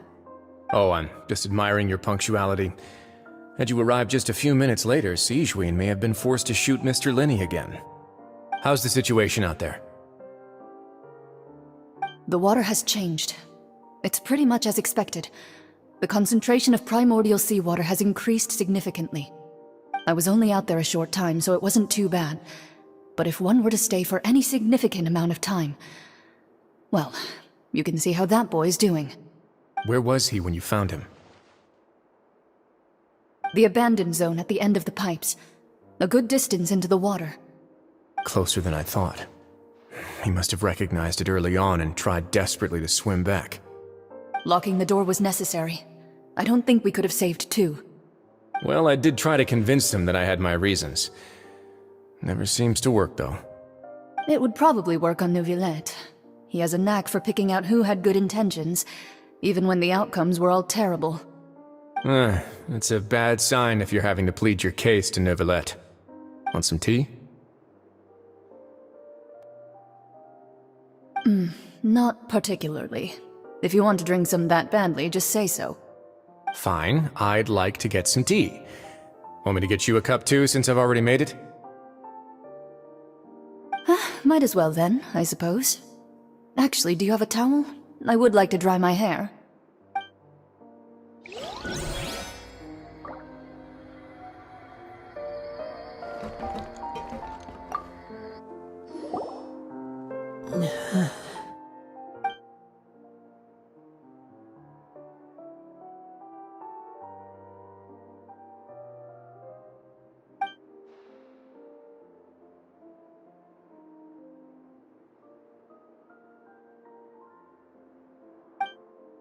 How is he? These symptoms are probably caused by an acute ingestion of a large amount of primordial seawater. Still, his condition is not critical. Of course, it would be best if he stayed for further observation. Let's leave him here for now, and move him to the infirmary once he's recovered a bit more. Sorry. I am aware that the infirmary may not be your favorite place in the world at the moment. We do only have a single clinic in the fortress, however. Why would he ingest a large amount of primordial seawater after leaving the fortress? How could that possibly happen? Please, look after Mr. Fremine for the moment. I'll go fetch some medicine and a respirator. Oh, I'll bring Miss Lynette back with me. Where is she? How is she right now? Oh, she just took a nap in an empty room after I tranquilized her. If my calculations are correct, she should also be waking up right around now. You might not believe me, but His Grace and I actually made some snacks and tea for her.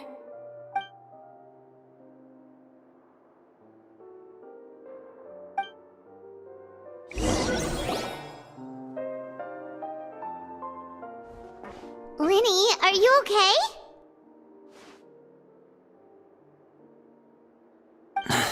I'll be fine. They're all here now. Don't worry about me. Are you sure? You don't look alright. My hands and feet are still a bit weak, but that's probably just the residual effects of the tranquilizer shot. I'm back, everyone. Lenny! Oh, Traveler, Paimon, you're here too. Fremine?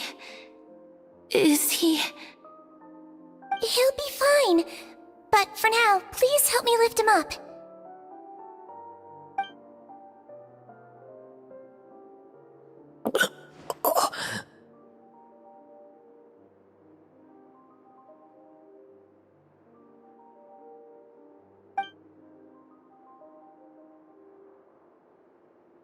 His breathing's beginning to slow down. Give me a hand and help me get him to the infirmary.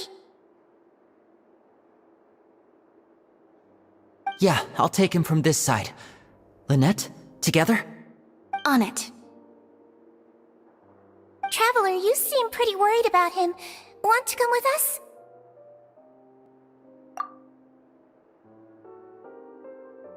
The Duke and Clarande are gone.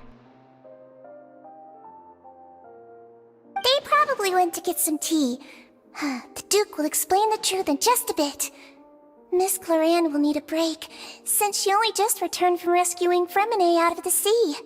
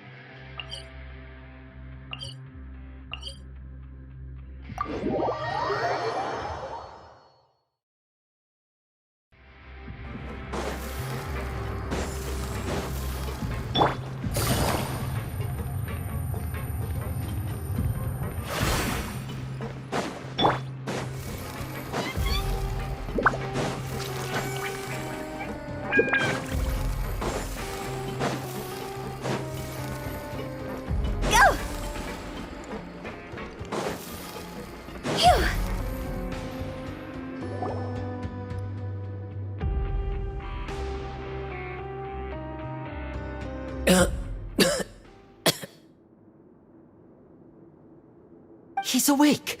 Fremine, how do you feel? Linny... Lynette... We're all here. Where... am I? The infirmary, at the Fortress of Meripede, Mr. Fremine, and you are no longer in any danger. How do you feel? Don't push yourself if you're not feeling up to it. Traveler... Paimon... It's been so long. The sea! There's something wrong with the seawater. Shh, it's okay. We can talk about it after you've recovered. No, listen to me. This is really serious. There's primordial seawater mixed into the regular seawater. I don't know why it's there, but no one should touch it. Pipes. Right, the pipes. It's all coming back to me now.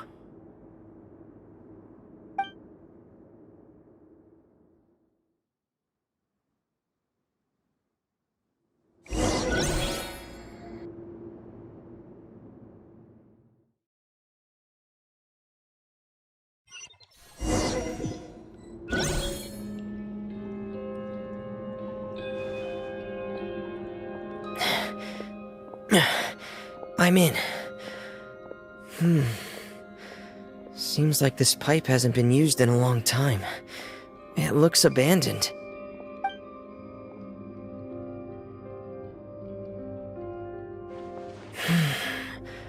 Where could Master Child be?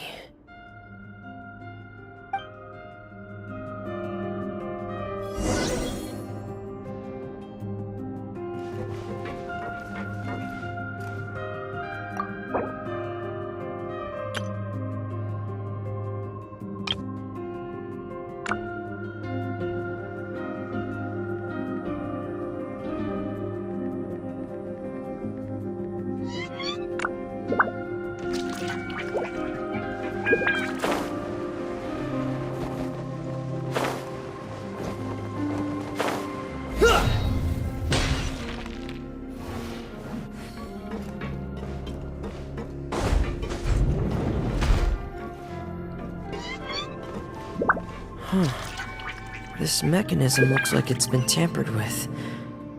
Could he have done it?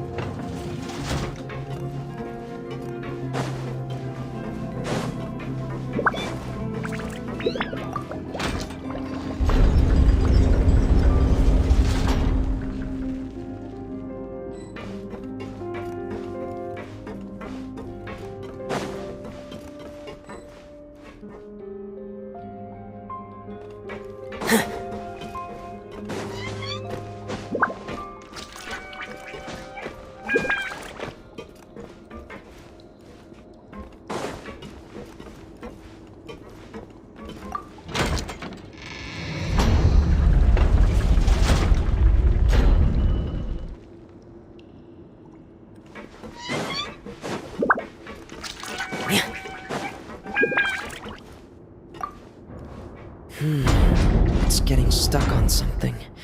Seems like I'll have to avoid those obstacles while I turn it.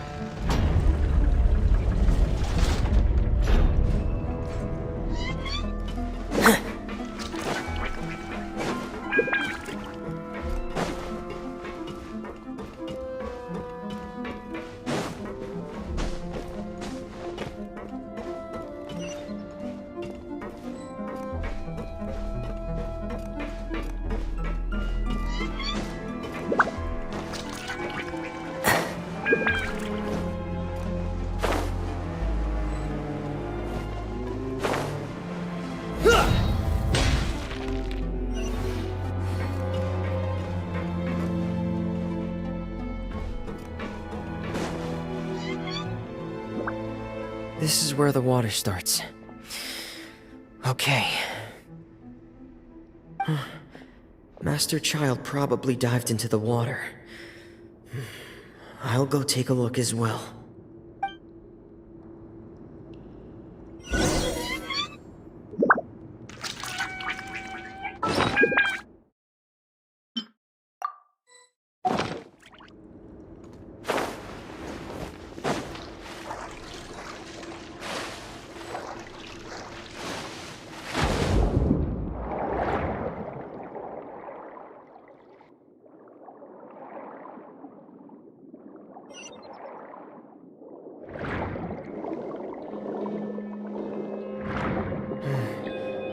The vegetation here is a bit more sparse. These traces aren't natural. A person must have left them, and recently.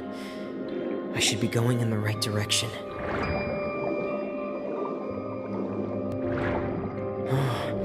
There are traces here too. I need to keep going. Huh? The traces are gone.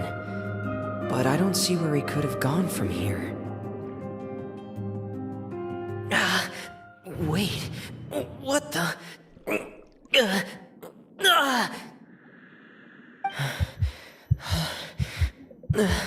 My heart is racing, and it's getting harder and harder to breathe. What's going on?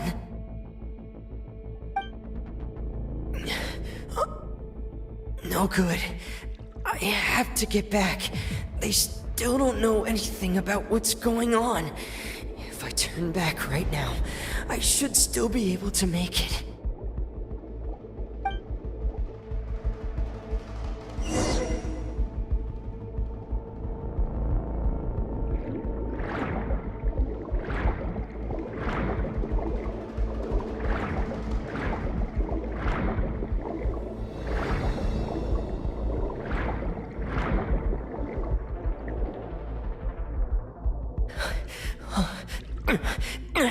I can't die here.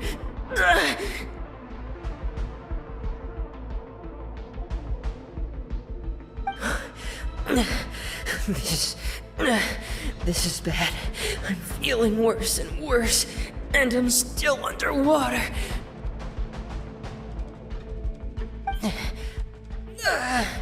I have to push on.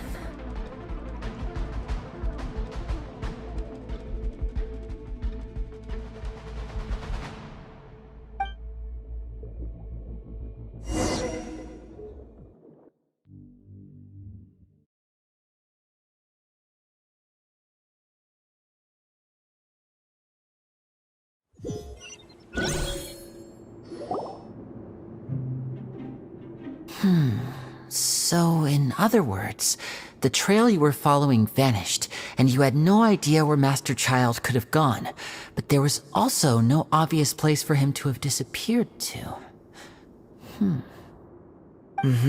That's right. I tried my best to swim back, but I had already put some distance between myself and the fortress, and I just couldn't find the strength to keep going. I probably passed out some time after that, and you know the rest. Miss Clarande brought you back, but we also don't know why she just suddenly appeared at the fortress, or why she went out to save you. Miss Clarande, you say? I must go thank her in person. You're still too weak for Monet. You can go after you've had some more rest. Miss Lynette is right. I believe Miss Clarande will stay here as a guest for another few days, so there's no need to hurry. A guest? Then I can assume Risley was the one who invited her to come down here? You should ask His Grace about that. He'll be able to explain better than me.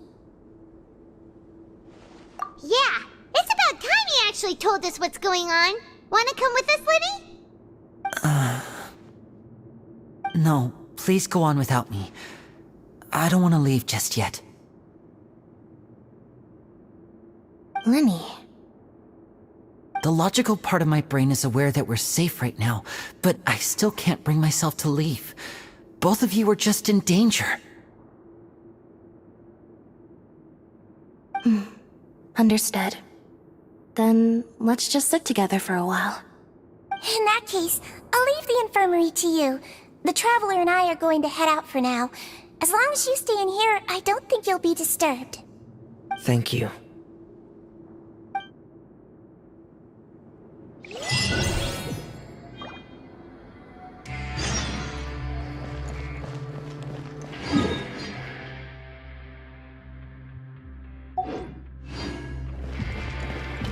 Huh?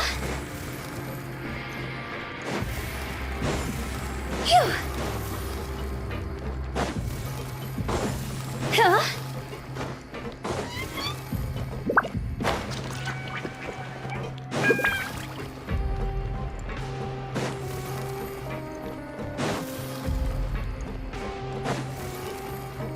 Phew.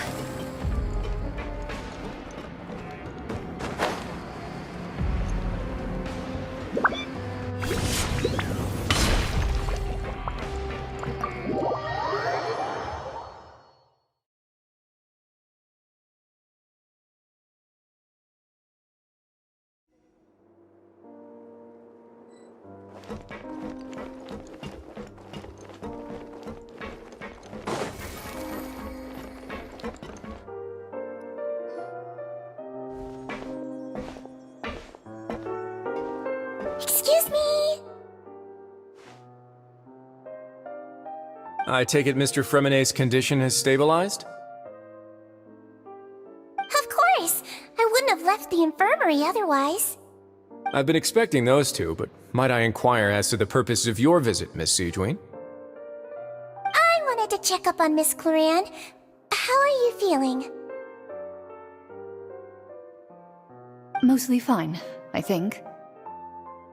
If you don't mind, I'd like to perform another quick physical exam. It'll just take a few minutes. All right. Thank you for looking out for me. I'll take my leave for now, then. Well, want to explain yourself, Risley? Of course, but I'm not partial to the word choice of explain. How about enlighten? Where should I begin? How about you start by asking me any questions you have? You can start with whichever one you'd like to get answered the most. Then Paimon will begin. Did you know about Lenny's goals from the very beginning? No. I just knew they were Fatui operatives sent to the fortress by the Knave. As for their specific goals, I only figured those out as you made progress on your investigation. You managed to monitor and stay ahead of them even though you didn't know what they were trying to do? They came here with ulterior motives. I'm quite adept at discerning what that kind of behavior signals. Initially, I thought their goal was just to investigate Child's disappearance. Linny suggested that I had deliberately let him escape, but in truth, I didn't really do anything special to help or hinder him while he was here. Everything he did, from finding helpers to leaving this place, he did on his own. Of course, it's inevitable that the Knave would make a big deal out of her fellow Harbinger's unexplained disappearance. I'm also quite curious about where that Harbinger went, so I figured I might as well let the Fatui do their own investigative work. All I care about is the answer.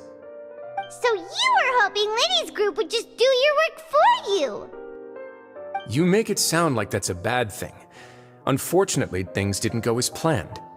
I assume that Fremenet has told you already, the ratio of primordial seawater around the fortress of Meripede is on the rise. The Forbidden Zone has always been Linny's target, and you got roped into that investigation after running into him. I began to intervene out of concern for your safety, and also to prevent the fortress from becoming entangled in more irksome matters. Are the rumors true? That you're also a former criminal? Now, why would you put it like that? Isn't staying here all day and serving as the manager of the fortress a kind of sentence unto itself? Another form of prison? I just happen to have some support from the rest of the inmates, that's all. Oh, right! Paimon wanted to ask, who invited Cloran down here? Me, of course. I paid her good mora to come down to the fortress for some field work. As a champion duelist, Miss Cloran could be considered to be an independent party. I needed to find an exceptionally capable person to help me get through the impending crisis. And saving Fremine was part of that crisis? You can think of it like that, yes. Credit where credit is due, that boy is quite adept at diving. Had conditions not been as hostile as they were, he probably would have found the missing Harbinger already. That's not something you should be asking after. Neuvillette only asked you to investigate Child's whereabouts.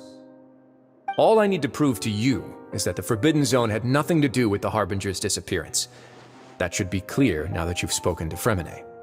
But we've already uncovered that there's something wrong with the infirmary, and we've answered a bunch of questions that you threw at us. Isn't it about time that you answer our last question in return? You make a compelling case. Do you really want to know the answer that badly? Yeah, Paimon really wants to know. Even if the truth may not be pleasant? Follow me.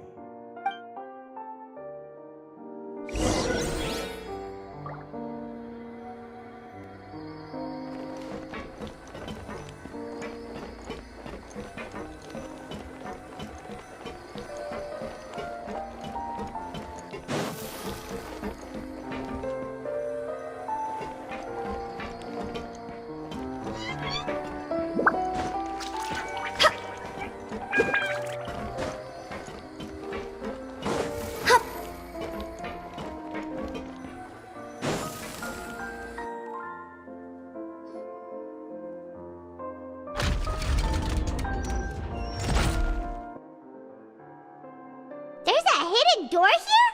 And a whole basement behind it? Huh. You're pretty good at hiding stuff, Risley.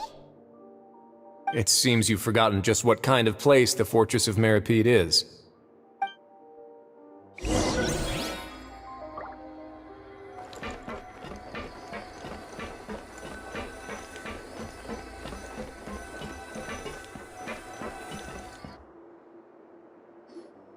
Stand on the central plate. Wait, is there a secret mechanism or... Whoa!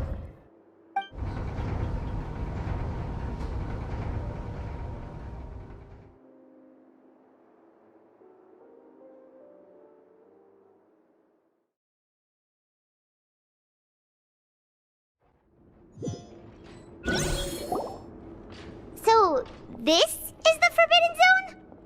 Honestly, for a place so well hidden, Paimon sure doesn't see anything special. What a huge door! There are 3 such isolation gates in total. Generally speaking, I'm the only one who's allowed to go inside. Hence the name Forbidden Zone. Am I correct to assume you're going to run on back and tell your little Fatui friends everything? Well, Paimon wasn't thinking of keeping anything from them. Well, I'd advise you wait until you've seen the whole truth of this place for yourself before deciding whether or not to tell them.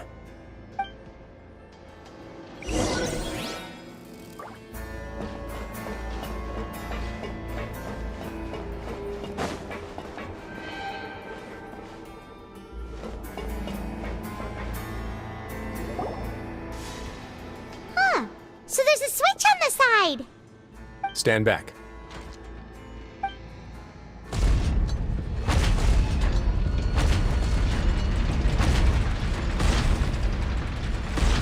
Whoa! They all just went up one by one! Go on, have a look.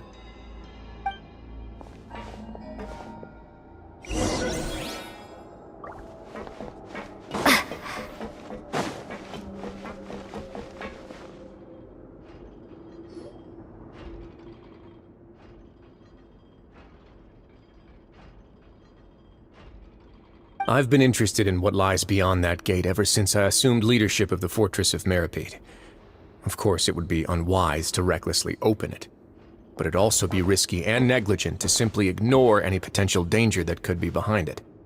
The readings on that dashboard have not budged since the day when I first laid eyes on this place. But over the past year, the needle has crept upwards from its original position, likely because some parameter it's been tracking has changed, if only infinitesimally. Normally, I would have ignored it, but I happened to have some free time when I noticed it, so I investigated. Any guesses what the reading could be tracking? Very reasonable guesses. I've considered both of those as well. Unfortunately, our dashboard is tracking something less ordinary. The temperature should vary with weather and climate changes, so for something that rarely shifts, the water pressure is more likely. We ran a few tests to increase the pressure from the outside, but the readings didn't change at all. Later on, a few more possibilities occurred to me, such as a potential connection with the primordial sea. I began to make a few preparations based on that hypothesis. Over the past few days, the needle has moved again. With that, and the symptoms that Fremine displayed after leaving the fortress, I can now confidently conclude that the readings represent the concentration of primordial seawater in the seawater nearby. The concentration of primordial seawater? But we're already under the sea! And that is precisely the problem. We're at the bottom of the sea, and now we're surrounded by toxic seawater. Somehow, primordial seawater got mixed in, and the concentration is steadily rising. Yes, that's very likely. But forget about the two of us! Not even Novelette knows where the primordial sea could be, much less where we could find and plug a leak. Oh. Oh! Seems like you've figured it out. I believe the primordial sea lies directly beneath this sluice gate. For some reason, the primordial seawater levels have risen significantly, and it's now very close to us. The indicators are now red. Although the gate still stands, some primordial seawater has already leaked out and mixed into the sea around us. If this continues, soon it will no longer be able to hold back the primordial sea at all. Yeah, you know what the legends say. If this place falls, then everyone in Fontaine will be turned into puddles in the span of a night. But that's just too weird! Why would the Fortress of Meripede be built right above a sluice gate for the primordial sea? Who built this place anyway? Your expression tells me you think this might be part of a vast, complicated conspiracy. To be honest, you might find the actual answer may be exceedingly boring. It's just that the secret of the Forbidden Zone had been long forgotten by the nation before I rediscovered it with my research. There's no single founder of the Fortress of Meripede in any traditional sense. What we know about its history has been left to us by the people who used to live here. When the previous Hydro Archon Egeria ruled the land, all convicted criminals from Fontaine were exiled. The people drove the criminals away like a wolf pack chasing away the banished. The criminals received no sympathy of any kind from the people. They were exiled to the desolate seaside, where they experienced only pain, struggle, and the bone-chilling cold. Some of them began to repent, and prayed to the Hydro Archon, asking if there was still anything they could do. The Hydro Archon took pity on them, and said, "You may go guard my secret, deep underneath the waves." And so, leaning on the power of the Hydro Archon, they gathered underneath the sea and began to build a fortress. They became a community down there in the deeps, and over the years helped it to grow. As the number of exiles increased, more and more people joined the community. When the first group of exiles died, they left the yet unfinished fortress to their successors. The Hydro Archon continued to lend her support, allowing the fortress and what it stood for to continue growing ever larger. Before long, this dark underwater fortress became the sinner's only home. And with that, the people here stopped referring to the fortress as a prison. They saw themselves as repenting sinners who would regain their freedom once they had sufficiently redeemed themselves. But as time went on, people also realized that the fortress was a lonely place. Once they had gotten used to life here, they could no longer feel comfortable living in the overworld. Once they had finished serving their sentences, some people left and some others chose to stay. They'd find some idle position and let their withered souls fade away with the ancient secrets of the past. After many, many centuries, few people still remember the reason for the fortress's founding. Now they just see it as an integral pillar of Fontainian society, as the place where criminals deserve to be sent. Now and again, researchers manage to break one law or another and live out their days in the fortress. I learned all this from an elderly historian. Everyone else just thought he'd made it all up. But now you know every part of that history is true. Indeed. It's just as the prophecy says. If this gate fails, then everyone will be dissolved into the sea. To be frank, not really. But sadly, that hasn't stopped this prophecy from proving all too accurate. Prophecies are troublesome things. Just hearing one will create the first wave of panic. Seeing signs of it will bring about the second, and actually witnessing it in real time, the third. Let's go somewhere else. I want to show you something.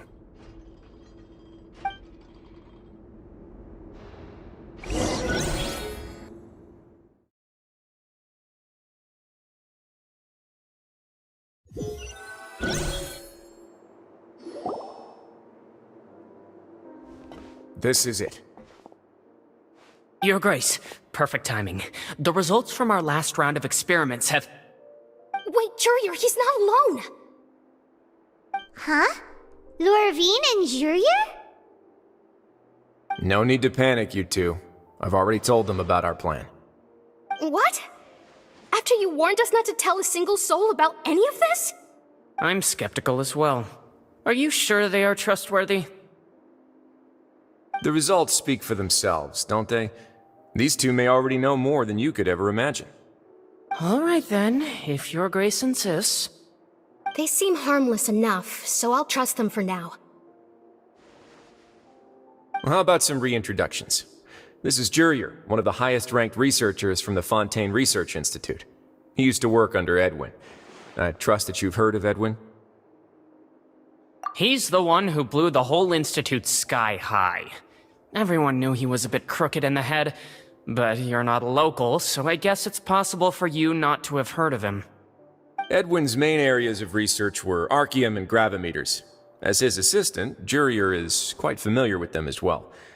I hired him to be my technical consultant. You want to blow up the fortress of Meripede? Ah, what a lovely idea. I'm already imagining it in my head. Gotta admit, I'm tempted as well. Guys, focus! Focus!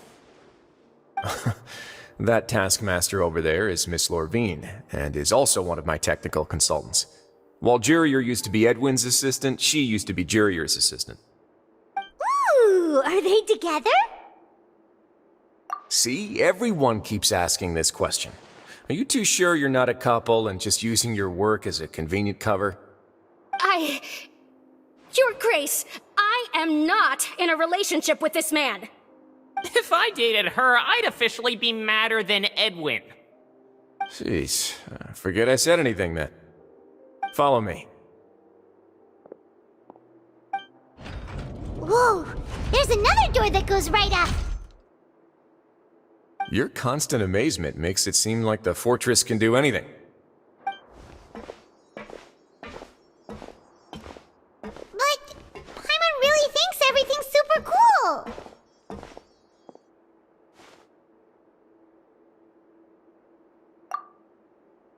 Well, let's spice it up a bit. And here you go.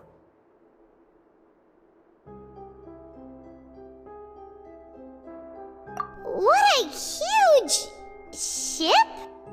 This is also a production zone that Paimon's never seen before. What's going on?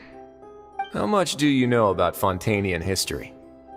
Not much at all. Well, then maybe you haven't heard the story of ancient Lemuria. To give you a quick rundown, Fontaine used to be ruled by the Lemurian dynasty. According to legend, the Lemurian king Remus came to this land after being inspired by divine revelation and found the seer Sibila, who had taken on the form of a golden bee. Taking the golden bee with him and riding on a huge ship, the Fortuna, he created his nation above the surging waves. He called his nation Lemuria, and used the Fortuna to incessantly search for new tribes and islands, calling on them to join his empire. There's a ship in this story too? Where there's water, there'll be ships. People believe that hope can always be found at the end of a voyage. Do you believe that too?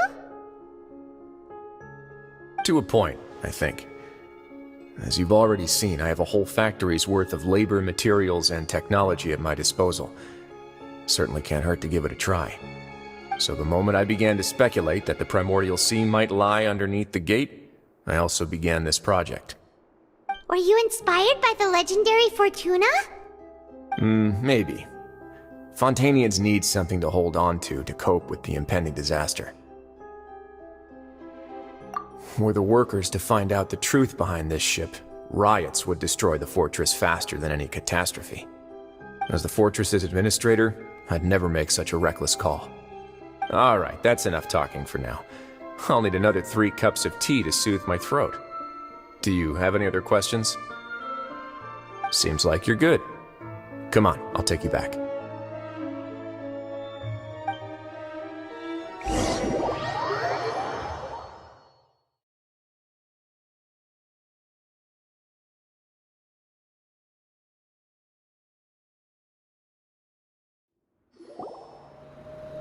I'll leave you here for now. Oh, thank you so much. No worries. But don't forget, it's up to you whether or not you want to share what you just saw. What you do from here on out will likely affect those 3 as well.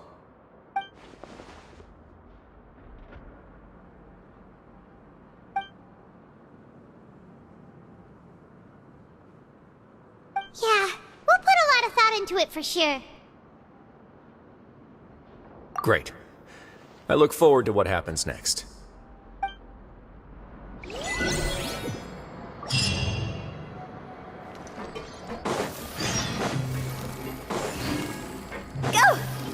Huh?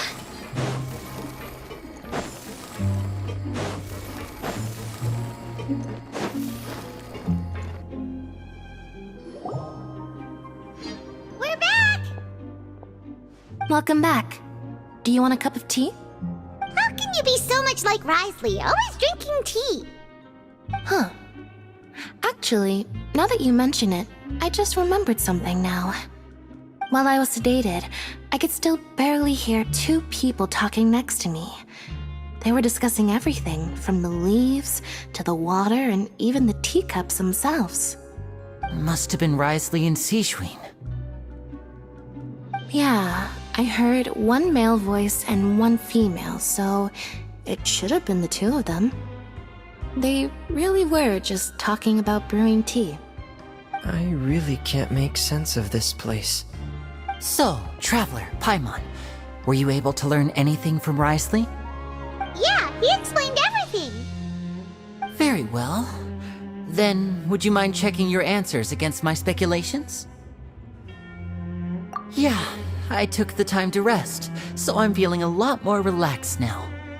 Nobody else is around, and Miss Sejuin is also busy with something or other, so let's just talk here.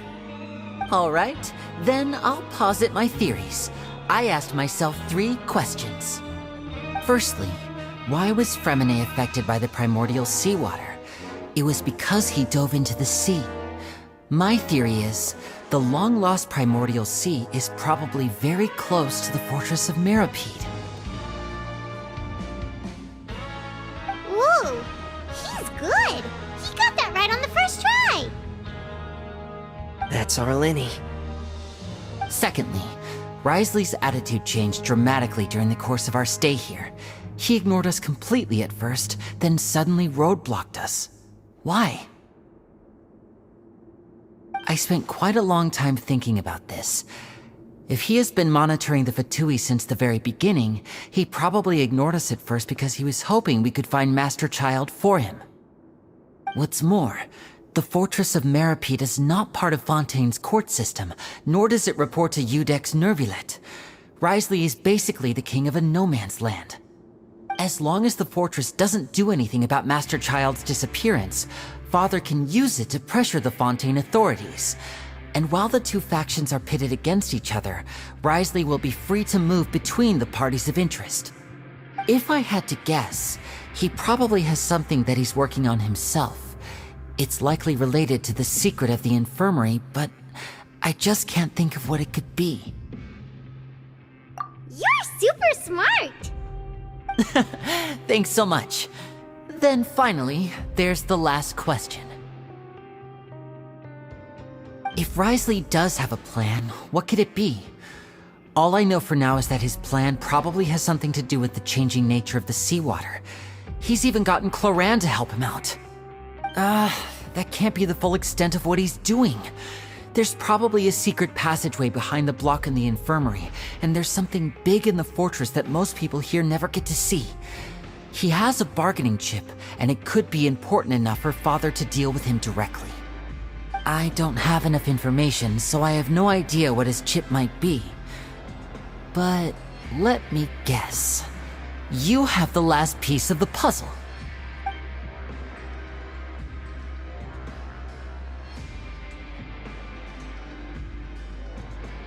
I can't believe it. The sea will engulf everyone. Just like the prophecy said. Could Risley have wanted to meet Father to figure out a way to deal with this crisis? If you remember, I once mentioned that Father sees the House of the Hearth as her base of operations, and she truly wants to resolve the crisis. But how could Risley have known that? Or perhaps he didn't know, and just wanted to bring Father over to his side? Which could be why he said he just wanted to negotiate. Yeah, that makes sense to me. I understand your concerns as well, Traveler. I'll figure out a way to pass this on to our father. No matter what, we're on your side. The two of you have already aided us far too much. We probably wouldn't be standing here right now if not for you. If you ever need anything else going forward, please come to the House of the Hearth at any time. Though you may not share the sentiment, after all that we've gone through together, the three of us basically see you as family now. You have my gratitude. Thank you for protecting Linny when it really mattered. And thank you for sharing the secrets of the fortress with us. We didn't think you were going to do it. Why are you being so formal all of a sudden?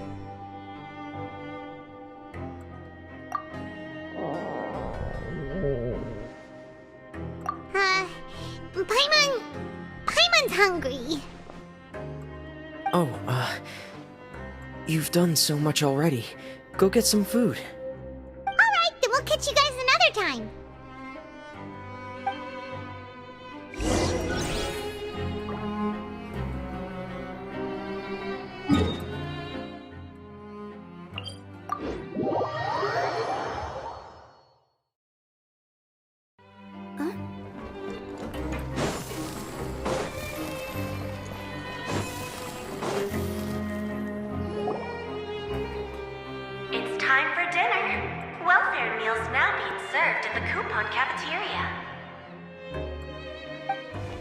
Come on, let's go pick up ours as well.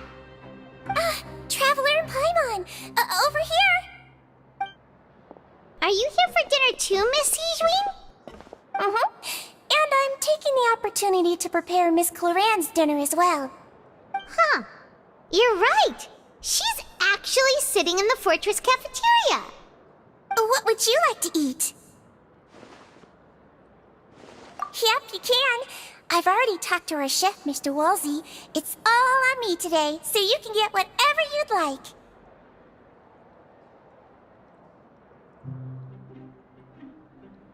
Me too! Don't forget Paimon!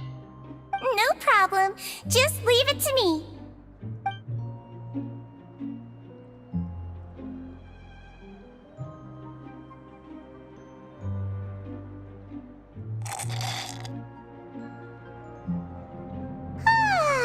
So delicious.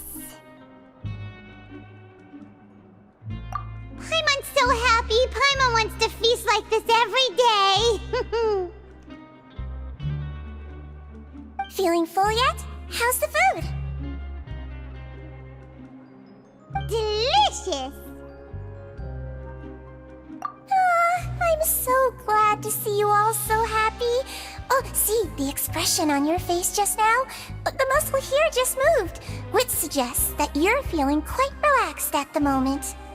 Sijween, do you do this to help your patients or to better understand human beings?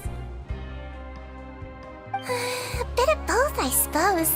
I'm a Melazine, which means I'm very different from human beings. I must know what you're thinking if I want to take good care of you. You're really good at taking care of people. Even though you're so short, you still talk and act like an older sister. Really? You're reminded of an older sister? That's great to hear. Oh, and what did you mean back in Risley's office? When you said that you were protecting Linny and his siblings as well? Oh, that. I just asked His Grace to look out for those children, especially that diver boy. I was getting a bit worried after hearing that something was wrong with the water. Thankfully, Glorand is very strong and managed to save him in the nick of time. His Grace also sealed the pipes after Glorand left, to make sure that Linny wouldn't impulsively chase after his brother. Although the path was blocked, we still stationed some guards there to stop anyone from approaching. They were instructed to only open the door once Miss Glorand had returned. Oh, and I was keeping an eye on Mr. Linny as well. We had to press him, but we couldn't allow him to be in any real danger. You were all super considerate and really thought everything through. It's just what we do down here at the fortress. At least this has been His Grace's style for as long as he's been the leader. Oh, I really wish Monsieur Nervula would come down here more often too. I feel like he'd like it here, with all the darkness and chaos.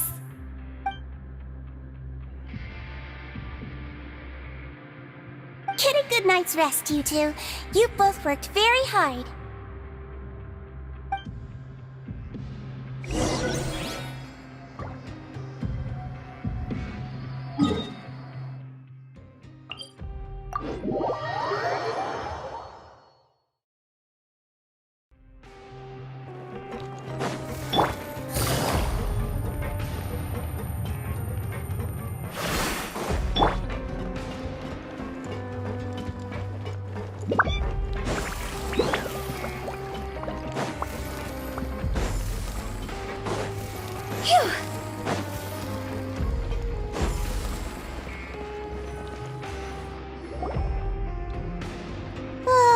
So much has happened.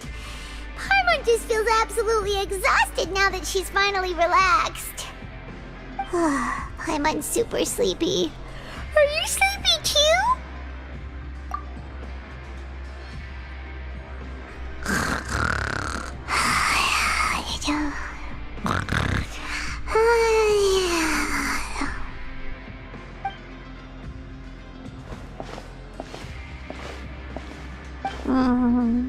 Delicious. Paimon wants seconds for free.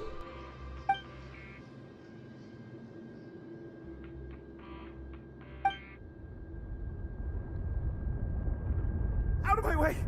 Get out of my way! What happened? Why is everyone running? No idea, but something must have happened. Stop asking!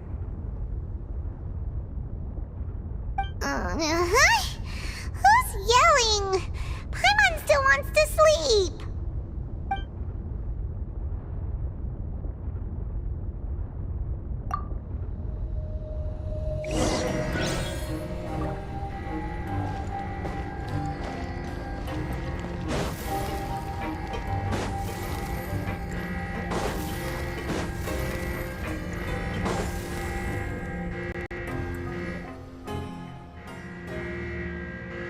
What happened? Why is everyone running around? Hey! What are you doing? No time to explain, mate. Goodbye. Hey! Wait! What's wrong with these people? They won't even talk to us. They're here! There you are! Oh, thank goodness! Quisto and Lavaroon, do you know what happened here? We came here especially to inform you. Something seems to have gone terribly wrong just now. His Grace is telling everyone to evacuate and get out of here. Lavaroon was saying you two are new here and you don't have many friends, so you might slip through the cracks. Haven't you heard all the stories like that? An evacuation is successfully completed, yet you only find out once you do a head count that 1 or 2 people are missing. Wait, weren't you the one who brought that up? Why is it suddenly my idea? Hey, shut up! Okay, whatever. The point is, you should come with us. Yeah, he said to get as far away as possible, upwards and outwards.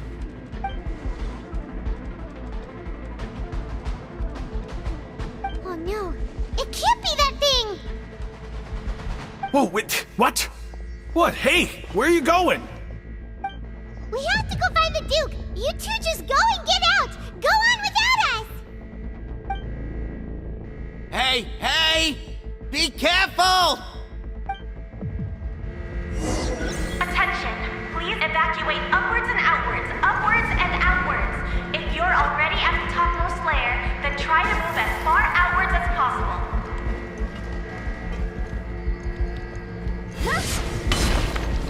Go! Attention!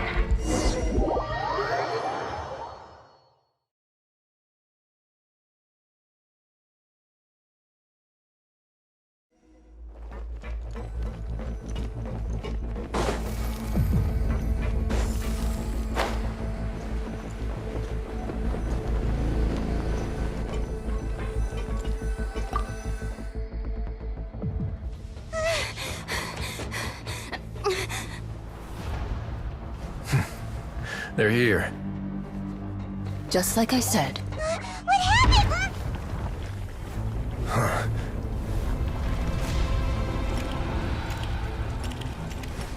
You're just in time. But be ready to run.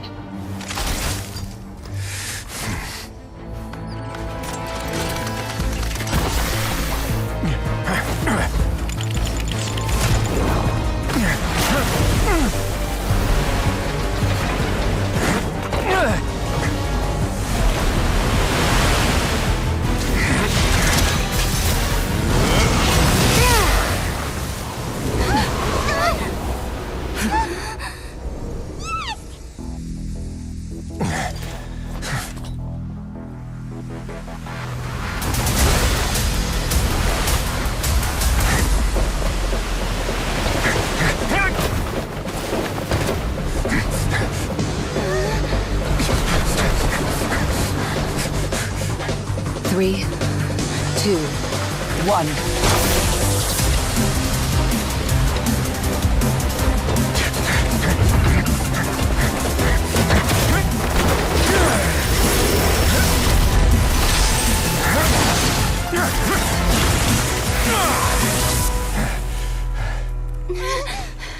This won't hold it for long. Find Neuvillette. Tell him the defenses are about to collapse. Then what will happen to you? Until he arrives, we're the last line of defense.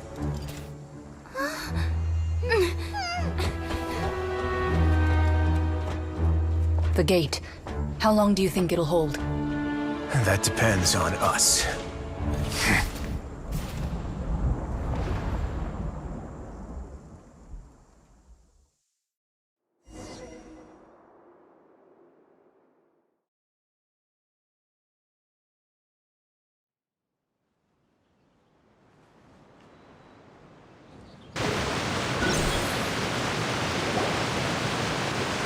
Neuvillette?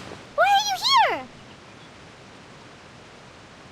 Traveler, I need you to head to the Opera House immediately. Farina will soon be meeting with the knave there. You must protect Farina, and make sure she doesn't spend too much time alone with her. Will do. You have my sincerest gratitude.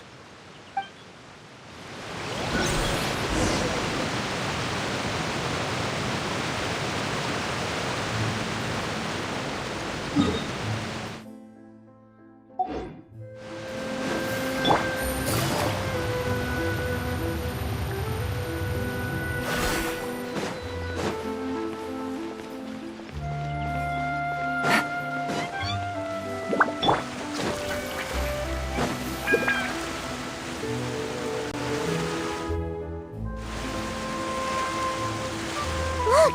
There are a ton of Fatilian Palais Mermonia people over there! The knave is probably here already. We need to hurry!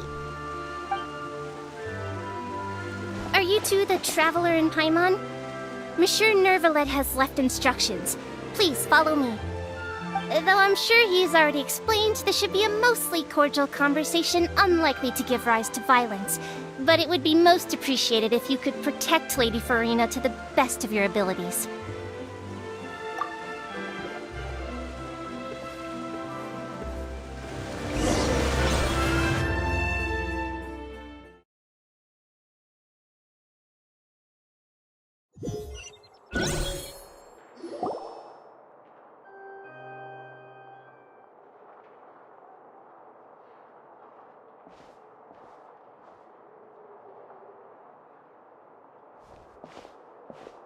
Oh, so you two are the honored guests Miss Farina mentioned.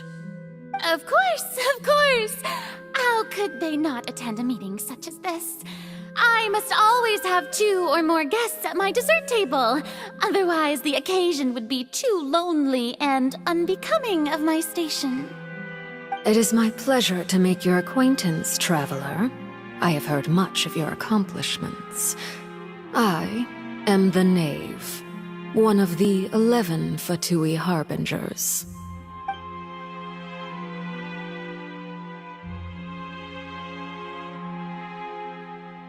I've already prepared seats for you. Come, sit beside me. Perhaps you two are unaware of how Miss Farina and I do things. You see, we actually recently agreed to get together for tea when we had the time. See this? This is a limited type of confectionery that Miss Farina simply adores. There are only 16 slices sold every day. Here, why don't you and Paimon have a taste?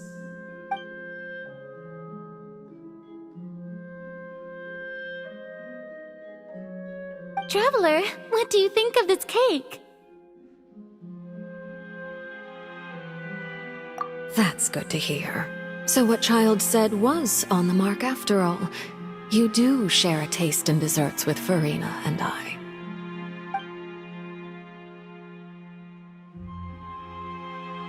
I wonder how he's doing nowadays.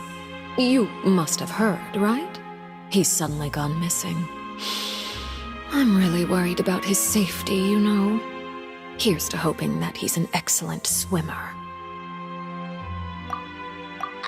Since we're talking about him, I feel like I should add something.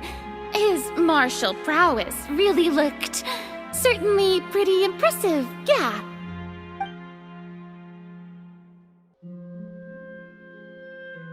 Oh, so you're also familiar with his aptitude for fighting, Miss Farina. Oh, right. I almost forgot. Child was subdued by Udex Nuvillette right in front of you. Against ordinary people, my colleague would never be on the back foot. But alas, he just never imagined he'd run into such a person. I must express my admiration for Monsieur Nuvillette. Coming from you, that's not surprising at all. But I thought you would be happier to hear the news. Of course, but it's still a bit of a shame. You see, I would have been far happier had I received this news somewhat earlier. As you well know, a long time has passed since Child disappeared.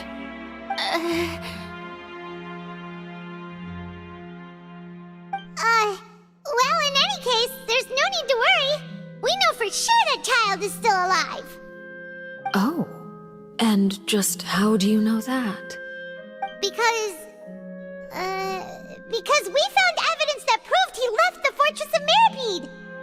And where did he go after leaving the fortress? Well...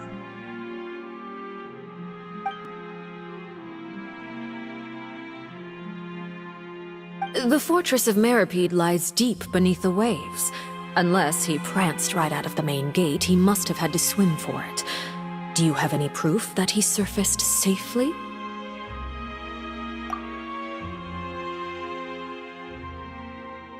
Ah, that is good news at least.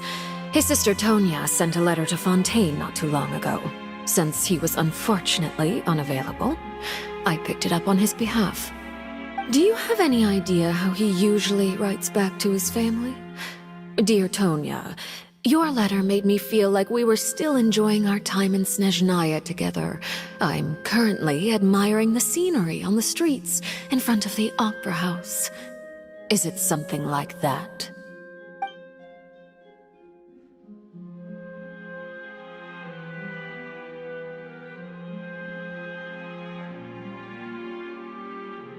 All letters tend to follow the same few formats anyway, right?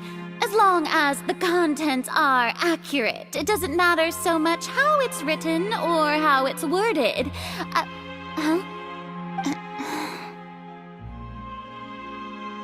Hold on. The water in the teacup is shaking. I suppose this is also a sign of things to come, Miss Farina. I don't quite understand what you're trying to say. Have we entered into the next stage of the prophecy?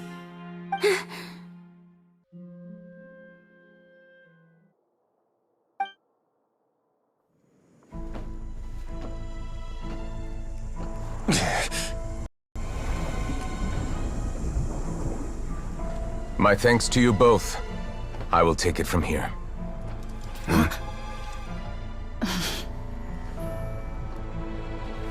Sure you don't need a hand? Quite sure. Wow. So, what's your secret, huh? Let me guess. Nah, who knows? Maybe it's just your sense of responsibility. Sounds about right.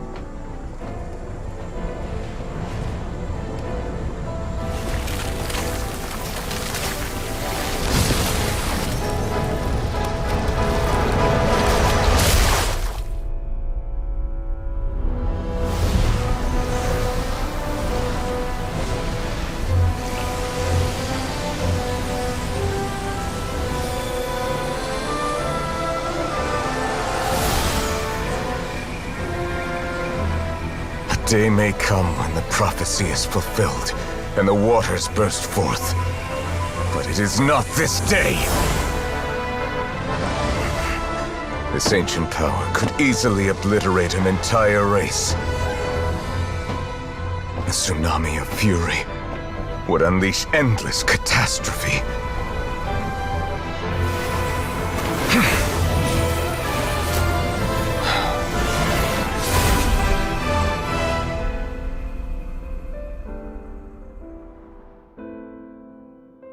This sentence is too severe.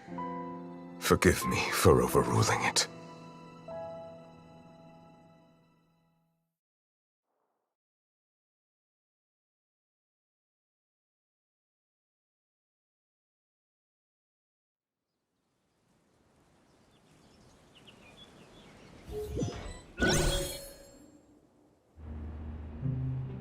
All right.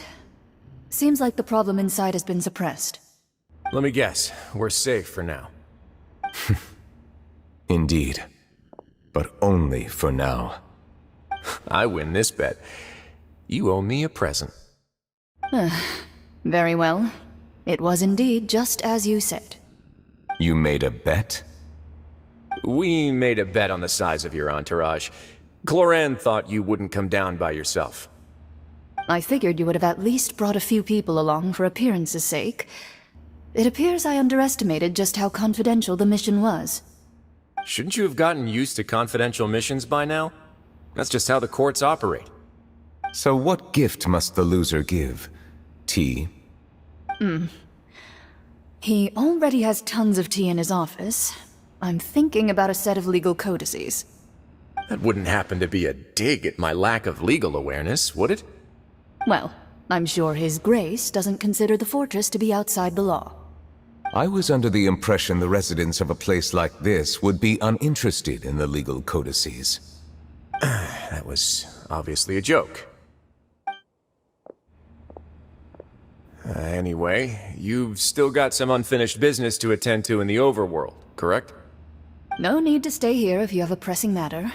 We all know you can't leave Palais Mermonia for long. Thank you. I hope everything went smoothly with the Fatui Harbinger.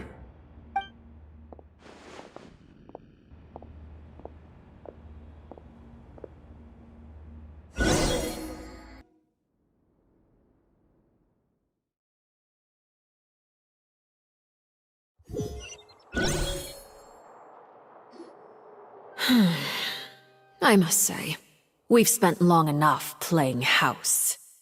Miss Farina, as the Hydro Archon, I am sure you understand the exact meaning of the phenomenon we just witnessed. Or should I say, that's what I originally thought. But looking at your expression, was I wrong? And you haven't a clue? What are you trying to say? At this point, I don't think there's any more need to speak as diplomatic representatives.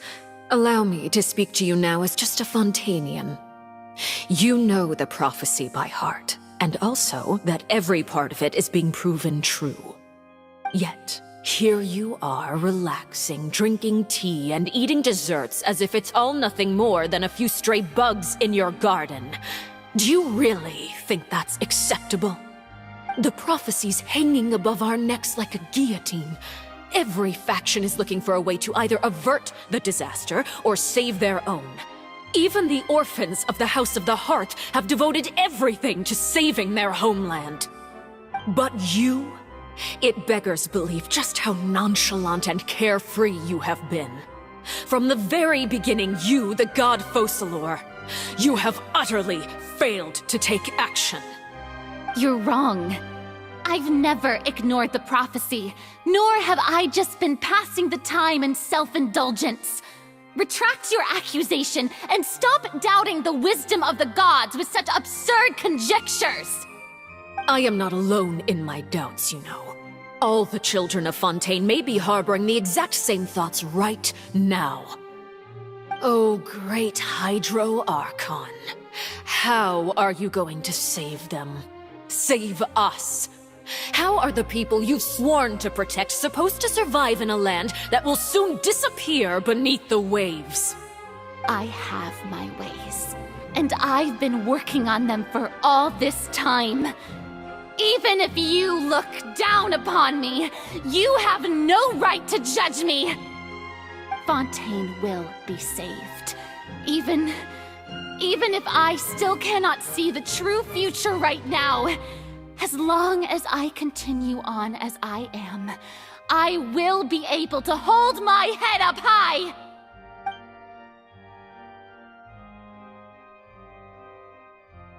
Then I ask you, Miss Farina, just what have you been working on? Where can we see it, and what is it doing to help?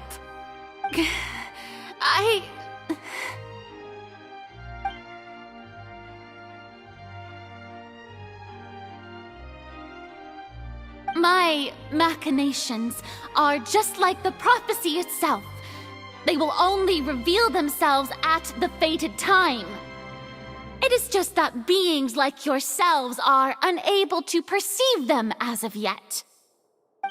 I see. As a god, the proof of your labor always lies beyond prying mortal eyes. Allow me to be so bold as to ask another way. Would it be possible for you to tell us the parts of your plan that are not confidential? Such as your emergency response plan for the impending disaster? An emergency response plan? Oh, that look in your eyes. Have you not even prepared one of those? The emergency response plan is also strictly confidential. Then allow me to jog your memory. Miss Farina, what is the purpose of your Oratrice Mécanique d'Analyse Cardinal? And what do you plan to do with the massive amounts of indemnitium that has accumulated over the years? The Oratrice? It's just like it appears to be. So you also have no idea. If I'm not mistaken, someone's using it to prepare for something. But unfortunately, it would seem that someone is not you, Miss Farina. I first caught wind of this when Linny tried to investigate the Oratrice in the Opera House. You see, even just getting close to the core contaminated him with an extremely large amount of indemnitium. But even if that had nothing to do with you, then what could you possibly be working on, oh great Hydro Archon? Oh, right. I almost forgot. Udex Neuvillette is not at the tea party with us today. Miss Farina, I suppose you must have ordered him away to take care of some troublesome business. Yeah, yes, that's exactly right. Please keep it a secret for me. Of course I will. Although, I must say, Miss Farina, you seem quite insecure without the Udex by your side. Oh, very well. Let's stop that conversation here. There are still a few slices of cake left, so please, help yourselves, everyone.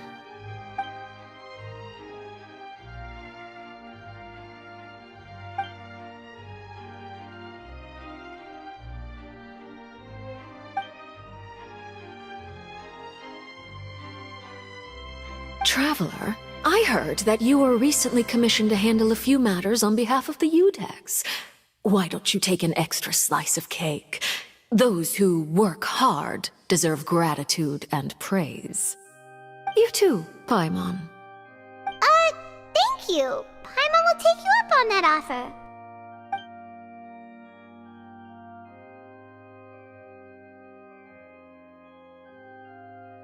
Oh, Paimon's super full. That cake was great. If it's on my tea table, it must be of the highest quality. Yes, and we must thank the knave for bringing these over as well. You're welcome. I'm sure the cake also felt greatly honored to be featured at Miss Farina's table, and I was merely catering to Miss Farina's tastes, seeking a chance to chat over tea. It is getting late. Why don't we call it a day? There are still a few matters that I need to take care of, so I must take my leave now. Very well. We'll end it here. Mind seeing me off, Traveler? We could use the opportunity to discuss Child before I must be on my way. Paimon's coming too!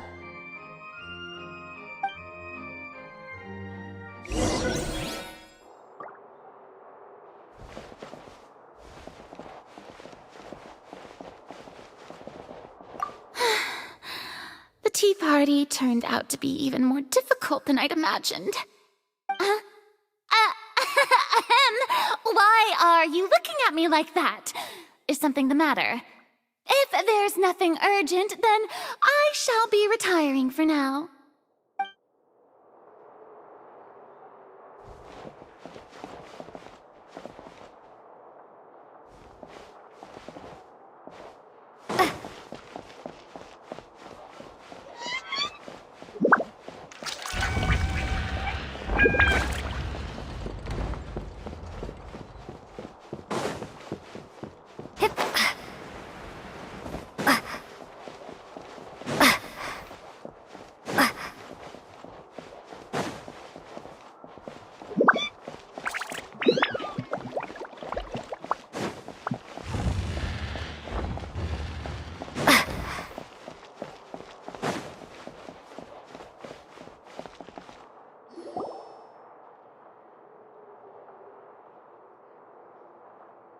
I'm glad that you were willing to come with me. Of course, Child was just an excuse. I have no interest in your dealings with him. That's what Paimon thought. You lent your aid to the children of the House of the Hearth. As their father, I would like to express my gratitude. Do I look like an irresponsible father to you? The House of the Hearth is very important to me. You should know that I care deeply about my children. That was all. Formal topics should be discussed in formal settings, and informal topics in informal settings. I know you just returned from the fortress of Meripede. Relax. I have no intention of trying to get anything out of you. Linny, Lynette, and Fremine are still there, and I trust their judgment and abilities. They've all been working very hard and have always done all they can to fight back against anyone who tried to stop them, especially Linny. You mean Wriothesley. He's a tricky one to deal with. It's unfortunate that Linny's so eager to prove himself that he can't learn to rely on others, including me. By the way, and you can just consider this a bit of idle gossip, but what's your impression of Farina?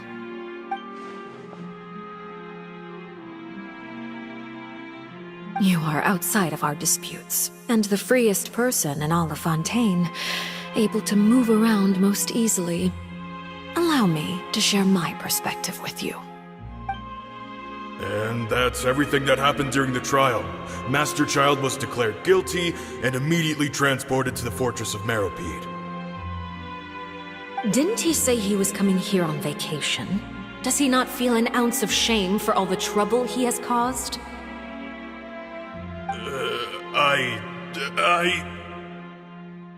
Forget it.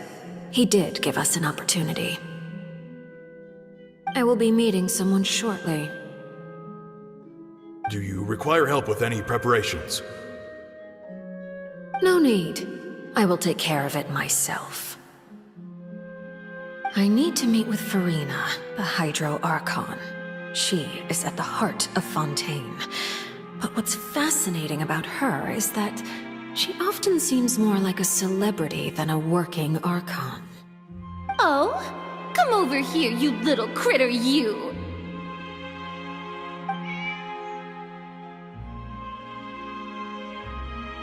You dare to run from me? Stop right this instant! My goal is just to discover the location of the Gnosis. But I didn't expect the chance to approach Farina to be handed to me on a silver platter. This is so easy, it's actually making me a bit suspicious. Anything left unguarded is usually just bait. But no one will blame someone for taking the bait. After all, from the moment it was attached to the hook, the bait is meant to be sacrificed. It's just as I guessed in the second before I struck. The Hydronosis is not currently held by the Archon. In fact, this Archon doesn't seem like a god at all. And I sense that she's under some kind of curse. Who are you? And what are you trying to do? Please don't kill me! I'm begging you, please! The fear in her pupils is genuine, so perhaps she's not bait after all. Either way, targeting her has lost all meaning. I left the scene with ease. Nobody came looking for me, and nobody could serve as a witness to my near assassination of Focalor. I suspect even Farina dares not mention this incident to anyone. Not long after, my informants confirmed what I had guessed. After returning to her quarters, Farina quietly cried alone. She was so scared that she could not sleep that night, nor could she even bring herself to eat her cake. There's no doubt that there's something wrong with her. I began to entertain the possibility that she is not the true Hydro Archon. Perhaps Iudex Neuvillette is actually the genuine article. I have to find the Gnosis. If the Neuvillette hypothesis is correct, he is probably in possession of it. Alternatively, it might have been hidden in a place that's hard for ordinary people to access. Yes, Father. My dear children, please speak. News from the Fortress of Meropide. Master Child has gone missing. On top of that, the contacts and guards we bribed at the fortress have all gone quiet as well. Probably the handiwork of that Ridesley. I'm afraid so. This is a good opportunity. The value of a Harbinger is much higher than most would imagine. We now have an excuse to exert diplomatic pressure on the Fontaine authorities. Set up a meeting for me. I would like to meet the Hydro Archon and Iudex Neuvillette. Oh, and I have an additional mission for you three. Yes, Father. Tartaglia's disappearance was not a part of my plan, but I can use it to make a breakthrough. With this as my excuse, I can ask for an official audience and continue my investigation of Farina and Iudex Neuvillette. The initiative belongs to the House of the Hearth. My wish to investigate the fortress of Meripede will be a front. Lenny and his group will be responsible for the actual intelligence gathering.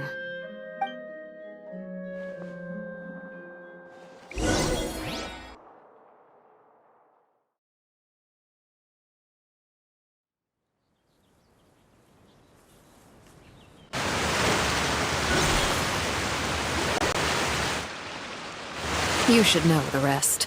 Lenny's group is quite close to you, so they wouldn't have hidden anything from you. You attacked the Hydro Archon? It wouldn't mean anything, even if you shouted it from the rooftops. After all, even Farina herself is still pretending that nothing of that sort ever happened. Alright then. I've now had 2 chances to enjoy tea with Farina. I have to say, the leadership of Fontaine is even more inscrutable than I had imagined. I once surmised that Iudex Neuvillette must be the Hydro Archon, but now, that doesn't seem right to me either. I am a servant of Her Majesty the Tsaritsa. Over my years of service, I've learned how a real Archon conducts and carries themselves. Whether Iudex Neuvillette or Farina, neither fits the bill. It's hard to imagine either of them as the Archon. Of course, that is all just how I feel. Gut feelings often do not require justification. It is, however, quite amusing to me that after all my years working in intelligence gathering, I've come to realize I am at a complete loss regarding the identity of the god of the land of my birth. Don't you think Fontaine is quite intriguing? A catastrophe looms, yet many secrets have yet to rise to the surface. It looks like Fontainians will have no choice but to save themselves. Ultimately, though, one must survive in order to do anything else. Should the need arise, I would be happy to cooperate with you. You don't need to commit to anything right now, of course. I have a feeling that the situation will continue to evolve, and as your name is often connected with noble deeds, I'm sure we will work together someday.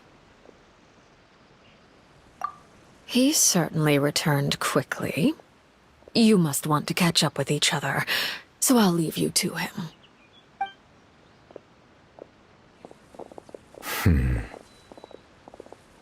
Neuvillette, is it over? For now, yes. But this issue will prove quite thorny in the long term. I'm concerned that sooner or later the prophesized events will occur. Thank you for protecting Farina. To put it simply, I used my power to force back the Primordial Sea and reseal the sluice gate.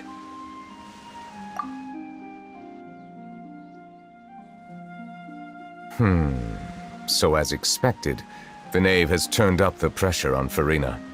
She's trying to feel her out, though I'm still unsure as to her motives. Permission granted.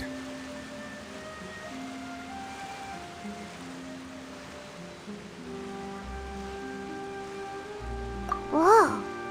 It can't be that you're the real Hydro Archon, right? But that's just a speculation on our part, though. You can't tell us?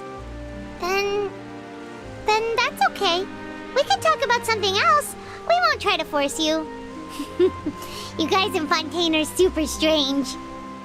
If by the phrase, you guys, you are referring to Farina and I, then although I'm not sure just what you are trying to imply, I must clarify that I do not share her positions on a multitude of topics. I believe so. The fortress has a long and complex history. It has seen much grief and suffering. And now, another catastrophe will soon be upon us. I mourn this turn of events. Huh? Why is it raining all of a sudden?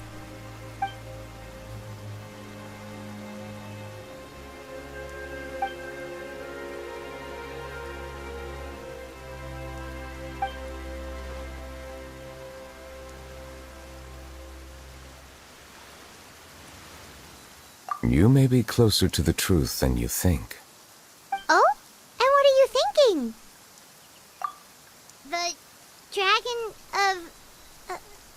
what? Huh? Please do not be so surprised. Farina?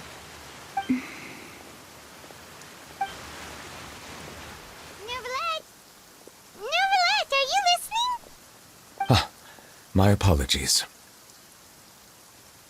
We were just guessing randomly. We didn't guess right, did we? You're not actually the dragon sovereign of water, right? Well, if you don't want to confirm or deny... You guessed correctly. I sincerely hope you'll be able to keep this a secret for me. Right, of course. We'll definitely help you keep it a secret. There's still something Paimon wants to ask you, though. Please, go ahead. Well, if you are the dragon sovereign of water, and you were able to force back the primordial sea from the fortress, then since Fontaine's prophecy is all about seawater, couldn't you just use your power to solve the crisis? None of the currently living dragon sovereigns in the world, myself included, possess our full dragonhood. They say that when the first usurper arrived on Tivat, they seized a part of the dragon's power. Today, that stolen power is the basis of the Archon's authorities. There are 7 elemental archons and 7 matching dragon sovereigns. The dragon sovereign of water who lived through that era perished a long time ago. As their successor, I know far less of that part of our ancient history. In any case, I believe I will not be able to do much unless the Archon disappears and returns their elemental authority to me. Given the status quo, however, I would recommend finding another way to deal with the prophecy. Oh, so even you can't solve it. I still have some urgent matters to attend to at my office. If you have any more questions regarding ancient history, you are welcome to discuss them with me at a later time. Please go right ahead. There's a place that Paimon wants to go too. Traveler, why don't we pay another visit to the Fortress of Meripede? Paimon is a little worried. We'll see you another time. Take care.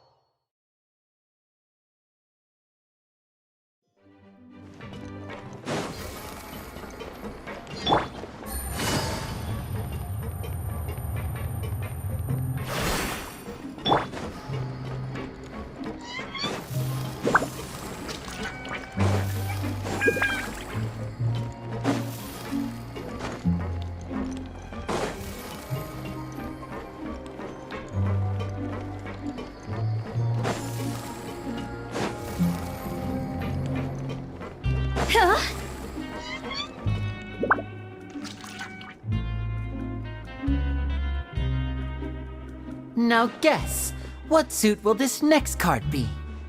A bare-teeth cat? Well, well, look who it is. Traveler, Paimon. Hello, everyone. Looks like you're recovering nicely from it, eh? Mm-hmm. Thanks to everyone's support. Oh, right. I managed to work up the courage to thank Miss Clorand in person. Whoa, how did she react? She told me that it was nothing. It was as if saving a life wasn't a big deal to her at all. She also told me not to worry about it. She didn't want to stress you out, that's all. She's right, and it's best not to dwell on it. Yeah. Okay, but check this out. We went back to the Opera House and we met the knave. You met Father? Did she say anything to you? She said a few things that were, a bit hard to understand. And also that she's looking forward to working with us in the future. Her attitude towards you is even better than what we'd imagined. That's fantastic. You should believe her. She has her own way of doing things, and she'll do everything in her power to help those she considers close, which now might also include you. Mm-hmm. Father is very capable, and also trustworthy.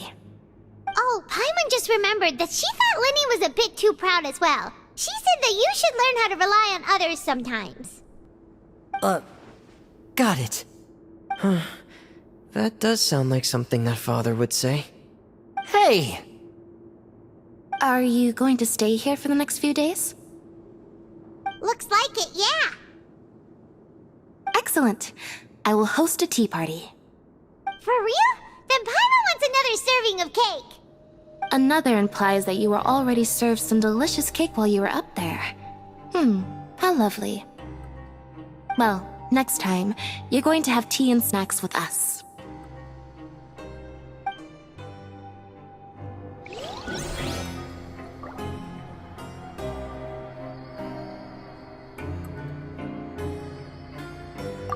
We should start preparing that tea party. Oh, that's a great idea. I'm all for it. I'll help you set it up.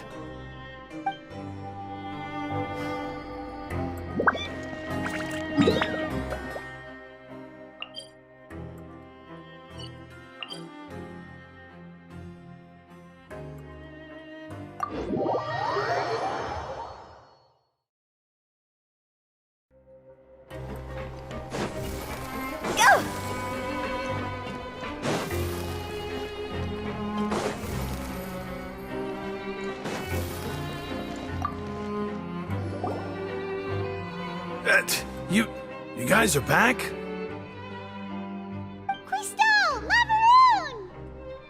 You guys didn't get caught and thrown back down here, right? Huh? No, not at all. And here I thought you'd managed to escape from jail during all the commotion. I'd held you up as legendary jailbreakers, but now you're telling me you just never left? We're sorry, but we just had some business to take care of.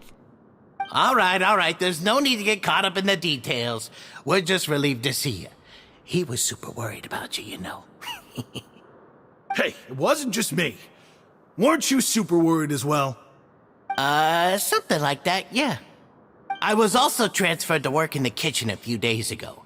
I can still hear Quisto mumbling to the carrots. Are those two all right? Do you think they made it out alive? Whenever he'd say that, I'd tell him I'm sure they're fine. Wherever they are, they're kicking back with drinks in hand, enjoying the lovely scenery. Hey, there's nothing wrong with worrying about your prison pals. Is there? I mean, considering how they always love listening to all my gossip. These two. They sure are a lot warmer and friendlier than when Paimon first met them. Oh, well, if you say so. I'll be watching you to make sure you finish every last bite.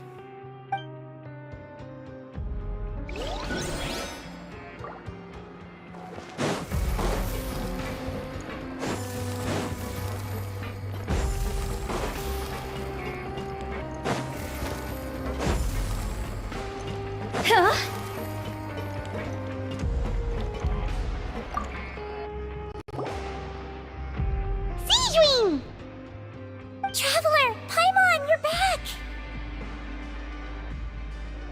Are you still doing alright? Did either of you get hurt? We're fine, but what about you guys? It was such a huge mess. How bad was it? A few people sustained superficial injuries, but that's about the extent of the damage. Monsieur Nervulette paid us a visit. It was all thanks to him that we managed to suppress the crisis for the time being. Of course, we must also thank you for the help you provided. How did Nervulette know that he was needed here? Well, Monsieur Nervulette has strong resonance with the hydro element. When the water level rises, he can feel the waves produced. I ran into the bombshell bros while bandaging the injuries of the wounded. They were mumbling the whole time about how you just ran down without a word. I'm so relieved to see that you're both alright. If you're not too pressed for time, please stay with us a few more days. Just let me know if you get a craving for any particular dish, so I can have Mr. Walsey get your meals prepared. Oh, and please feel free to visit the infirmary for a break at any time. I'd like to take the opportunity to spend some more time observing your facial muscles as well. Your happy smiles are quite contagious, you know. They're so memorable, and I've missed them immensely while you were gone.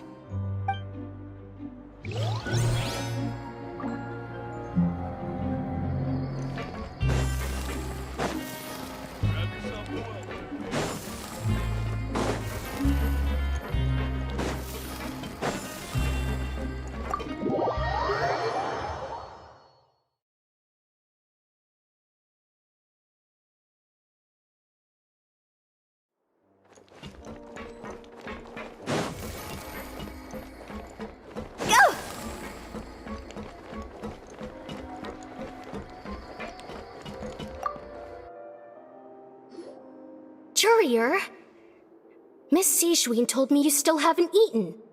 Yeah, I was working on something, so I forgot. That's no excuse for... Huh?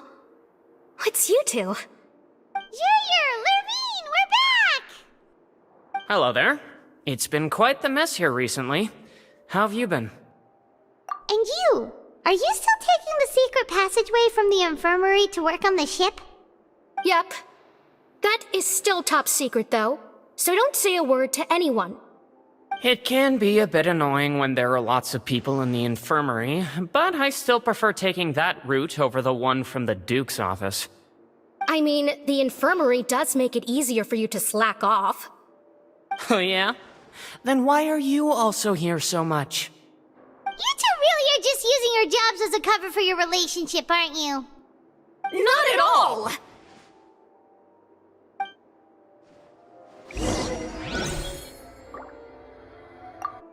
Courier, the rumors about us are literally everywhere now. Please do something about it. But it's not like I caused them by myself. All right. I'll try to do something about it when I can find the time.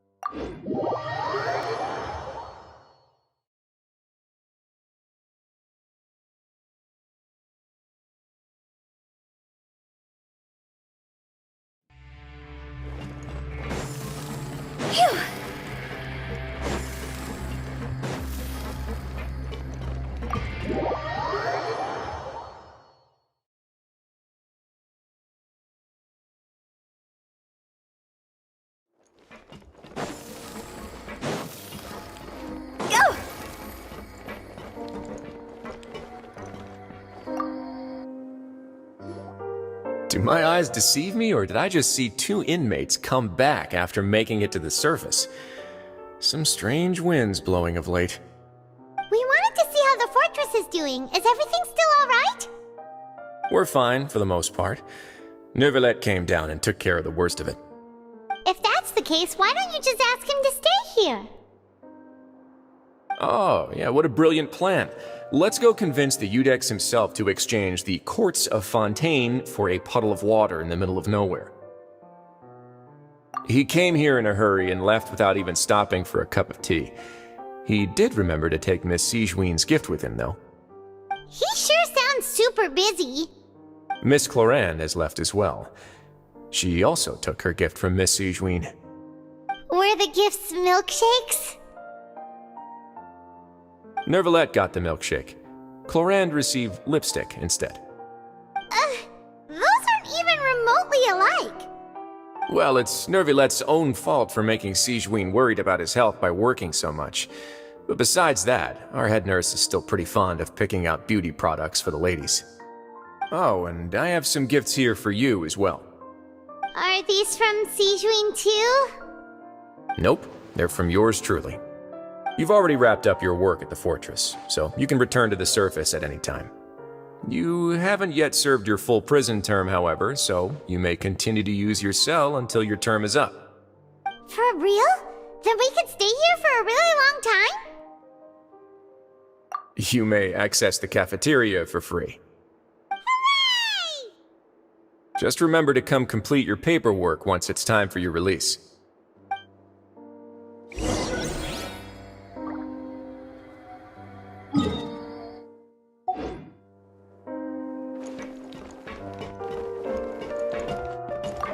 Your file can't be closed until we've completed your paperwork, so don't forget to come find me again when you're done serving your sentence.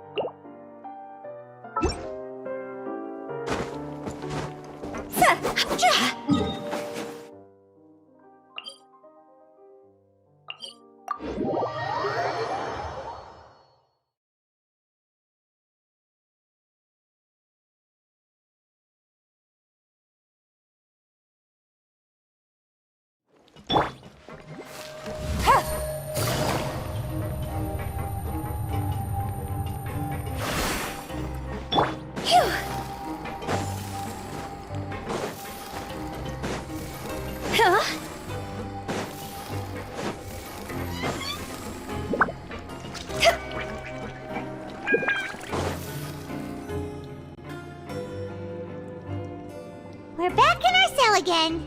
We're no longer prisoners though, so it really doesn't feel the same. Sure feels that way. But the truth is, we never did anything bad to begin with, so I'm not sure why we put so much pressure on ourselves. Huh? How did you know? Hey, that's not true! Alright. Okay, Paimon just wanted to say that we really are an amazing duo after all. It's like we've now gone to so many places together and become friends with so many people. We've never stopped traveling or stopped meeting new friends. There are so many bad things in the world, and we're just two people, but we've still been solving problems no matter where we go. Isn't that pretty cool? You're counting Paimon today? Aren't you the only adventurer here? Then let's ask Catherine to give Paimon an adventurer handbook as well. Paimon will also be an adventurer from today forward. Just our thoughts making Paimon giddy. Paimon's gonna crash, so you sleep soon too. The last time we fell asleep here, we woke up to a whole mess outside our cell. The primordial seawater nearly rose up. That was so scary. We should be safe now, right? Alright then, good night to you, traveler.